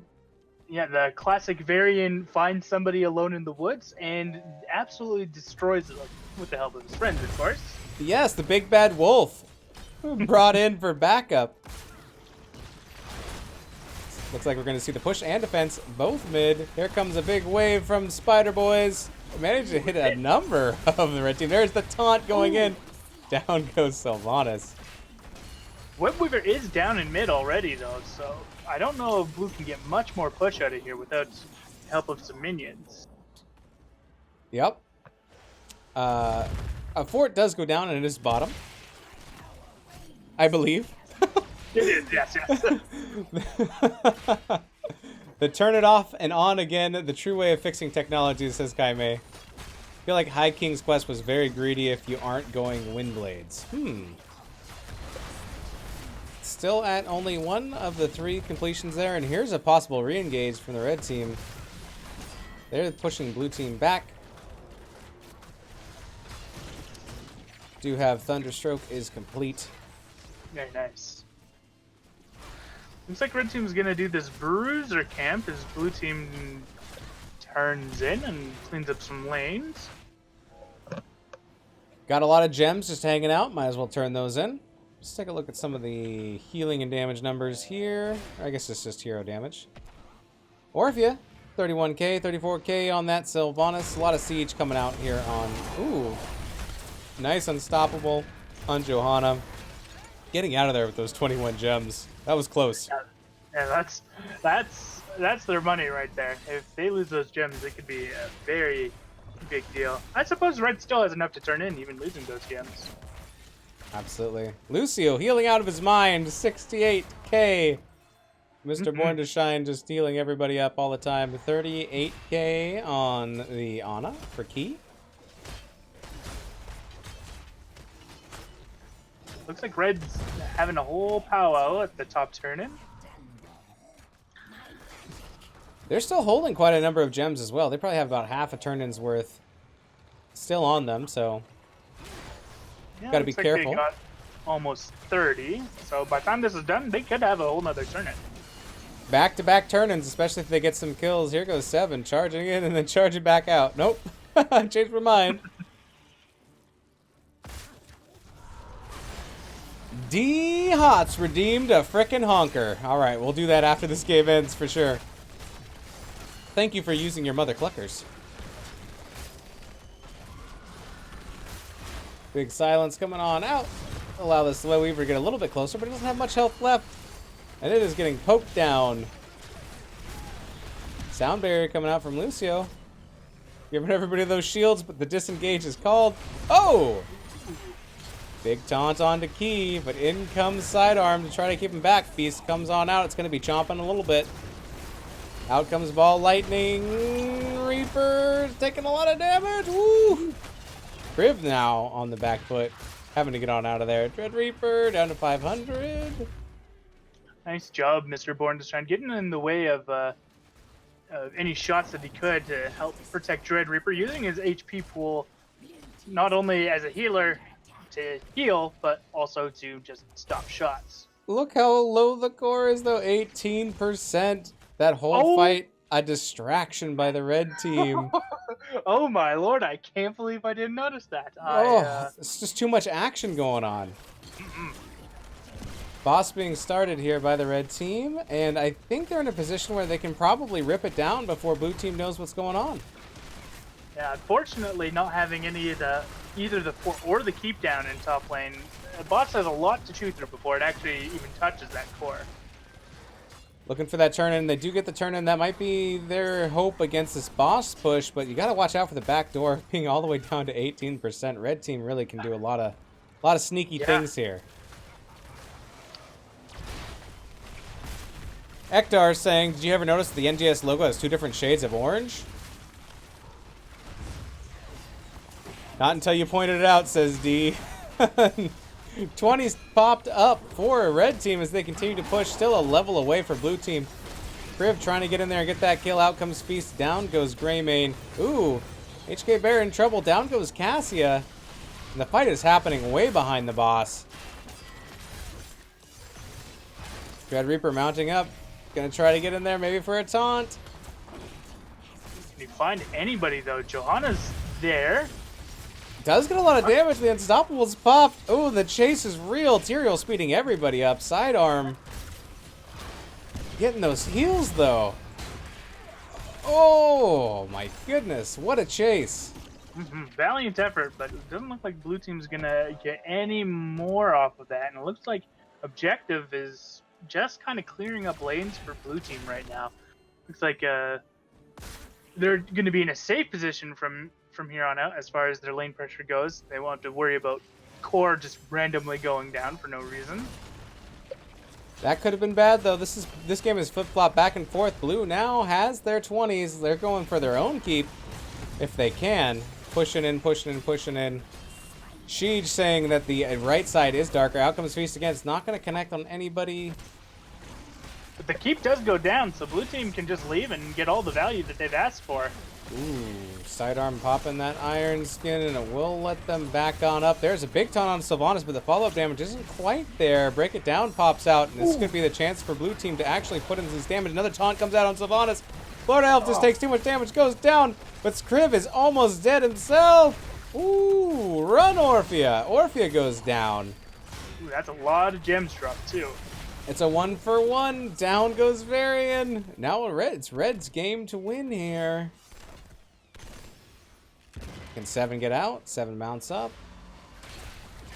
Lucio boosting them out. All right, so they are going to get away, but they might have a tough defense coming up in just a minute. Red doesn't quite have turn in. I don't think it'll take them long to get it, but it might buy blue a couple seconds to do something. I don't know what they could do. Mercamp is a very dangerous call if they wanted to do that. Welcome to Twitch Chat Tiger. Thank you for stopping by. And the core call is made. And they are pushing in and they are burning through that shield. Let's see if they can pull it off. 10, 9, 8, 5, 4, 3, 2, 1. They do it. Red team pulls off the win. GG. That was a very good game. Saw some very good moves by both teams. Absolutely. She asks, can we see stats? I can read. 8 away from turn-in. Yeah, here are the stats at the very end of the game. Crazy healing there from Lucio. Well played. Oh, yeah. A lot of damage coming out from Orphea and from Raynor. A lot of siege damage coming out from Johanna. Really putting that to work, as well as Orphea. Well played. GG's both teams. All right. Well, I got to pop out of here and connect in for the next game, which was supposed to start a little while ago. But that was a fun set of games to watch. Oh, yeah. There's definitely some ups and downs and some surprises here and there. Looking back at the core, going to 18% out of nowhere. 0 deaths Raynor, says Artemis Chloe, and Buttspot says 0 deaths Buttnor. Thanks, Buttspot. We appreciate it. Oh, we're gonna roll a game giveaway code, so let's do that right now.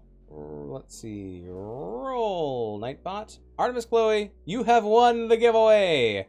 Woohoo! So I will.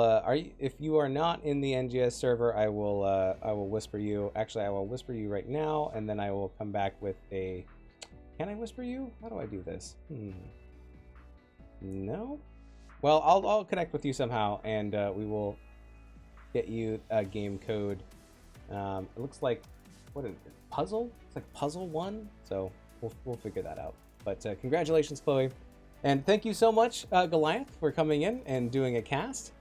Hey, thanks for having me. I appreciate you stepping in and giving some of my craziness some actual knowledge base, which is great. Well, let's not go that far. Some days it doesn't seem like actual knowledge. It just seems like random words. It is good. It is good. It is good. Words are good, especially team. Oh no! Exclamation! Yeah. D Hots, you redeemed your frickin' honker. Here it is. There's your frickin' honker, and she's redeemed goat scream. Here's your goat scream. He's a cute little guy. Look at him. Aw, but he is screaming, so. Oh my. All right. You can find Goliath in the NGS server doing all of our communication stuff because he's the man. We'll be right back. We'll be right back with our next block, and I believe I will be pulling in the one, the only Ekdar, and he's going to be joining me and also giving some credence to the stream. So, thank you very much, Goliath. I will see you soon. You betcha. Adios, team. Bye-bye. Be right back.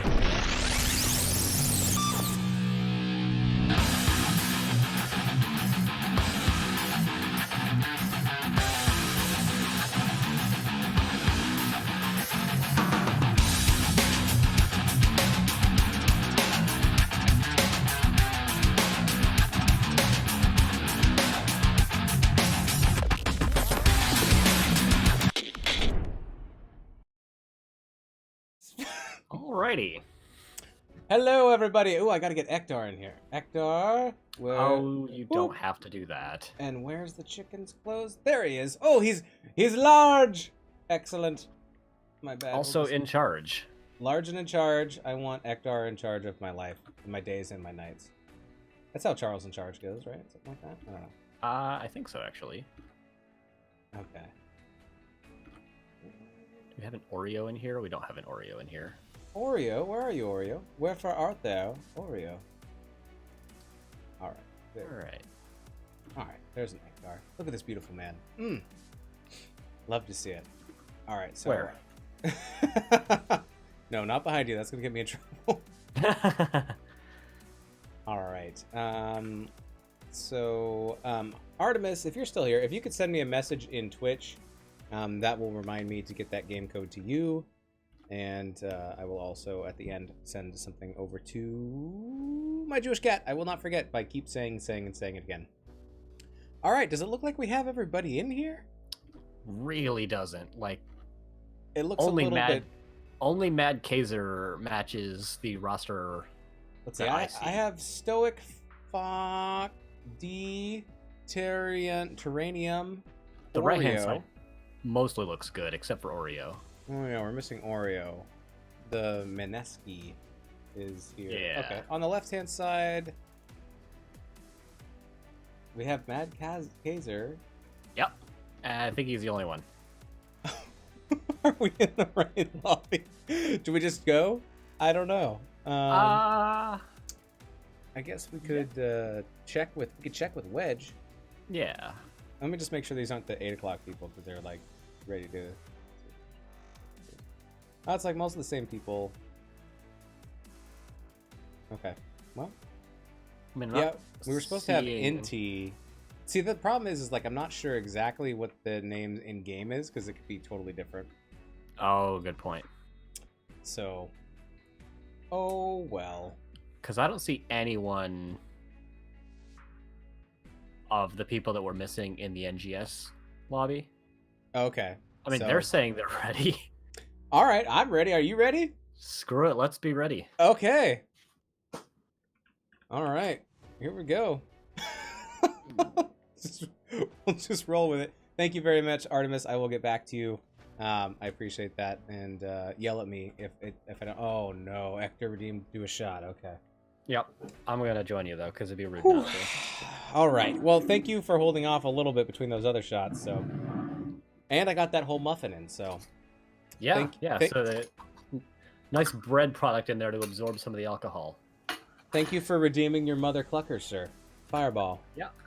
I have almost enough for another one, and with that sub I was gifted earlier, it's getting even closer. Woo! That is some fireball. I think I have a fireball clip, don't I? Where's fireball? Fireball. Alright, I'm the lobby host. I should probably start the game, huh? Sounds good to me. Kaime saying co-caster joins and makes his partner take a shot. Yep. That's the way. Oh, and let's put up another. That's why I'm one of his favorite co-casters. Absolutely. So let's do this poll. Toilet paper alternatives when there's a shortage. Let's switch scenes too. Cast your votes now in chat. Please tell me that just sawed in half paper towel is an option. Pretty close. Okay. Let's get your video and boop.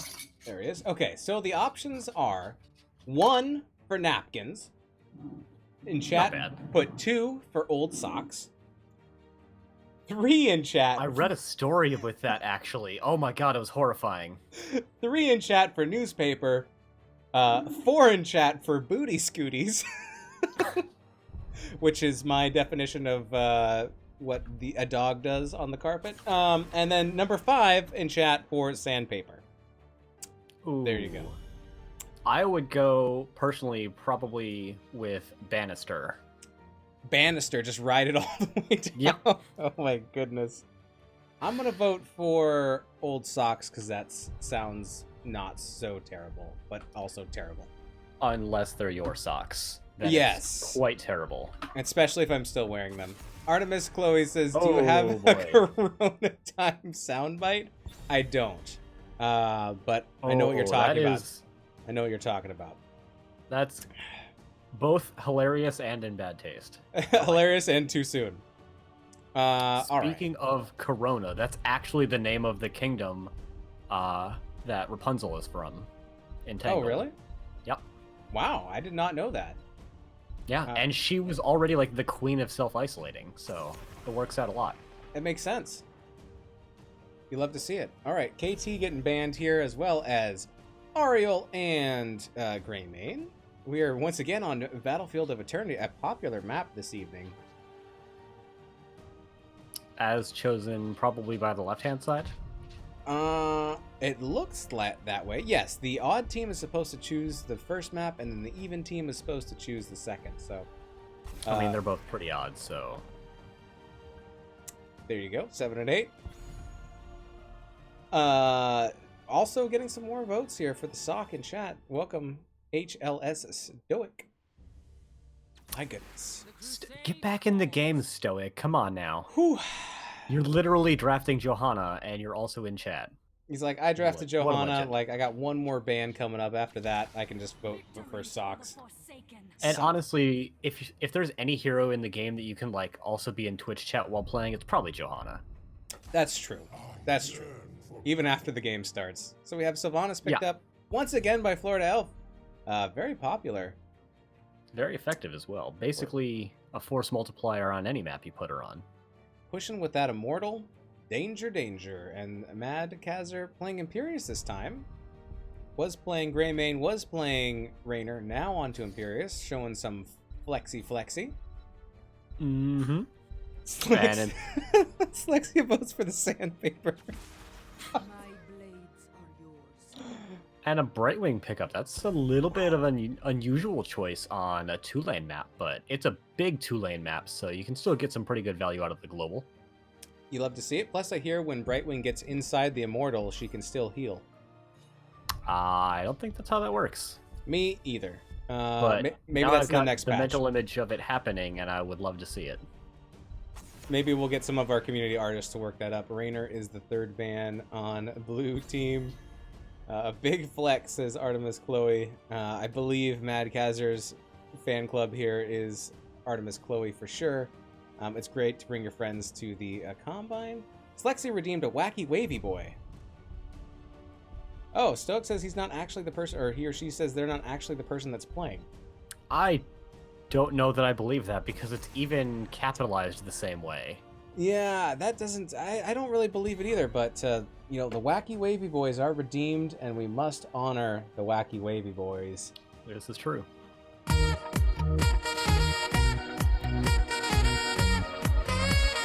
Jaina picked up, as well as ETC. Look out for that Ring Mosh combo.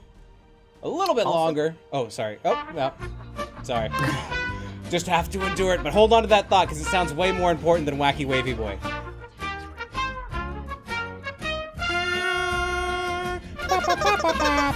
Okay. I can't actually see that on my phone with the Twitch chat there. The Wacky Wavy Boy? Yeah, I don't see any of the point redemptions, which is unfortunate. Interesting. Anywho, we got a Sergeant Hammer picked up, and that's pretty interesting. Yes, Hammer and Phoenix. Yes, back to the draft. Interesting. All right, well, yeah, maybe Johanna can keep Sergeant Hammer safe. I like this pickup, too, because they'd already banned out Chromie, which is one of kind of Sergeant Hammer's natural counters. And, you know, there's not a whole heck of a lot that left blue team is going to be able to do against a Sergeant Hammer unless they are coordinating, and that's a little bit difficult during a free agent combine. Yeah, you're going to have to definitely team up with your CC, with Imperious and ETC, if you're going to be able to catch that Hammer so she doesn't just boop herself away. Maybe we'll see the grab 'em ult from Imperious. What's that called? Not Wrath of Armaments, Anguirus. Yes, the Wrath of Anguirus. Maybe we'll see that. If they can get close enough to Hammer, maybe they can drop him back. Yeah, we'll which it would be cool to see, but it's sad how just the little Hammer boop is enough to put that ult on short cooldown. It might even go on long cooldown if he starts it. That would be disappointing. That's true. Very true. Do we have any names for for these teams right now? We just have Team 7 and Team 8, or Red and Blue Team. That's about it. Oh, it's boring. It is. It rather is. All right. Here we go. Going into game number 1.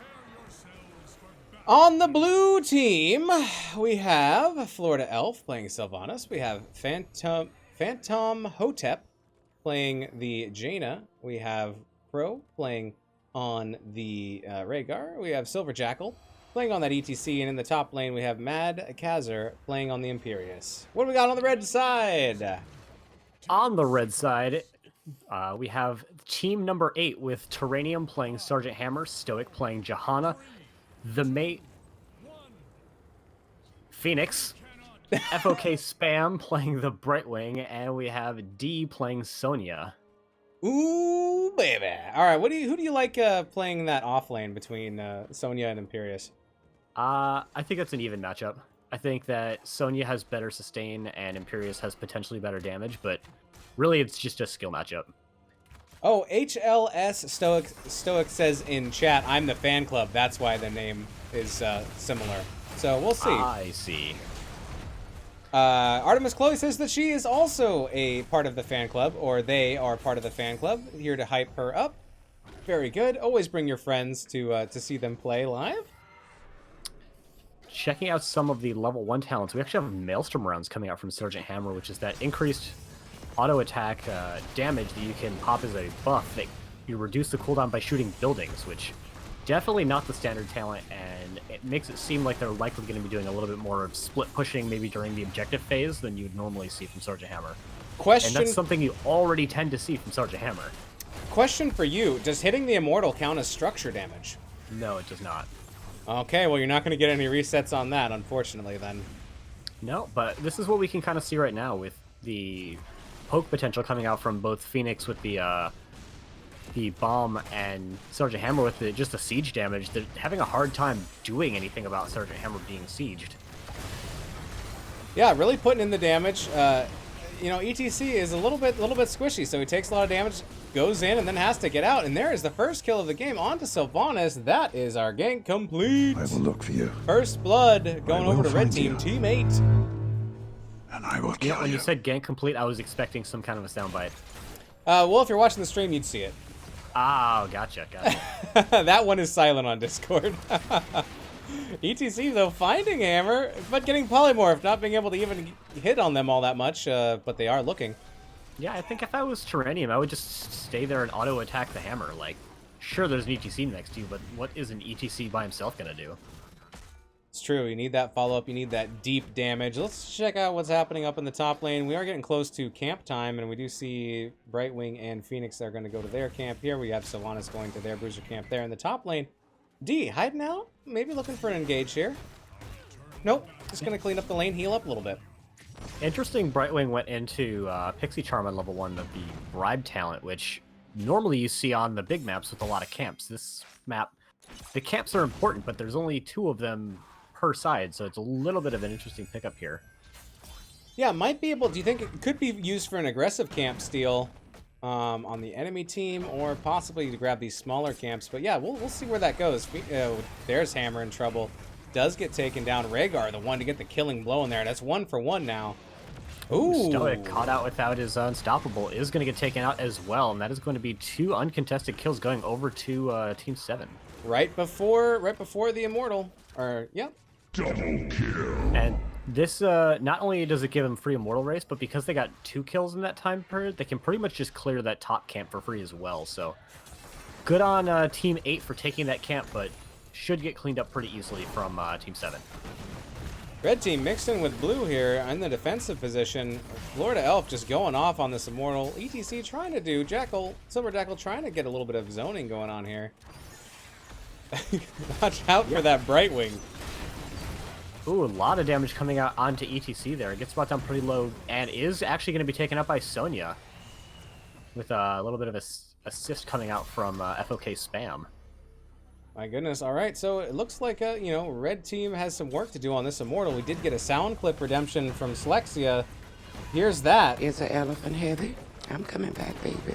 All right. Very, very good. Clumsy, thank you for the 69 bits. I appreciate it as we are seeing these Immortals get ravaged. And it looks like Red Team is going to win out this race. And they claim the first Immortal with, not too much health on it, but enough. Yeah, and it gives them the, well, in theory, it gave them the opportunity to pick up those globes. Instead, it's actually going to get stolen over by Team 7. Going to feed that level 1 quest for Jaina just a little bit, and also provide them just a little bit of extra sustain going into this objective phase. Going block party on ETC, so those globes aren't going to do him much more good than just a normal globe, but are looking for those for Jaina.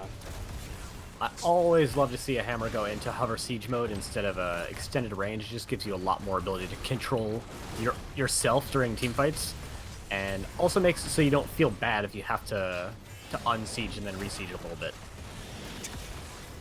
Absolutely. The Immortal does get that front wall, and it looks like Red Team is going to get back. And once again, Slexi has redeemed a soundboard clip. She wants to hear the elephants once again. Is an elephant heavy? I'm coming back, baby. There you go. Thank you for redeeming your mother cluckers. Bottom camp getting worked on by Florida Elf, but there is vision from Hammer. Yeah, and Stoic is going to go in, try to head Florida Elf off at the pass, but going to get out of there with the Banshees. But unfortunately, I believe that Syl actually popped trait during that, so it's just kind of a little bit of wasted value from them going into giving this camp over to team number 8. Yeah, Red Team, they owe a big thank you to Sylvanas for clearing that camp from. Almost snuck it out. It was very, very close. Almost put this sneaky play camp steal, but watch out. Here comes ETC, bumping and grinding.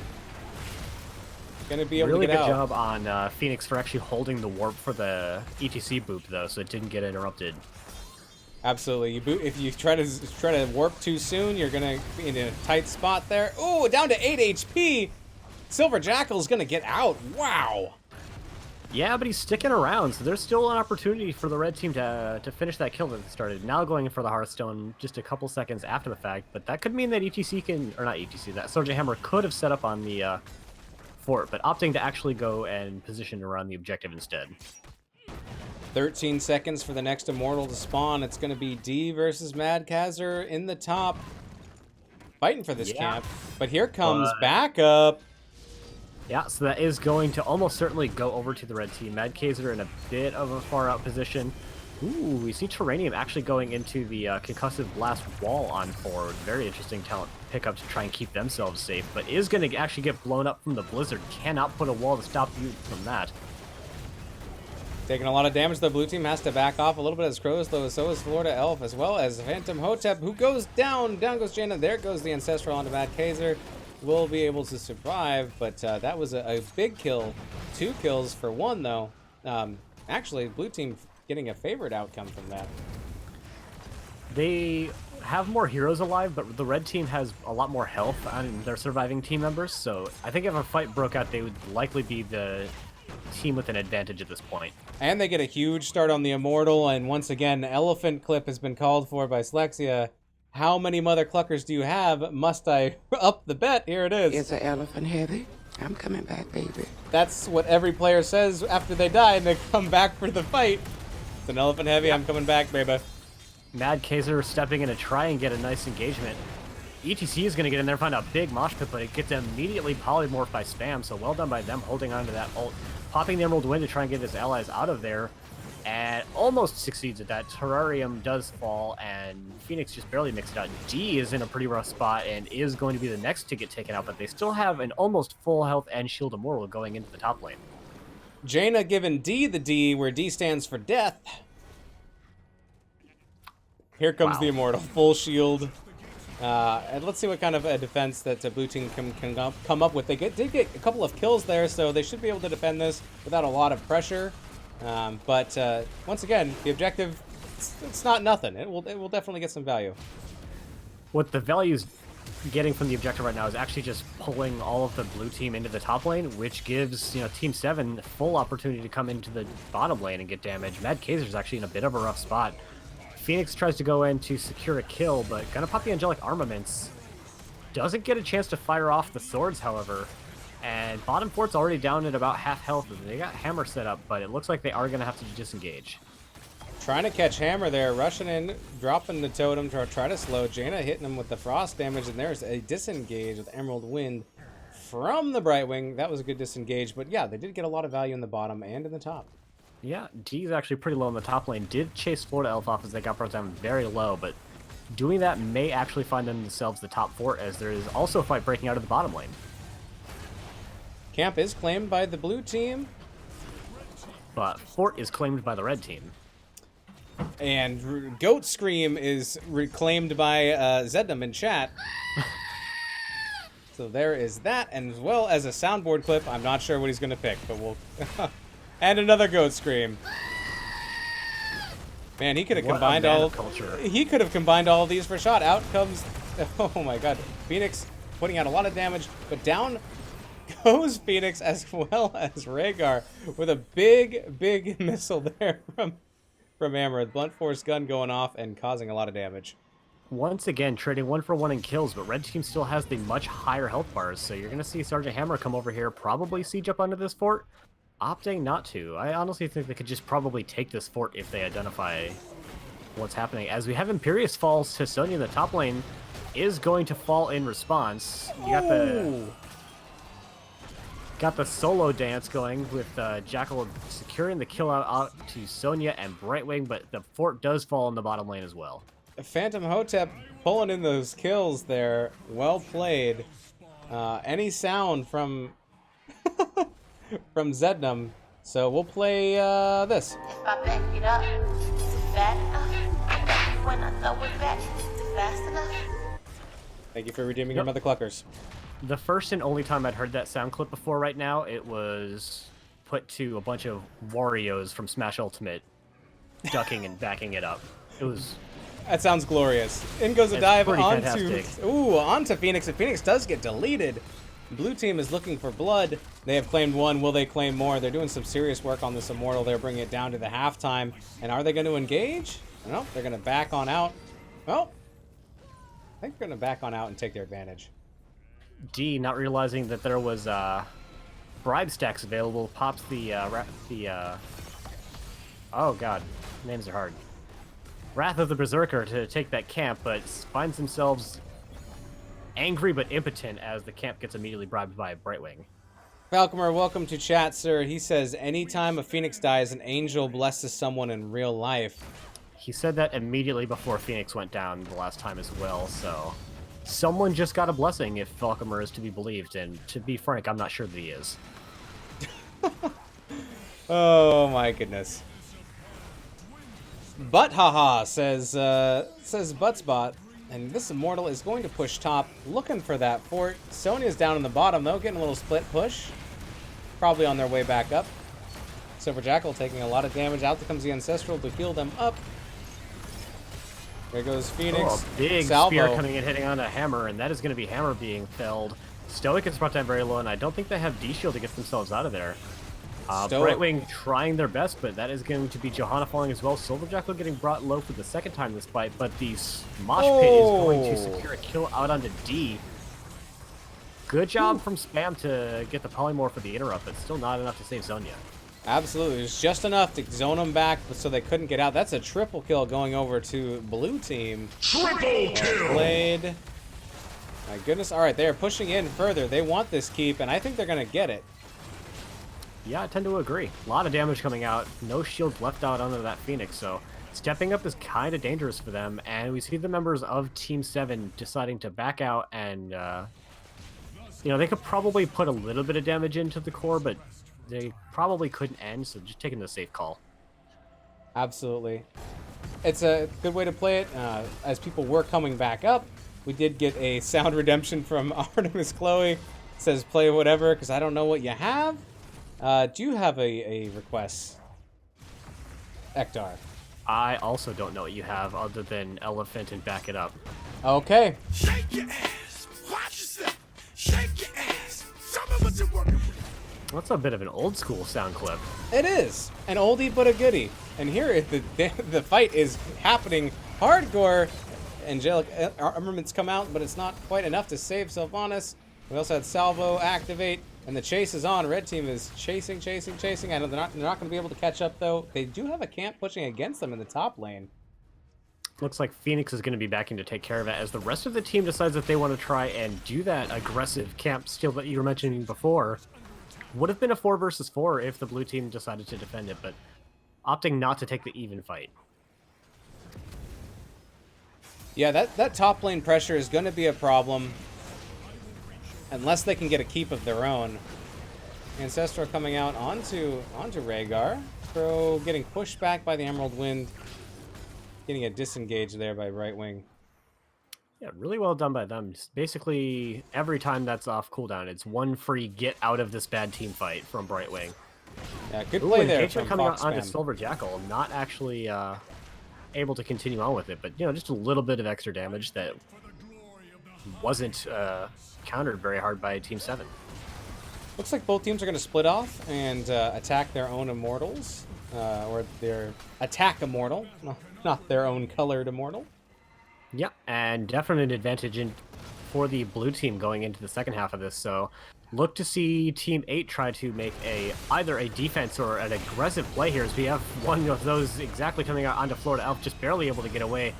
We have, once again, the solo mosh pit now coming out onto Phoenix, and it's going to be Johanna's the first to fall, hitting all of the swords from Imperius. Terrarium trying to get something done, not finding it. FOK Spam is looking to get out as well, but is getting slowed by the Water Elemental and is going to be taken out as well. Terrarium, the only person to survive for Team 7, and not even going to try him out to defense. That's a quad kill going over to the blue team. Well played. Kill-tacular. My goodness. Garage One Trick, thank you very much for the follow. Welcome to chat, sir. Glad you liked the clip. Artemis Chloe. Now you know one more thing that I have. It's going to be, Hammers in Trouble, Terrarium. Yeah, that's a really bad stagger. Not going to make it out, and this is going to be, this could be problematic. Are they going to push with the Immortal, or are they just going to try and end right now?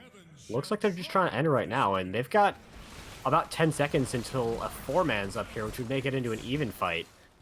Decided they don't want to take it at least until they get their healer back. Their healer shows up now, but there's a big engagement coming out from Sonya and Johanna. A lot of damage coming out. Unfortunately, the Brightwing port comes out just a little bit too late to save Johanna, and now they have an advantage team fight in the bottom lane as we have the Celestial Charge. Didn't even need the Angelic Armaments to secure that kill, and it looks like we're going to have game number 1 go over to team number 7.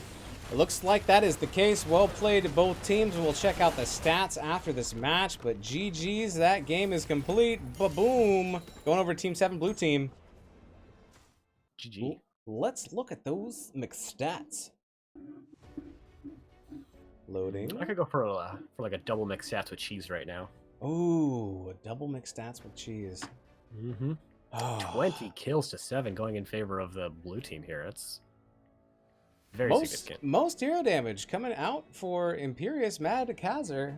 Well played. Very closely followed by Phoenix, but yep, 3 and 4 there as well. There's a lot of damage. Just Phoenix sometimes just feels a little bit like if they buffed his health pool a little bit, I feel that'd like be terrifying. Ooh, yeah. So he's squishy, but he has a large output, so I can see why you have to limit it. How did Phoenix manage to heal 81 to himself? 81 self-healing. That is a good point. I have no idea. All right. Do you want to start setting up the lobby? Or I will start setting up the lobby. Well, where are they? Is that me or is that to Mad Kaiser? Let me ask them. Let's see. Yeah, I gotta find. Sure. Where are we going? I gotta find out where we're going before we can go there. You know what I mean? You know what I mean? Yes. I do. Okay, let's see. Everyone's asking different things in NGS chat. Where are we going? Alright, Infernal's for someone else. Yeah, Zamil was not in our game. The Maineski? The Maineski? I'm not sure how you say that. Yep, that's why I did not. Oh, I think you're probably right. The Mineski. That sounds like a name. Yeah. Alright, so it's up to Team 8 to pick where we are going next. So let me just I'll just invite you to a party. Ooh. I will accept your invite to a party. Custom games. Should we pick for them? No, I'm just kidding. We will wait. Yeah, let's take them to Warhead Junction. Just really throw them off. All right. Yeah, yeah. Sorry, guys. The names I have for the teams, like, that's totally not where people are going to be playing in this game. Things got mixed up a little bit as some subs came in and people got shifted around. But it looks like Old Socks has won the best toilet paper alternative when there is a shortage. Thank you. Y'all are gross. Thank you for... Well, what would you pick? You picked the... Booty Scooties? Oh, you picked the banister.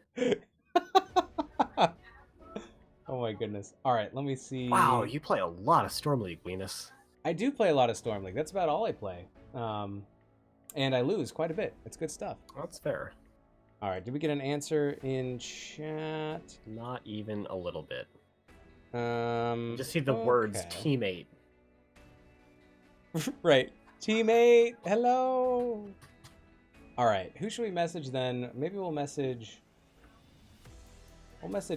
Is Fox around? They've been playing Fox Spam. They've been playing a lot. I'll just ask them. Yeah. All right. Whisper. What map you guys want? Let me know. Yeah. Okay. So let me close down this poll and let's see if I have another one. Finish the poll. Okay, I have one more poll, but that one has to be done last.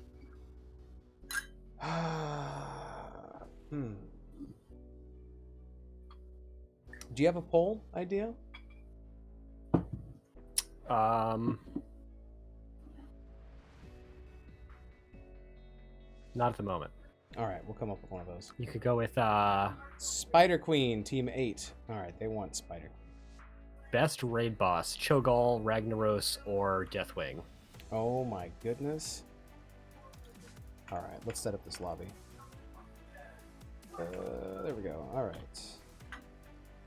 The lobby for 2, 7, and 8. I see another elephant clip chat in the Slexia has request from Slexia. Redeemed request soundboard clip, elephant clip once again. You just love that clip, so we'll play it twice. Is the elephant heavy? I'm coming back, baby. Is the elephant heavy? I'm coming back, baby. All right. Teammate Murky is not a raid boss. All right, so turn trapped, and it looks like Team 1 will get the first pick, first ban. All right, so we are just missing 1. Oh, and we have to make sure everyone's on the right side. Yeah, Mad Kaiser should be on the other side. Let's pull up the thing again. On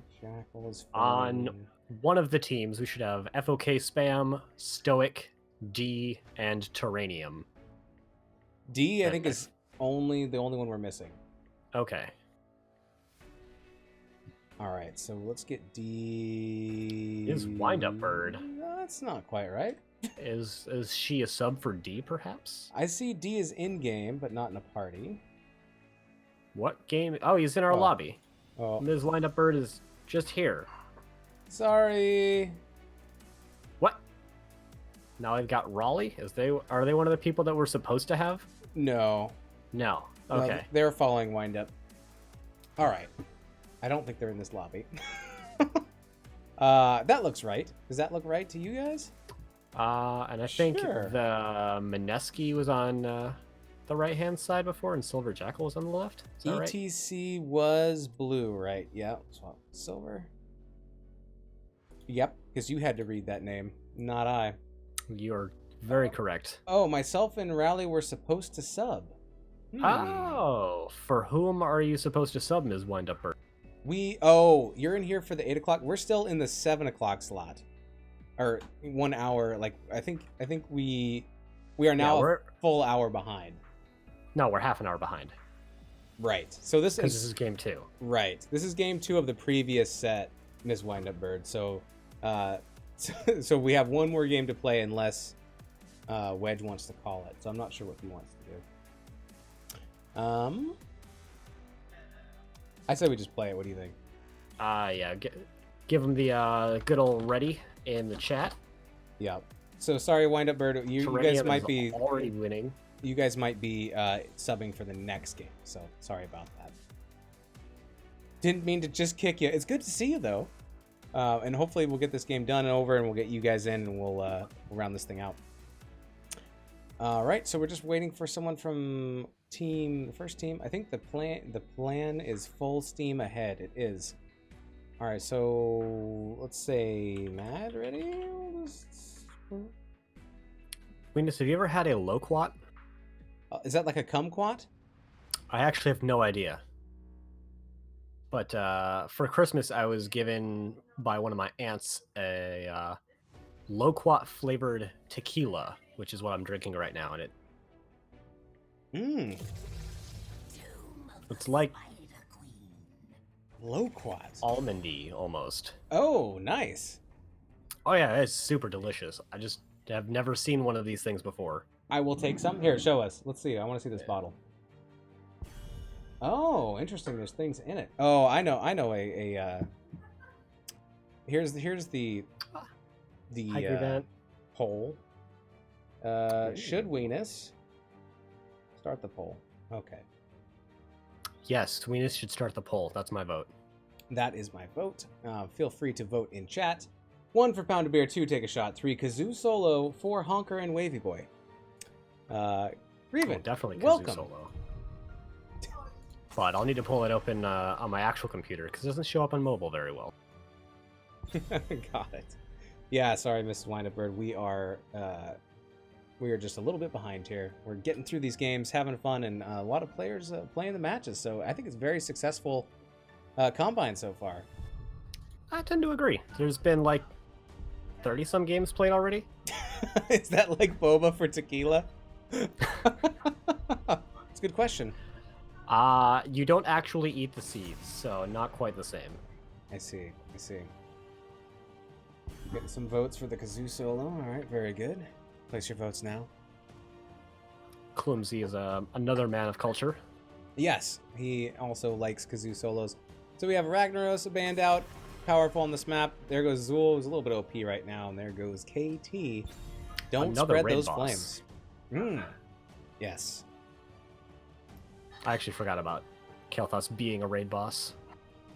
Is it a raid boss or a dungeon boss? Or both? He is both. Because he was a raid boss in... What the hell is that place called? South It was merely a Main. setback. No, South Main. South Main. It's the KT raid boss in South Main. Asmodan banned out as well. Where are we going to get all the wave clear? Maybe from a Gul'dan? Or a Jainer? J-Bay. J-Bay. Johanna's pretty good wave clear. Yep. I think that's a For a pretty tank. good first pick. Can never really go wrong with a first pick Johanna. OMG, do you have a Kazoo Kid clip? I don't. But I do have a Kazoo. There's Nazebo and Diablo picked up by the red team. If this game goes 25 minutes, watch out. Nazebo's going to be swole.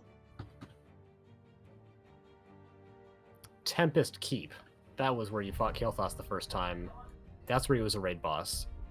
And then later, there was a dungeon where he was the boss as well. KT just all over the place. And is that the one where you fight him with the gnome? Popular guy. Are you thinking about Millhouse Manastorm? Yes. Don't think that's the same dungeon. Okay. Very good. It's been a long time. Thrall picked up by Mad Kaiser. I kind of like Nazebo on this map. He's got okay wave clear, but it's really easy to get him stacked. There should be no concern about Naz getting stacked by 20 on Tomb of the Spider Queen. There are a lot of minions to hit up. As you can see, I like it. That's why I like playing Asmodan, because it's like getting more stacks. But yeah, getting Asmodan stacked used to be like a really legitimate thing on this map. I remember Team Liquid was kind of known for it back in the day when Asmodan was still considered a trash tier hero. And then before his most recent rework, which isn't all that recent anymore. Healer taken away. There goes Ariel, so we do still need a healer picked up here. Maybe an offlaner, maybe another DPS for red team. Ms. Windup-Bird, I would love to hook up a dog cam if I had another webcam. I could just take the webcam that I have and put it on my dog. Oh, can I place a vote for Ektar to hook up a dog cam? You have dogs all over the place. Just get them to come into your lap. Be like, hello! Oh my god, that would be terrible. The one of them is way too big and the other one never stops wiggling. Which is adorable, but it makes it really difficult to do anything else. It really does. Fox Spam picking up Orphea and the Meneski picking up Phoenix. And Tyrande on Crow.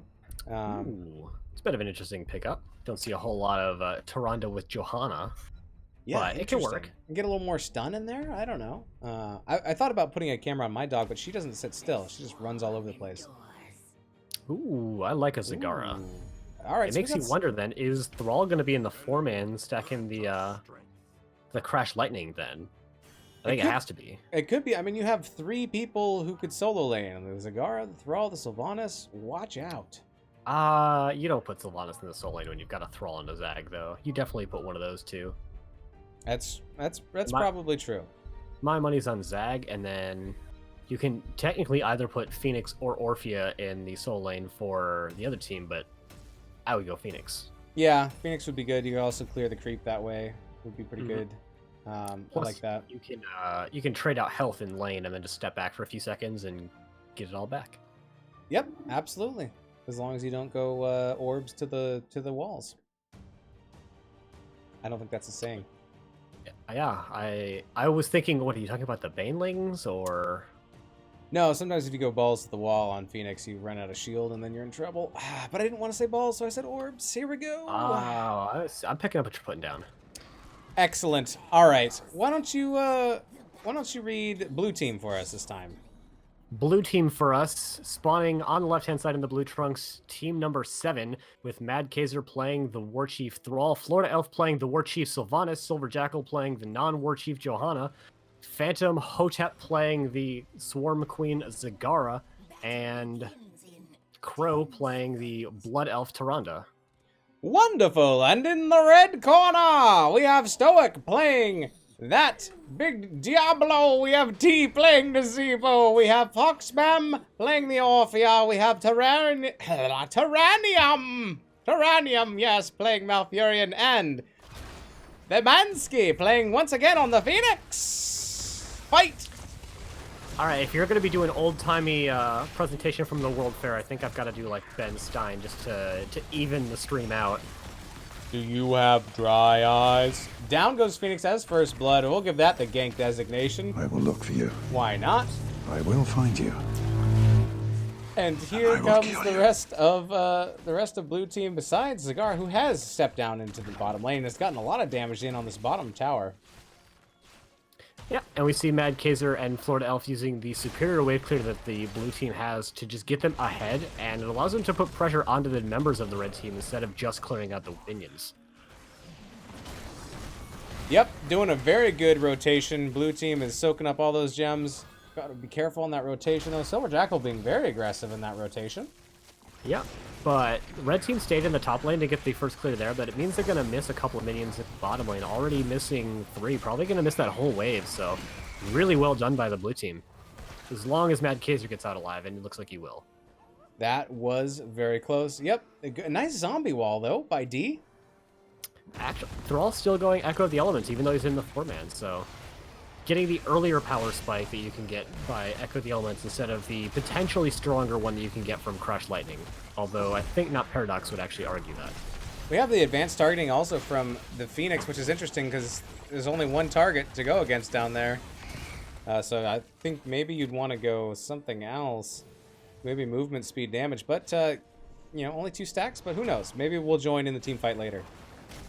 Yeah, Nazebo is going into the Toad build, which is still reasonably often chosen. I think it's slightly less standard than Thing of the Deep these days, but with as much front and kind of midline as is coming in from the left-hand side, it's still pretty good.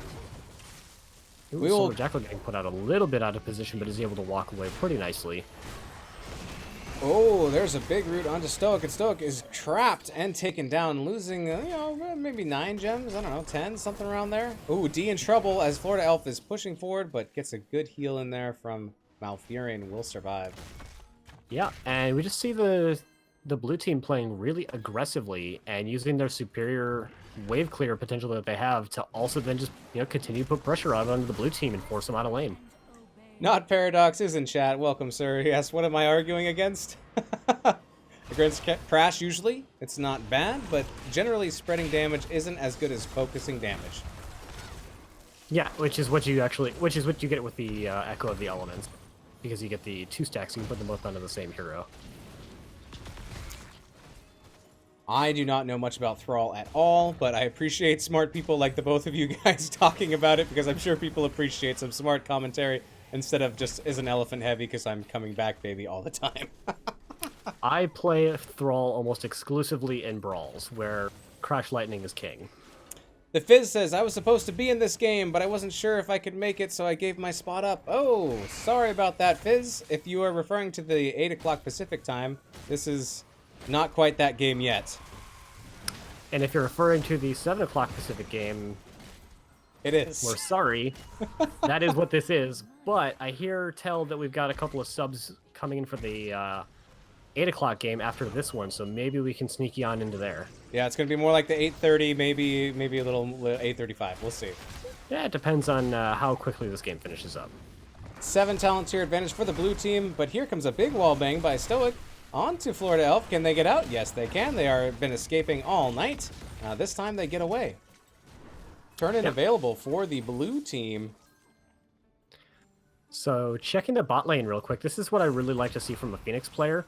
Going in, trading in some health, and then stepping back and letting that shield regen, because Zagara can clear the lane better, but she can't make those trades, and hasn't been able to for a very long time. Actually, a big engagement coming out on the Florida Elf by Stoic, but that is going to be the first web weavers coming out for the blue team. Ooh, Naziba putting in some extra damage there. Aye, not quite getting the kill. Out come the blue spider butts. Zagara going to be pushing, as well as Savanas had to go all the way back to base, so not going to be able to push right away, but will be hurrying into the top lane to get the push going there. Crow's doing a pretty good job of landing these raw Lunar Flares, but Lunar Flare is much more powerful when you use it as follow-up to something like the Condemns. So, already at 4 stacks, but stacks aren't why that talent is good. Really, it's the range. Diablo stacks up his souls. He's trying to be a tanky boy. Still down to about half health, though. He's going to try to get a grab on somebody. Does get a grab onto Thrall. Does get a wall bang. Mad Kazzer is going to have to back up a little bit. Good zoning, though, by the Malfurion. D in trouble. Down goes Nazebo. And this Web Weaver goes down as well. Yeah, but the mid Web Weaver has had no attention from either side, so it's already got the entirety of the front wall, and it's going to allow the blue team to come in here and probably get this fort. And down goes the fort indeed. All right, Fizz. No, you were supposed to be in the 7 o'clock, but you are playing in the next slot on another channel. That's good. At least you get to play some, so I'm glad you got a game coming up and you don't just have to hang out for nothing. 23 gems on this Phoenix, though. The Memensky is trying to get away. That's a lot of gems to lose. Really just delaying the inevitable at this point, though. Really, yeah.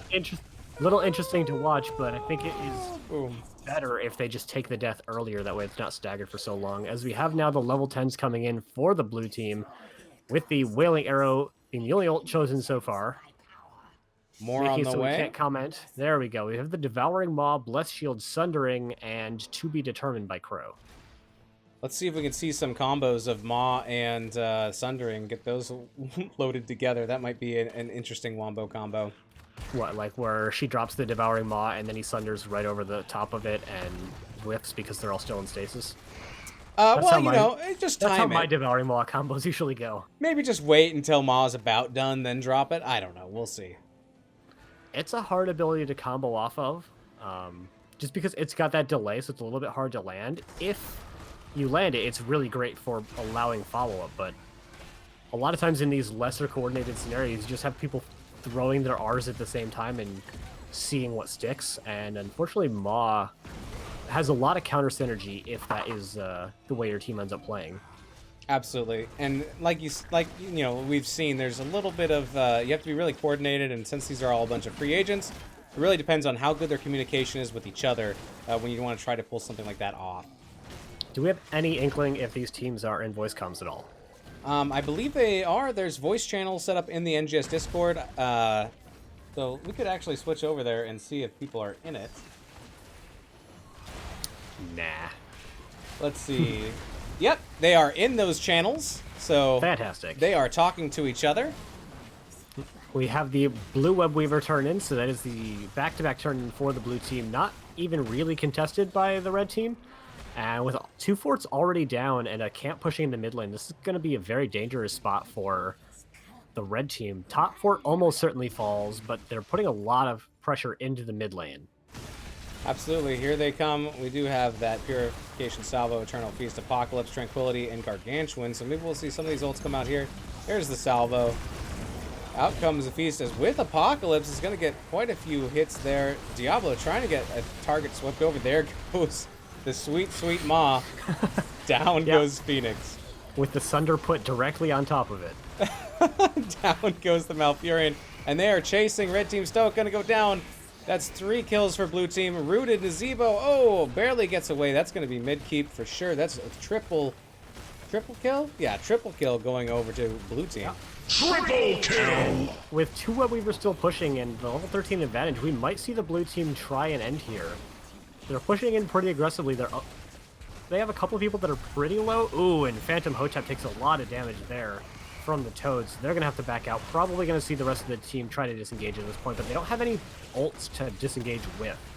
So it's just on their basic abilities, and it looks like the red team really wants to try and make a fight here, but Phoenix a little bit low and opting to not chase any further and just get the defense. Yeah, trying to get a little bit of counter value by getting some kills. Just good escape and disengaged by the blue team. And they do get a top fort, and they get that mid keep. So that was a pretty good push. They do have talent tier advantage at 14. They still have all of their forts still up.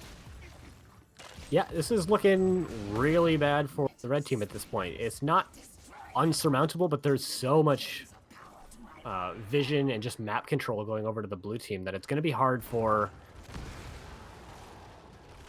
I'm going to assume that that was a misinput from Diablo. There is no way he ever meant to press R there, so unfortunate coming out from them. Yeah, it could be that, or they maybe thought they were on the boss and wanted to just double check that they weren't there. I guess it could have been a scouting APOC, but I'm not sure. Yeah. Artemis Chloe in chat says, "Yay, Mad Kaiser, so aggressive." Kaiser has been very aggressive, and it's been working out very well for them, as red team have not been able to counter engage the engagements that have been happening, and honestly their team's not set up to do that. They're more of an engaged team as well, but they've been getting engaged into for the most part, as we see 7 kills to 0.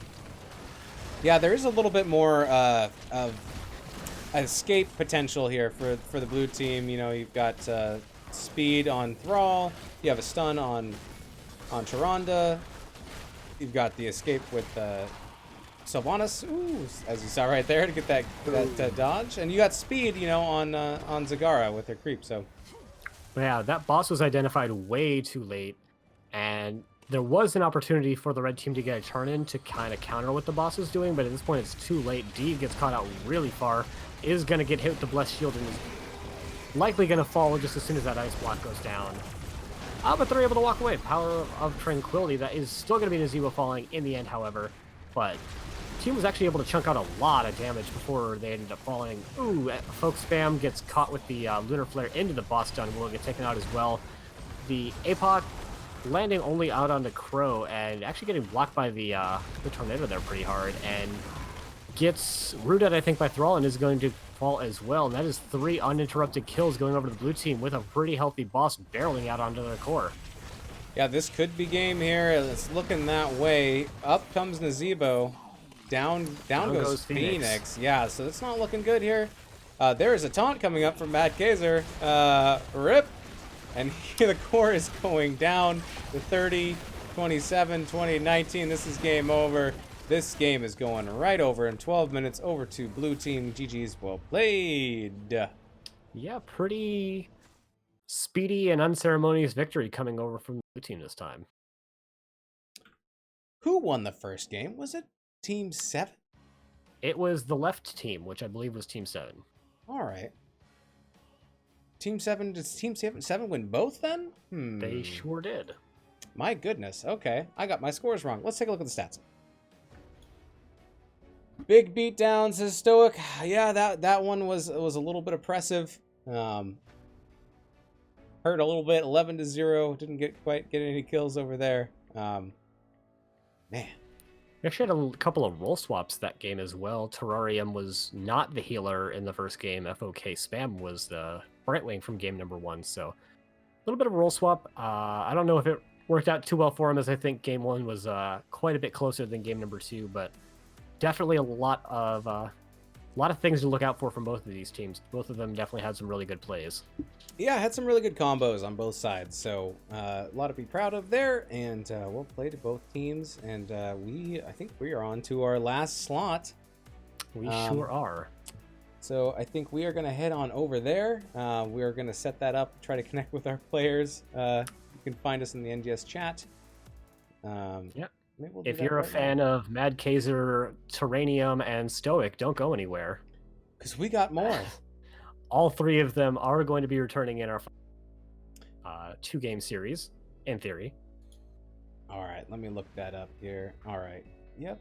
Oh, maybe we'll get Kriv back. D is playing. We have Oreo. My Jewish Cat is supposed to be in here, but I'm sure everything will be mixed up. So.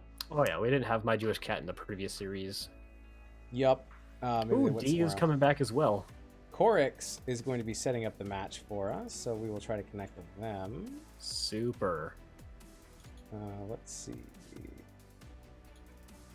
Corix. I wonder if Corix is in NGS chat. Florida Elf is saying teammate. Sure are. Alrighty. Are they? Why can I not see them? Yes, Corix is definitely an NGS chat. Oh, there we go.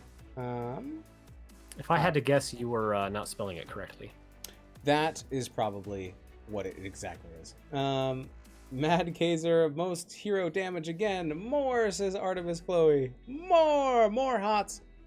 All right. Well, we have more. That sounded remarkably similar to the old school more dots. Stop dots. All right. That's a 50 DKP minus. 50 DKP minus. All right. Well, we will set that up and we will be right back. Stay tuned for more hots.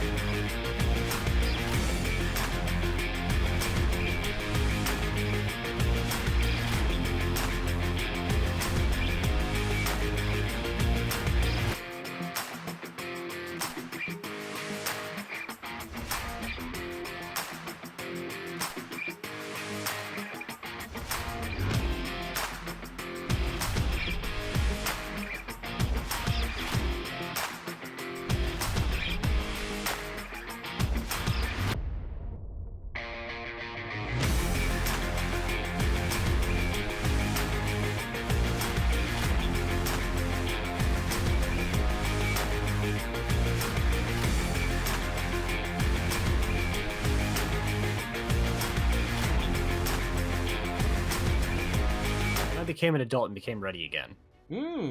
Well, my Discord isn't ready. There we go. Ooh. Okay, now I've got you. All right, we're back. We're just setting up the lobby for these next round. D-Hots, thanks for the host. Appreciate it. Oh, Ektar We're redeemed back. Venus. It's time for one of these guys. Ektar redeemed. Venus takes a shot for 1,569 mother cluckers. Whew, I'm almost out of fireball. Actually, that's not Features are still true. missing. There's my face. I actually bought a handle of fireball for the lockdown, so this is not the last of the fireball. Excellent. Whew, that's one way to describe it, I suppose. Prepared. How's that? I'll take that. All right, thank you for redeeming your mother cluckers, Ektar. Here we go.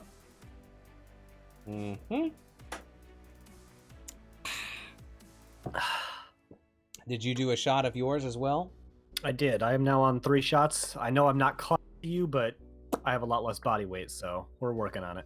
Ooh, can you change the guys around? I made you host. All right, let's change the guys around. All right, so Mad Kaiser should be on the left, as well as now I don't know who's filling. Corix should be on the left. So Mad Kaiser, Terranium, Oreo, My Jewish Cat, and Corix are on the left. All right, so I'm swapping D. D should be on the right. Stoic should be on the right. Kriv should be on the right. 7, if we have them, should be on the right. And is there a Jace? We'll be ready in a couple of minutes, they said. Okay. I'm ready. There's Kriv. Kriv needs to swap with... Oh, Kriv has left the lobby. Kriv has left the building. Well, that's not a good idea. Social isolation and whatnot. It's true. Damn Ektar with a lot less body weight comment. Damn Ektar with a lot less butt comment. It's true. I do have a lot less butt than you. Oh, all right. Kriv trying to get in here again, and we are going to swap. Kriv, who should be on the right-hand side. Who should we swap them with? Maybe Florida Elf, probably. Or oh, Raleigh? Actually, I don't see Florida Elf in our matchup at all. Nope. They're just in here. Swap Kriv and Raleigh, says Corix. Kriv, they're both on the same side. So They sure are. All right. So Florida right, but who left? Raleigh left. Excellent. Raleigh's still here, I think, in the top right. Yep. Yeah, so swap Raleigh and Florida Elf. Okay, we'll do that. You tell me what to do, and I do it. Yep. And what I know to do is exactly what Corix tells us to. Yay! We got it. I sure hope he knows what he's doing. Me too. But as long as no one complains, all right. And honestly, it doesn't really matter. Not really. All right. Is this your first Ultrac pass today? It is. Mine too. This will be exciting. All right, let's see if both teams are ready, and we will get right into the bow butts. That's a horrifying mental image, but it provides a lot of insight on how. I like big butts and I cannot lie. Ooh, I like the whip at the end. All right, Corix is ready, and okay, we're ready. Let's start this game. Let's get it done.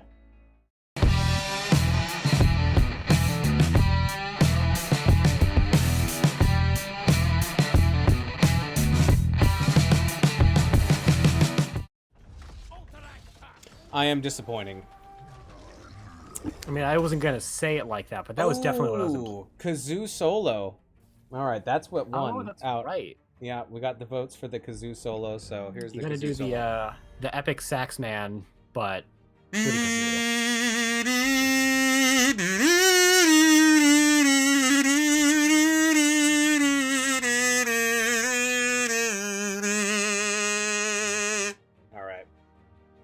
That's My Heart Will Go On. Oh yeah, it was really actually recognizable. I had no. Thanks That's for not voting. sarcasm. I immediately got it. Thanks for voting in the What Should Weenus Do poll. Oop. El Jefe, get him on out of here. I should have made some more polls, but that would have been a smart thing to do during the downtime. What downtime? I mean, you went Tinkle at one point there. You could have just like waited another 20 seconds before coming back live, but here's a poll. Should I go Tinkle? I don't know. Should I go Tinkle now or during the game? Both. I don't know what that means. All right. It's pretty self-explanatory, actually. I do have a bucket. I remember my first season of NGS, we had a caster get up and go Tinkle during their cast of our game. I've seen a clip of that, and they had the roommate grab over and take control of the board, right? Yep. Oh yeah, that's a thing that happened. I know exactly who it is, but I'm not gonna call. That's mean. It's Brian. Ryan was the roommate. Oh, see? Okay, very good. Ryan, the roommate can be exposed. Okay, back to draft. We have KT, Garage, Sylvanas finally banned, as well as Zool. They are not going to let Florida Elf play once again on Sylvanas. Kriv first picking that Johanner. That's the type of thing that I'd like to see over these longer days in series, as we have people adapting to the members of the other team, getting them to play something a little bit different. We saw Florida Elf on the Sylv, I think, 2 games in a row before. I think no longer. Yeah, I think sometimes you just have to ban it out, and sometimes you realize that when you've been playing the same people over and over and over, you're like, all right, this person is good at this and they like it. Best I've heard, says HLS Stoic. I don't know if that was about the kazoo solo, because that was not very good, but if it was, I appreciate it. And since this is our last block of the evening, I think it's time for a beer. I mean, how many kazoo solos do you think that Stoic, or the person that's logged into Stoic's Twitch account, because we're not totally convinced of who you are. How many kazoo solos do you think they've heard? So it may very well be the best kazoo solo they've ever heard. True, but it might not be saying much, is what you're after. Yeah, Varian and Alex Straza picked up. We got at least one dragon on Alterac Pass. Love to see it. Do you think it's a Sea Smash, or do you think it's a Windblades? I think it's going to be...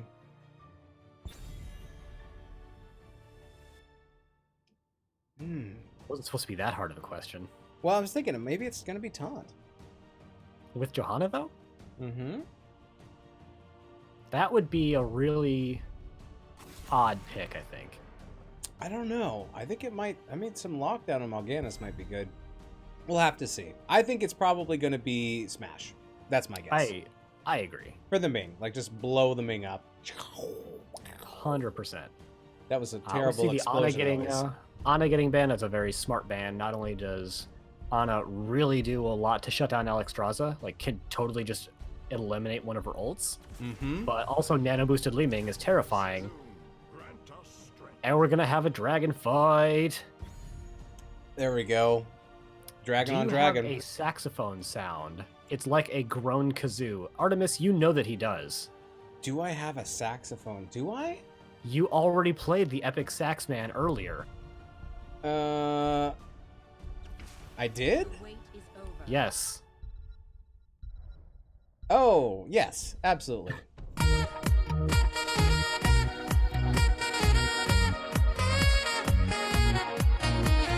Thank you for redeeming your mother cluckers. I forgot, because I always play that with the wacky wavy boy, and I don't associate with the epic jazzman. But jazzman. But it is. But you also go ahead. I would need to DM Seventh Ace, because he knows the actual title of the song. Oh my. Well, you get a bonus sound clip.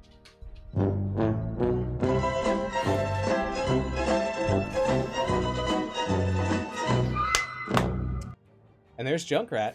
To round out the blue draft, we have the red draft. What draft do you like better? I like the blue draft better.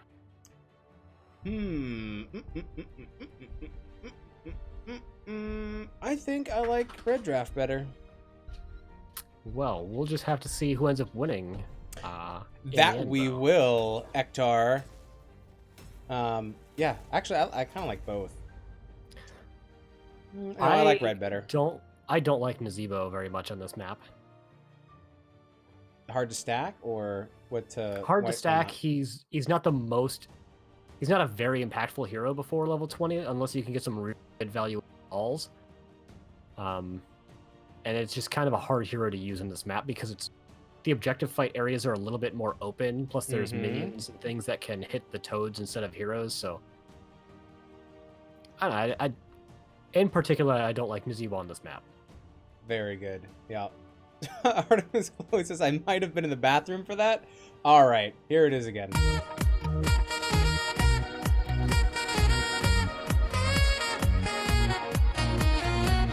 All right, into the game. Which side do you want to call? I'm going to call the right-hand side in the red trunks. We have team number 8 with D playing the Nazeebo, Stoic playing King Varian, Kriv playing the Johanna, Florida Elf playing Cassia, and 7 playing Alexstrasza. And here we have the blue team with Miss Windup-Bird playing the Li Ming. We have Corex on Deathwing. We have Tyrannium playing Malfurion, Mad Kazar playing that Mal'Ganis, and we have Rally playing Junkrat. Yes, that is Junkrat. So my favorite part of casting games is that I get to play the armchair critic of 10 people at any given time. And I'm going to put on my armchair critic hat and say, I don't like the E-Quest from Alexstrasza. Okay, let's take a look at that. Oh, a fireball? Yes. Oh, I love it. It's great. You can solo a lane by yourself. It's fantastic. You sure can, but I don't think that... But is that a good use of your healer? Maybe not. It's not really a build before level 20, and if you're building for level 20, you're building to lose the game, in my opinion. Which is why I don't like Nazeebo in most cases. Right, Nazeebo also late game, yeah. All right, well, there's Alexstrasza. 7 is going to be splitting by themselves. It looks like they are going to be pushing that E build. This is going to be interesting. We do have some self-sustain maybe on Varian if he goes Twin Blades, but we'll see what happens up there, going up against Deathwing. Yeah, really strange lane arrangements coming out from the red team, having the Alexstrasza in the soul lane instead of the Nazeebo or the Cassia. Not Big that Alex root. is incapable of being in the soul lane. Ooh, and a stun. Stoic is in trouble, and Stoic is the first kill of the game. The game complete. I will Florida find you. Elf trying to come in and get something back from it, but I will not kill going you. to be able to get that kill. First kill going over to the blue team. As we now have 2 people for the red team in the bottom lane, as Nazeebo rotated on there well. Generally, you would want to see Nazeebo kind of trying to hit 2 lanes, but it's going to be hard on a map this size. Artemis Chloe in chat says, you guys are the best. No, Chloe, that is you and the rest of the viewers. Thanks for tuning in, watching these fantastic players. And then second best is Ektar for putting up with all my BS. No. First best are the players, second best are the viewers, third best, Slexia for putting up with you on a weekly basis. Oh my goodness. That is big true. sleep coming out from Mad Kazar there, but... That does play get is the follow-up sponsored by root Sleep green. Train. Ooh, but putting themselves into a really bad position is Mad Kazar, and they're going to fall by the combined might of the red team. Ooh, big orbs coming in from Miss Windup-Bird. She's winding up those orbs, trying to sink those in deep. It is kill 1 to kill 1. Slight advantage in XP going over to blue team. And the objective is 25 seconds out. We were also both incorrect. It is Twin Blades of Ham coming up. Twin Blades. Yeah, I kind of figured maybe with the High King's Quest it might go that way. But you never know. I think you still go High Kings if you go Smash, right? I have no idea. Me either. But I think, honestly, after level 7, when he picks up the extra healing on Heroic Strike, he'll really be able to trade into Deathwing in the soul lane. Yeah, I think the Wind Blades might be a good counter to Deathwing. It might be their only counter they can get in there. Ooh, Florida Elf! What do you think is their best way to deal with Deathwing? Do you think someone else? No, I do think that it's probably Twin Blades variant after he picks up the self-sustain on 7. I mean, I know you can get some percentage damage on Mal'Ganis, but I don't think that's till a lot later. Mal'Ganis is also on Deathwing's team. So you probably won't be killing your own teammates, is what you're saying. Unless you're playing a really trolly Garrosh, no, I don't think so. Okay, yeah, very good. All right, maybe I shouldn't have had that beer. Stay tuned! I blame you for the shots. It is my fault. so I'll take it. Ooh, nice combo coming out onto Florida Big Elf. sleep. And there's going to be some healing. The concussive mine is going to boop them way out of position and is almost certainly going to spell their doom. Oh, Florida gets blown all the way back to Florida 7. Very, very low. Escaping that with 168 health. Slexia saying thank you for getting that shout out. Slexia, you are my favorite. Don't tell anybody. I think everyone already knows. Oh, snap. All right. Crib is going to be able to get out of there a little bit, and there's still no channel, but hopefully we'll get one soon. Miss Windup Bird getting it in. There is the first channel going in favor of the blue team, and just now we finally have Cassia coming back so they can try to make a defense here, but it's really scattered, and Stoic is pretty low as well. But we are going to have the Dragon Queen available any moment now to try and turn this team fight around. Still 13 seconds left on the objective. Stoic gets pooped way out of position, but is maybe going to be able to run away. Just barely. He's running out of there. We do have Deathwing on the point now, laying down some cover fire. The point is interrupted for a second, but it only has like 3 seconds left to go, and it is going to get channeled all the way for blue team getting the first objective. Not even bothering to use the Dragon Queen. Maybe trying to use it during the defense instead. Could be indeed. Can't wait to see that dragon on dragon action. I didn't realize that you were a scaly Venus. A scaly weenus means it's not moist. Make sure your weenus is moist and it will not be scaly. You want moisturized skin. Big facts. This MF be spitting. As we have 3 people trying to make the aggression here into the mid lane, 4 people on the defense. Junkrat is uncontested in the bottom lane, however, so is going to start putting some really strong value in there as the mid objective is already clear. Top is starting to take some damage, and now that we have the second win, Varian is going to be able to trade much more efficiently into Korix. But that is going to be bottom fort going down almost certainly, as it was pretty much completely uncontested. Florida getting very low, has to go back to base, heal on up. 9, almost 10 for blue team. They are a full level ahead. It's that bottom fort is just crushed beneath the weight of these cavalry units. Really telling for the state of this game, however, is the viral infection stacks for Nazebo. Just barely hitting 50 at level 9 is not where you want to be on pace for that 175 by 20. 10's online now here for the blue team. We are looking at Burn Beneath My Shadow, Carrion Swarm, Riptire, Disintegrate, and we're still holding on Malfurion. Honestly, either of Malfurion's ults are good. In this case, you can peel the Twin Blade Variant off of you, or just undo the damage that he's doing, so either one would be fine. I think I would favor Twilight Dream here just because you're not going to be able to heal Deathwing. I know that's not a very good reasoning, but... That's fair. Hey, and it is the Twilight Dream, although we do have Melganis getting blown up before he can pop his Night Rush. And there we go. There are 10s up now for red team. What do we got going on over there? We've got the Gargantuan, Ball Lightning, and Warbringer so far. Alexstrasza has not yet. Neither has Johanna. Johanna's probably going to go Blessed Shield. Honestly, there's no reason to go Falling Sword here. And you could go either ult on Alexstrasza. I personally like Cleansing Flame a little bit less than the other one, and names are hard, man. I can't even remember right now. Lifebinder? That's the one. I'd like to see that Lifebinder here. I think she'll probably go Dragon because it has more synergy. It has more synergy, I think, with the E build, but we'll see. Dragon is not one of her ults, but I think you mean Cleansing Flame. Cleansing Flame, yes. Because you can and reset lowering the dragon cooldown on 20. And you can lower the cooldown of your dragon form, I believe, by hitting more flaming targets. If you hit flaming targets after 20, if you go that upgrade, you can land in dragon form. Big engagement coming out onto Florida Elf, but not quite enough damage, and the Abundance is going to heal pretty well. Popping the Ball Lightning is going to do a little bit of damage to a couple of members, but not a lot of damage to any one of them. You are correct. It is Lifebinder. Artemis says, LMAO, this is a PSA for your weenus. Yep, absolutely. Please pause for our identification numbers. Yes, sorry. Go ahead. Deathwing is in the sky, and Varian is coming down now.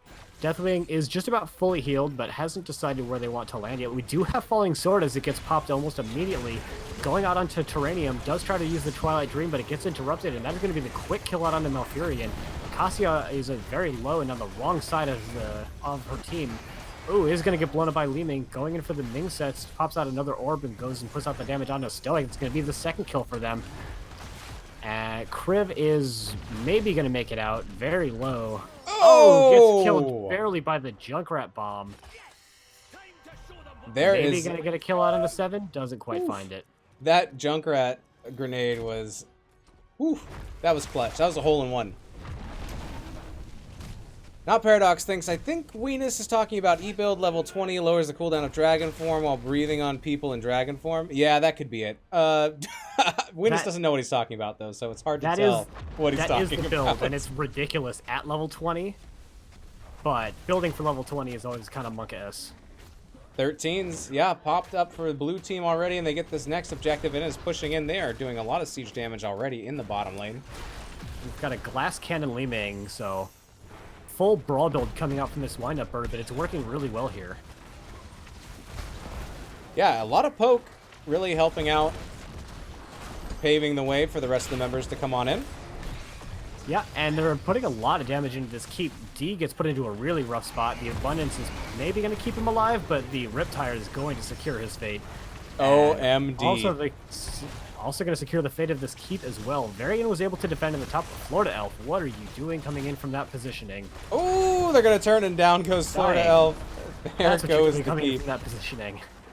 Varian was up at the top lane. Is going to come back and try to help defend. Maybe they can try to protect this mid keep a little bit. It does have towers. Yeah, Korik's putting himself into a kind of a weird spot there. Is just taking tower shots now. Kriv popping. I think he wanted to get a little bit more distant. What the heck? Wow. Stoic showing why Varian is one of the most clippable heroes in the game, using the Warbringer at the same time as Junkrat got the boop, sending himself way across the map. Rubber banding all the way.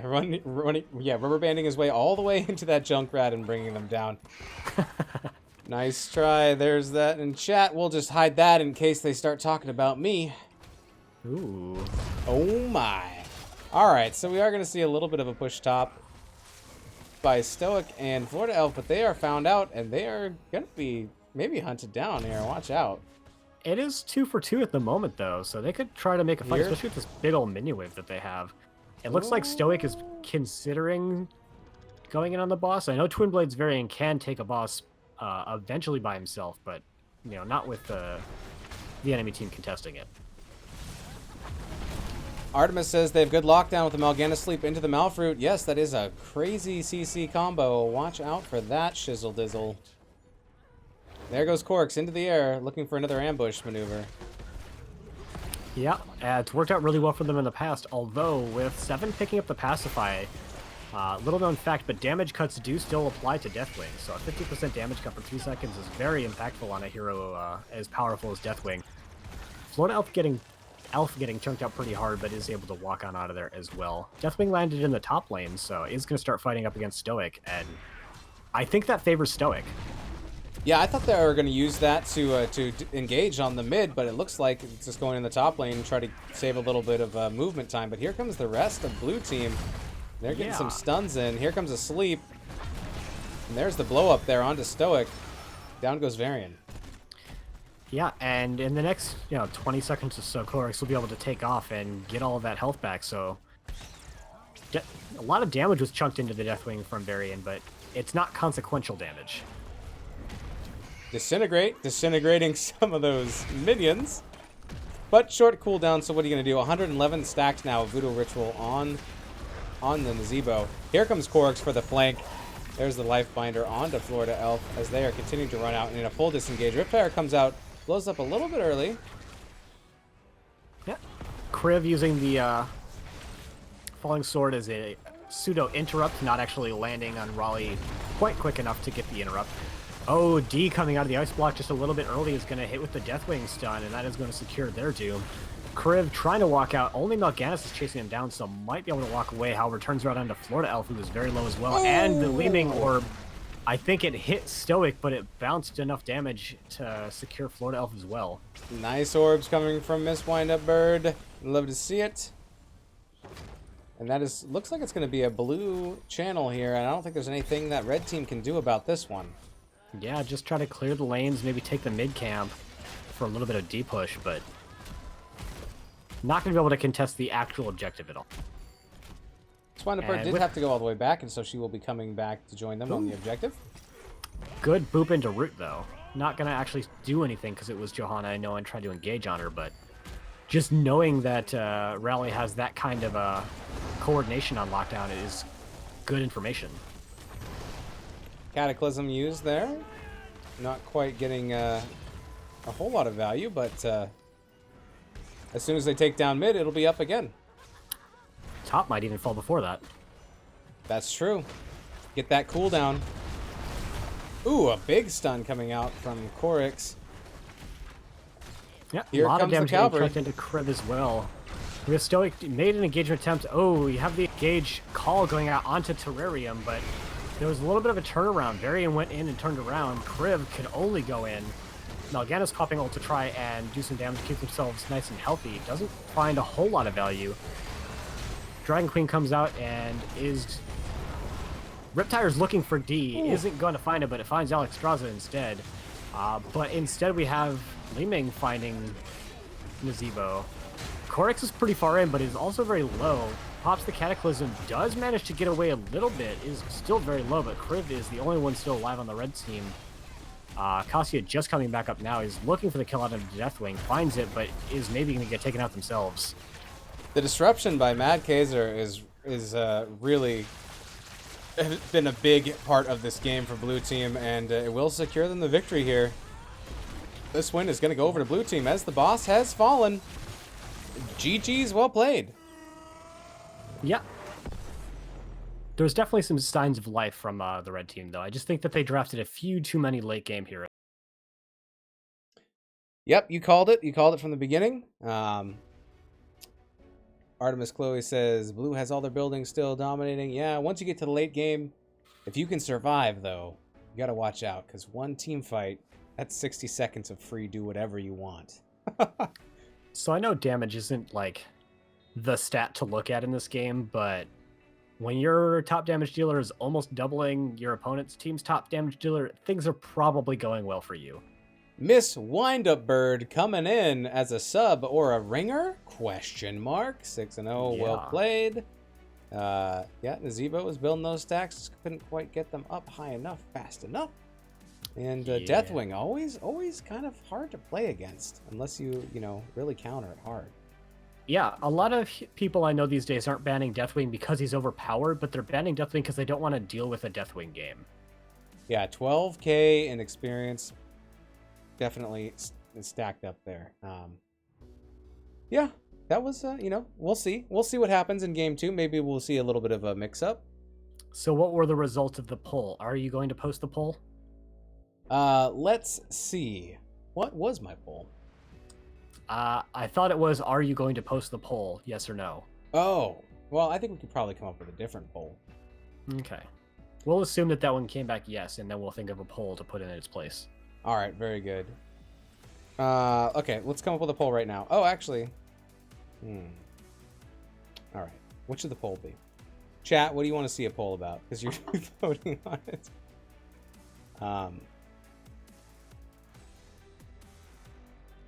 What is the biggest thing? The airspeed velocity of an African swallow. Team 8 is picking map. Yes, that is correct.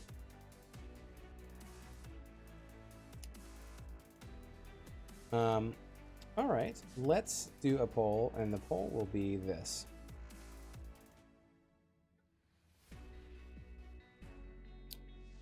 Options. I'll have to open the stream because I can't see it on my phone.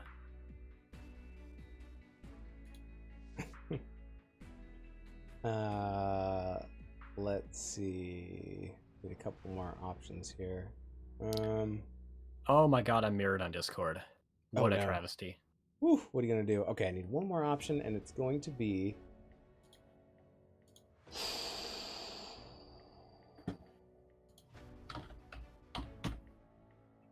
we go. Okay. Here we go.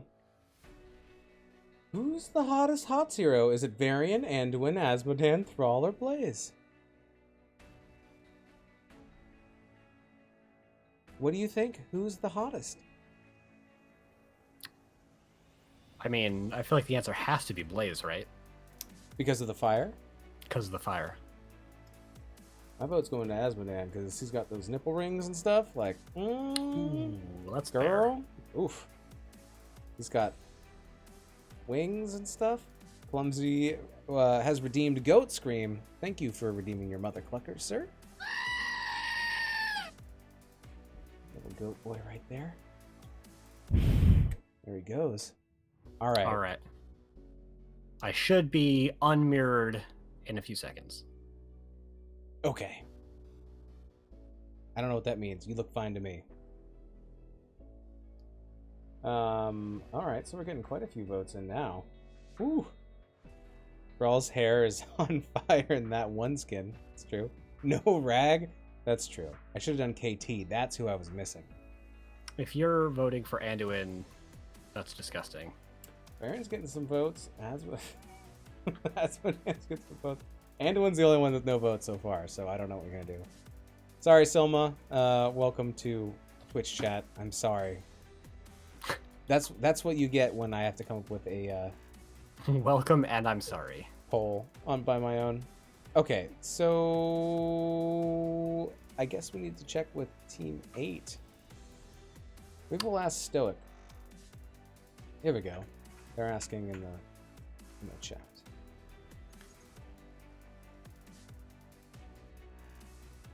That's true, not Paradox. Thrall is on fire in that one skin, even though he's the aspect of Earth. So. Ooh. All right. We're going to go to Cursed Hollow. What Mao do you want in Team 8? All right. We'll go to Cursed Hollow.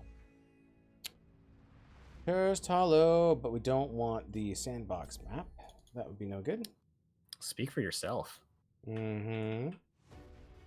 Just, suddenly... one team is winning, just bump up the other team's damage by 25%. Make it more even. I just posted that in the lobby. That's not going to do any good. It's got to be in chat where everyone can read it. Get everyone in the lobby into the lobby. That didn't work either. My goodness. Weenus, figure it out. There we go. There we go. Everyone's joining. All right, we will make observer. We will make observer. Question. Which bear is best? From Florida Elf. Is Zool banned because of the rework? No. Zool is banned because everyone keeps banning him. Yo, Weenus, do the NGS ban rules apply to us? No! Never! I have too many whispers, so it takes forever to get back to lobby. I should probably remember who all is banned right now, but I don't. Nope, it's just do whatever you want. It's all for fun. All right, so we're going to tournament draft. And this was picked by Team 2, so Team 1 gets that. All right, now we got to make sure we got people on the right side. All right, let's swap Corix with... I will say with the patch that we had on Tuesday, we've had a couple of things get taken off of the banned list. So, yeah, for those of you that are interested in NGS or any of the other affiliate leagues that are happening right now, make sure you check that out. All right, I think where we're supposed to be. The tally's coming in. Blaze, 40% for Blaze. Oh God, your chat is full of such cultured individuals. They saw right through my Asmodan trap and go straight in for the Blaze. I appreciate that. I mean, have you seen the skin where he's not, wearing the exosuit? Whew. That's a good looking dude. All right, swap with blah, blah, blah, blah, blah. Okay, I think we're good now.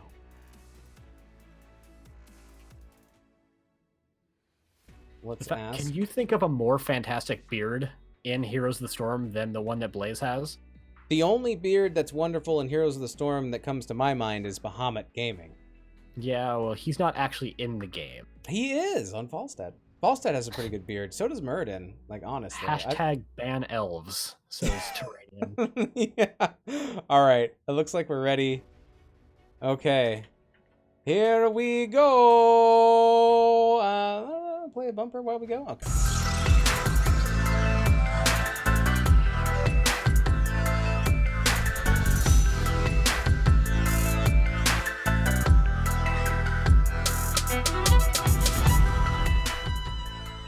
Second pause between when you click start and when the game actually starts doing things. Absolutely. It's true. The shoulder width alone of Varian, says HLS Stoic. Yeah, he's got some brawny shoulders. War Maester says, only if the matchups aren't so one-sided next time. Well, we'll see. It's anyone's game. We've had various people on various teams. And it's not about winning or losing. It's about watching each player and seeing how they play. So, remember, the number one rule... helps. The number one rule, Ektar, is it doesn't matter who wins or loses. Just who wins. Yeah. It's like when people say they're just playing for fun. I agree. Winning is fun for me. It's true, yeah. Artemis says, and he is topless. Yes. Greymane has a beard. Ooh. True. Did we get the ready from Stoic before we started this thing? I don't know. I guess we'll find out. This could be the big brain plays of just not banning anything and letting the other team ban everything else. Yeah, I would normally call that a disrespect ban, but I mean when you lose game one, it's hard to make that claim. It's true. Let's see if we get a ban this time.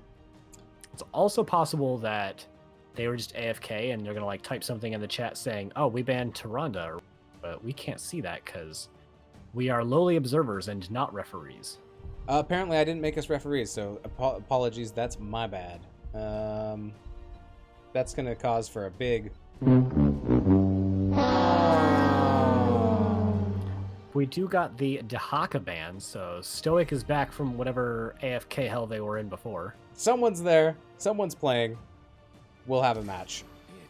Oh, Zul pick! Sneaking it through with the first round disrespect ban, so maybe not the way they wanted things to shake out. Zul has a ridiculous win rate. Zagara, though. I like Zagara as a lane matchup against Zul, though. The crusade calls. And there's Johanna. Good pickups. What anime is that from? I don't know. I really don't know. HLS Stoic redeemed a request sound clip. Sax again. Your wish is my command. We'll throw in a wavy boy at the same time. Why not?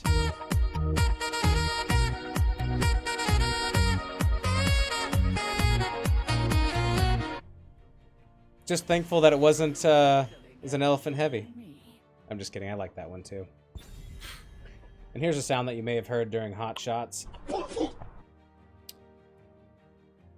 right, so there is a Kerrigan pickup as well as Malfurion. There is no excuse for me, but here we are at the end of the night. I can see that clip in my head. Yep. We can go viral with this one. We're gonna go viral with this one. Thank you for redeeming your mother cluckers. Yeah, near the end of the stream, Winna starts giving away soundboard clips and stuff, so... It's just, you know, I'm a giver. The best, it really is the best part of the stream to end up watching, because, like, you've had, what, 9 drinks at this point? No, I don't think so. No, I think I've had, over the course of 5 hours, like, maybe, 4 shots that were given out by chat, and I'm drinking 1 beer. Maybe more. Yeah, it's not terrible. I thought there were a couple more shots than that. The hot dog sneeze. That's a really good name for that. There's the ban on Anduin, who is voted not at all on the hottest hero list. I mean, he's barely a pubescent boy. He's not hot. If he were Asian, then you would attract that BTS crowd, but... Better than Susan? Better than Susan? That's my favorite. Born to Shine. Oh, that Born to Shine crowd. Yeah.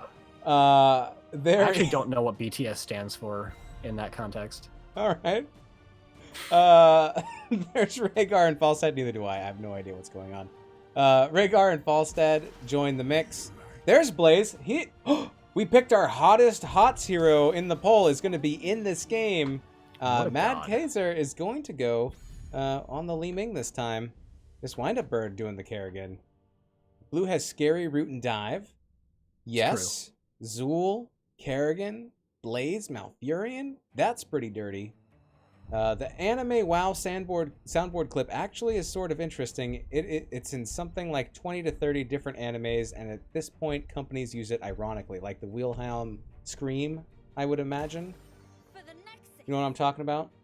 I was expecting there to be a Wilhelm scream when you said that. No, I don't have it, but I have this. That's like the most, literally like the most iconic sound clip of all time, and you don't have, that's... Well, you know, you hear it everywhere else. Where can you hear something like, YouTube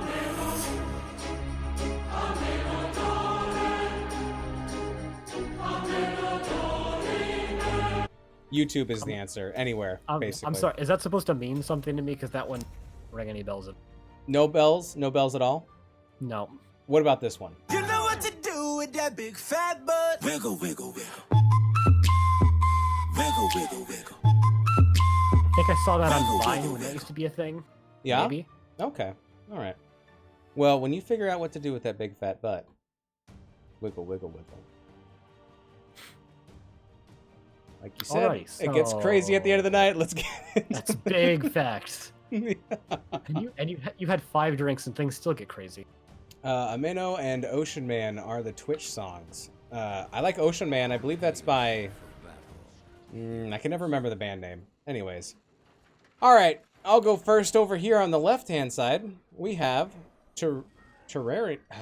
I've been trying to say his name all night. His or her. I feel really bad. Terranium on the Malfurion. Miss Windup-Bird playing the Kerrigan. We have Korix playing the Zool. We have Rally playing Blaze. And we have Mad Kazar playing the Li Ming, and they've all trained up. And on the right-hand side in the red trunks, we have D playing the Zagara, 7 playing Falstad, Stoic playing Johanna, Florida Elf playing the Regar, and Kriv playing the Orphan. Choo-choo! All right, here we go. Let's get it on. 2 talents still not chosen for Malfurion and for Zool yet.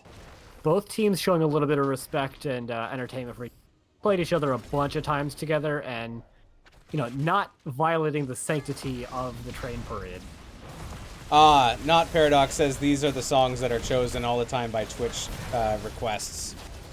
Ocean Man and Ameno. That's right, he has told me that before. Florida Elf taking a lot of orbs to the face. Doing some good work on Li Ming, Mad Kazar right there. Yes, yes, yes. I would have expected Toto by Africa and Brain Power by Noma to be on that list as well. Well, let's just...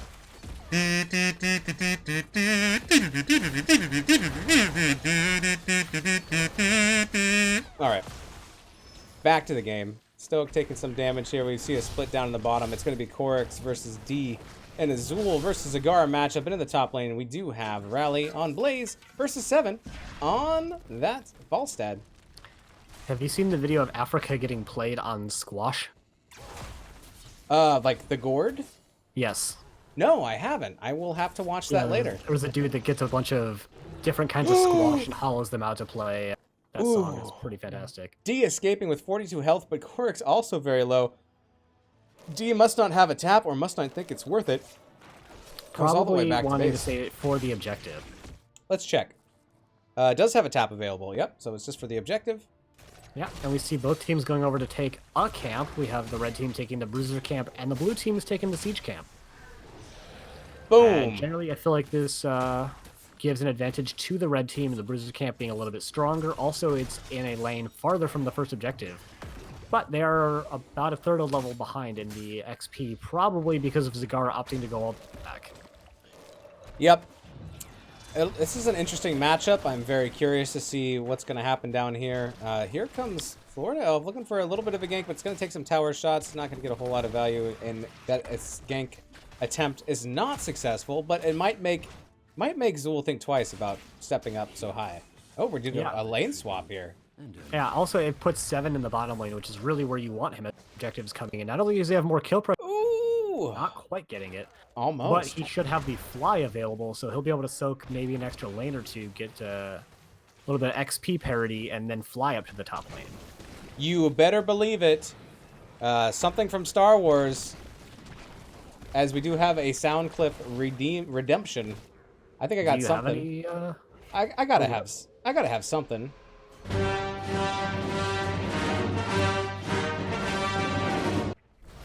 And let's be honest, if you're gonna play a sound clip from Star Wars, it should probably be that one.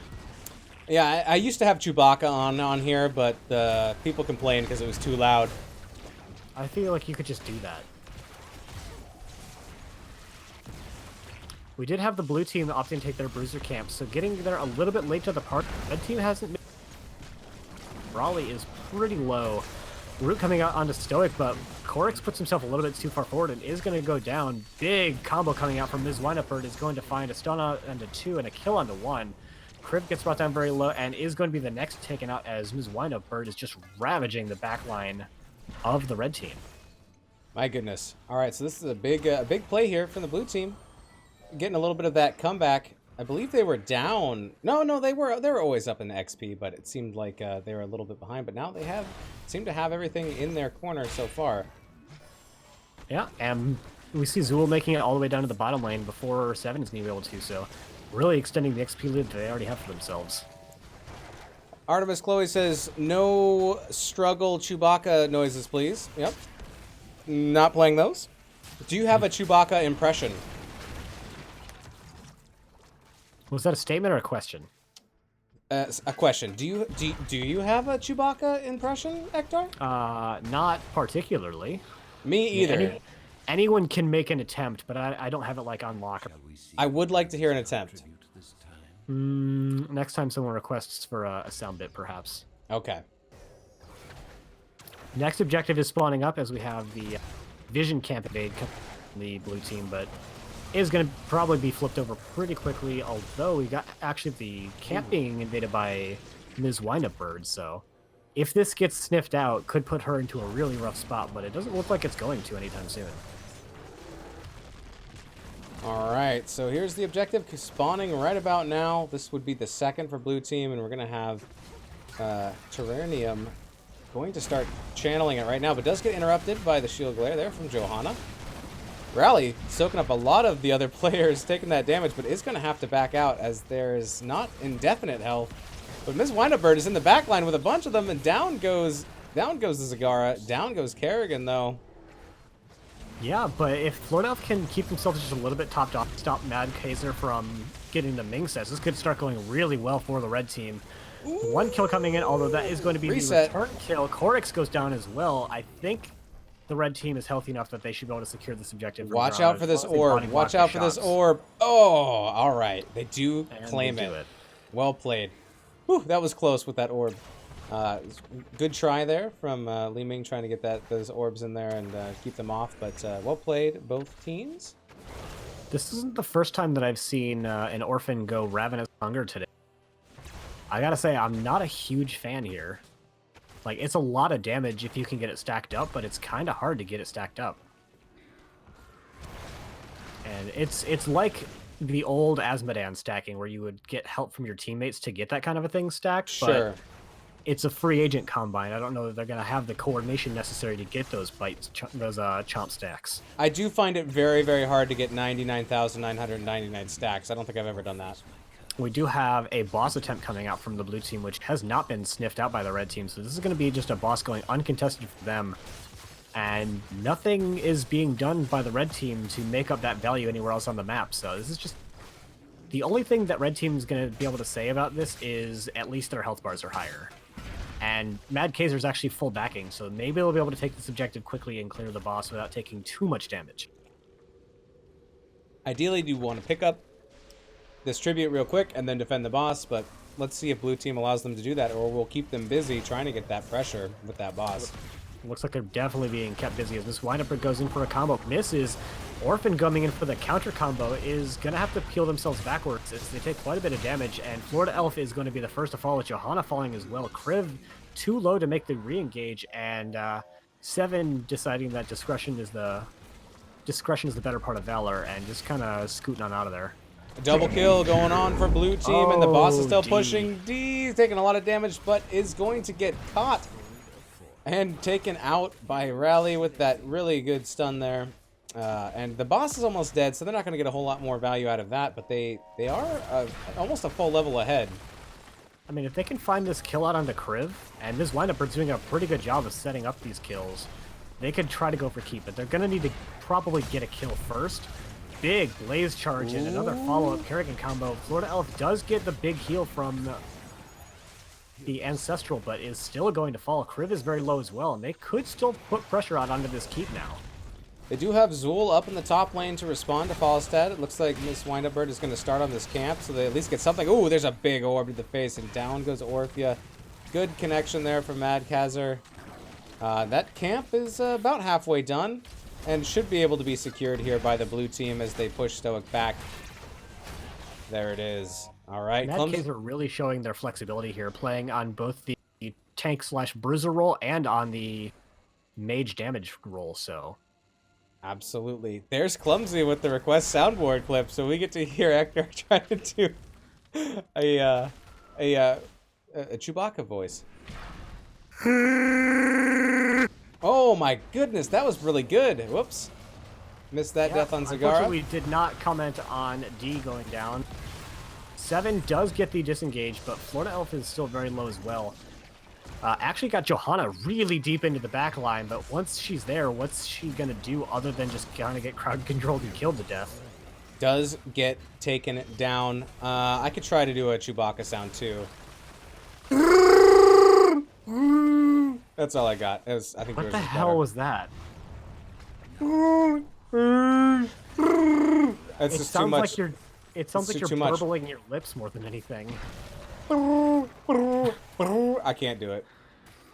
Sometimes. All right. We should probably stop doing that before some Twitch admin decides that this is just too sexy of content. Absolutely. There's definitely going to be some animal control people outside my house being like, what are you trying to do?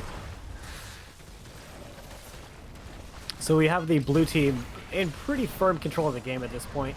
A little bit of a combo attempt coming out onto Stoic. Actually lands the D-Shield getting brought down just in time for that root to still affect them.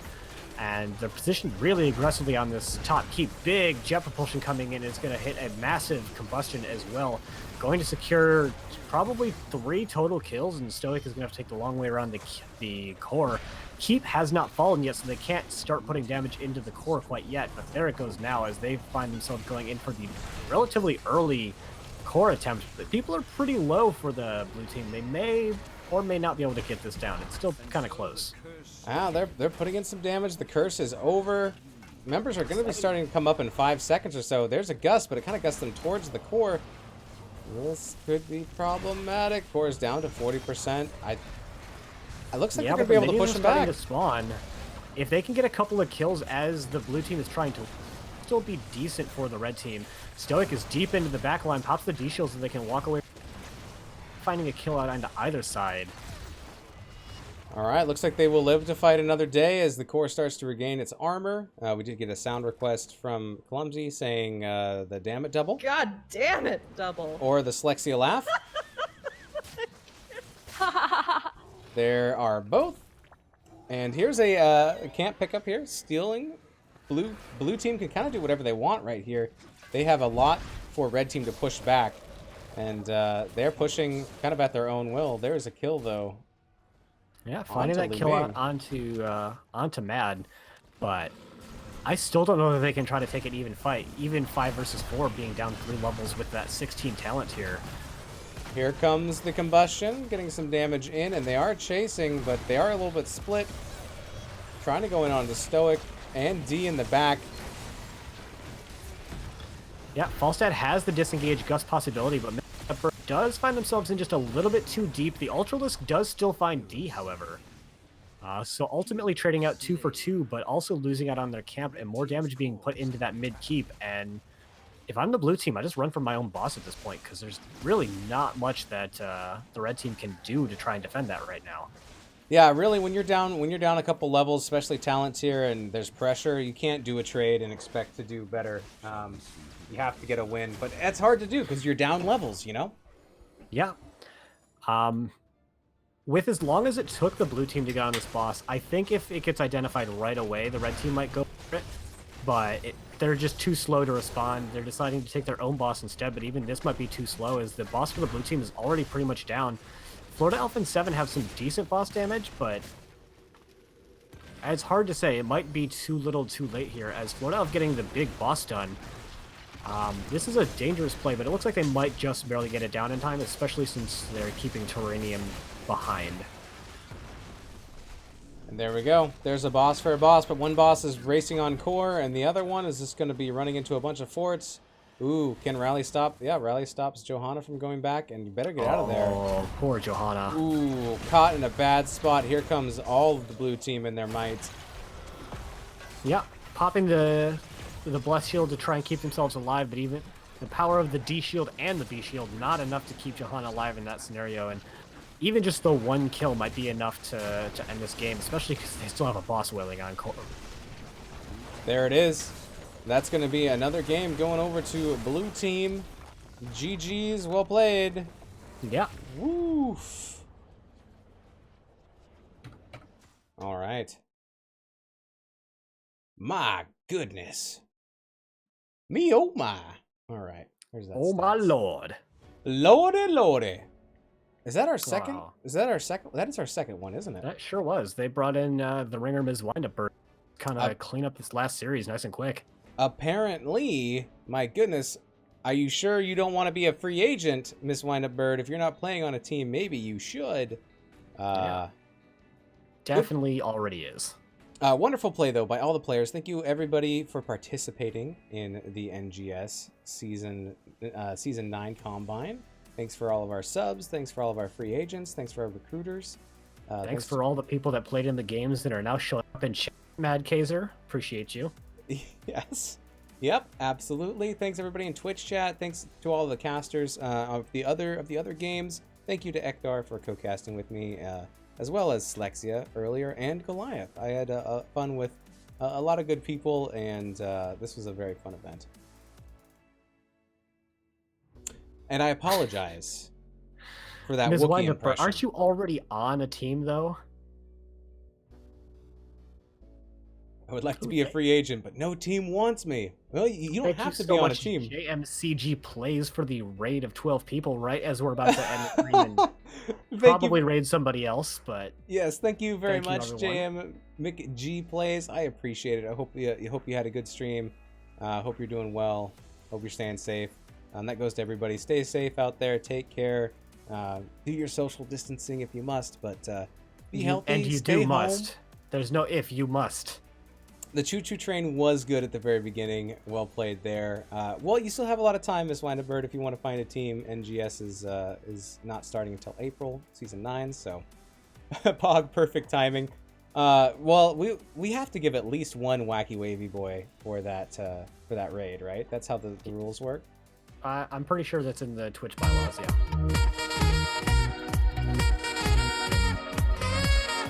Woo! All right, maybe one more.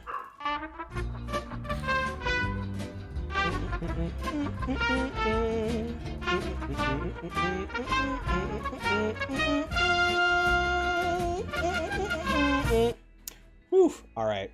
I think that also qualifies for a honker.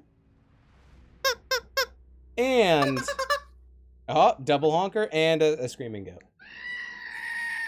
Ooh, there it is. Sorry about your eardrums, everybody. Yeah, so I think that's it, right? Did we go through all the matches? I mean, you did what, 10 matches today? Let's see. Yes. I guess I started at like 4 o'clock and now it's 9 o'clock. Yeah, that's 5.5 hours. I think that's about it. Yep, 5 hours and 26 minutes according to your own Twitch page, so. Yep, all right. Well done by you. Miss Whitebird redeemed a frickin' honker, so there's that. And also one more game code. Let's roll it. Ooh! Oh, Buttspot has won the giveaway. Well done, Buttspot. All right, re-roll. More deserving chat member. Yeah, well done, Buttspot. We're gonna have to re-roll that one. Mm-hmm. The Zoo Reaper. The Zoo Creeper. Ooh, I like the Zoo Creeper. Well done, Zoo Creeper. You have won a Steam game code. I'm not sure exactly which one, but send me a message in Twitch, and I will get back to you with a Steam game code. Thanks for playing. And thanks everybody for hanging out in chat. And I will get those game codes out to the other people. Looks like. Oh, yes. Apparently the Zoo Creeper was part of the J McG Plays raid, so. Yep. Congratulations. There you go. You came at the right time. Sure did. That's what it is. And if you can identify what this sound is... No, I'm just kidding. I just want to play it one more time.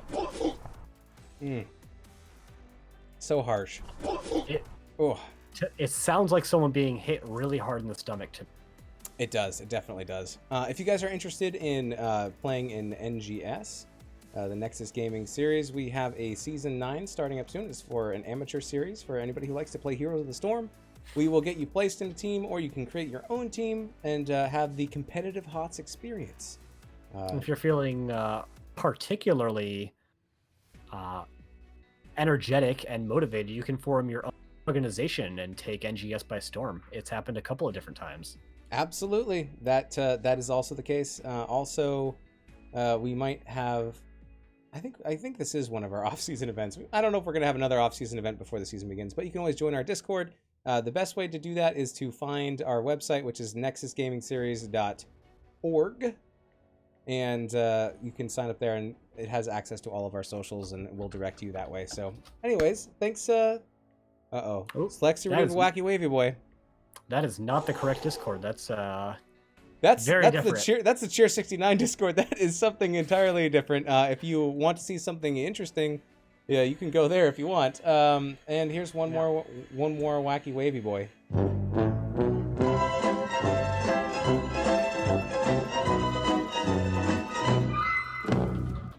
Thank you for redeeming your mother cluckers. I have to drop that bad boy in chat there. And no one will be able to see it. Oh man, you should probably do it then. I just made you a mod, so now you can. Perfect. Oh, all right. HLS Stalker. That's how I become mods of like most of the channels that I'm. Yeah. Just all right. Yep. Posting relevant links and then can't do it. One more request for the sax.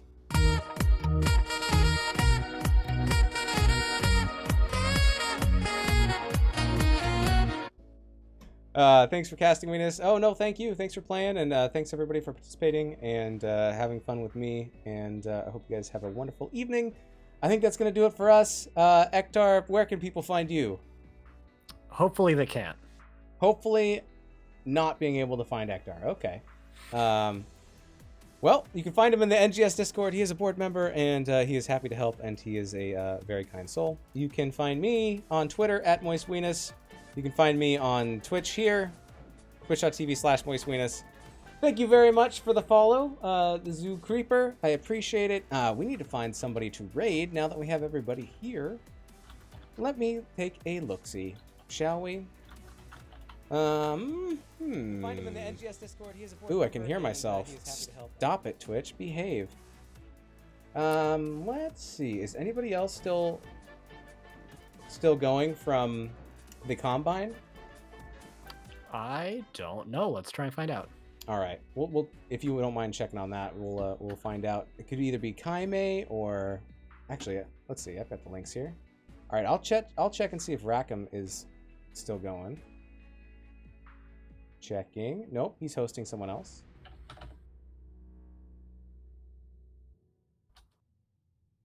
Maybe Kaime? Maybe Kaime's still going? I don't think that anybody is. I think we were the longest lasting. Yeah, Kaime's not going either. My goodness. That is how I keep my girlfriend around.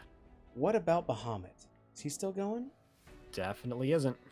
Oh my goodness. All right, well we were the longest going, so I guess that'll do it. Thank you very much for the follow, Artemis Chloe. I appreciate it. And Mad Kazar, Mad Kazar, Jazzer. I appreciate it. All right, we are going to send you on to somebody else then. Can I make a suggestion? Yeah. I would say raid Tiny Kitty. She is a regular Heroes of the Storm streamer. All right, I see that. I've got it. We will send the raid on over there. One of my favorites. Enjoy your evening, everybody. Thank you so much. And have a good night, everybody. Make sure you continue to wash your hands and practice all of that social isolation. That's it, and that'll do it for us. Toodaloo! Oh, there's a freaking honker. Redeem. Night night.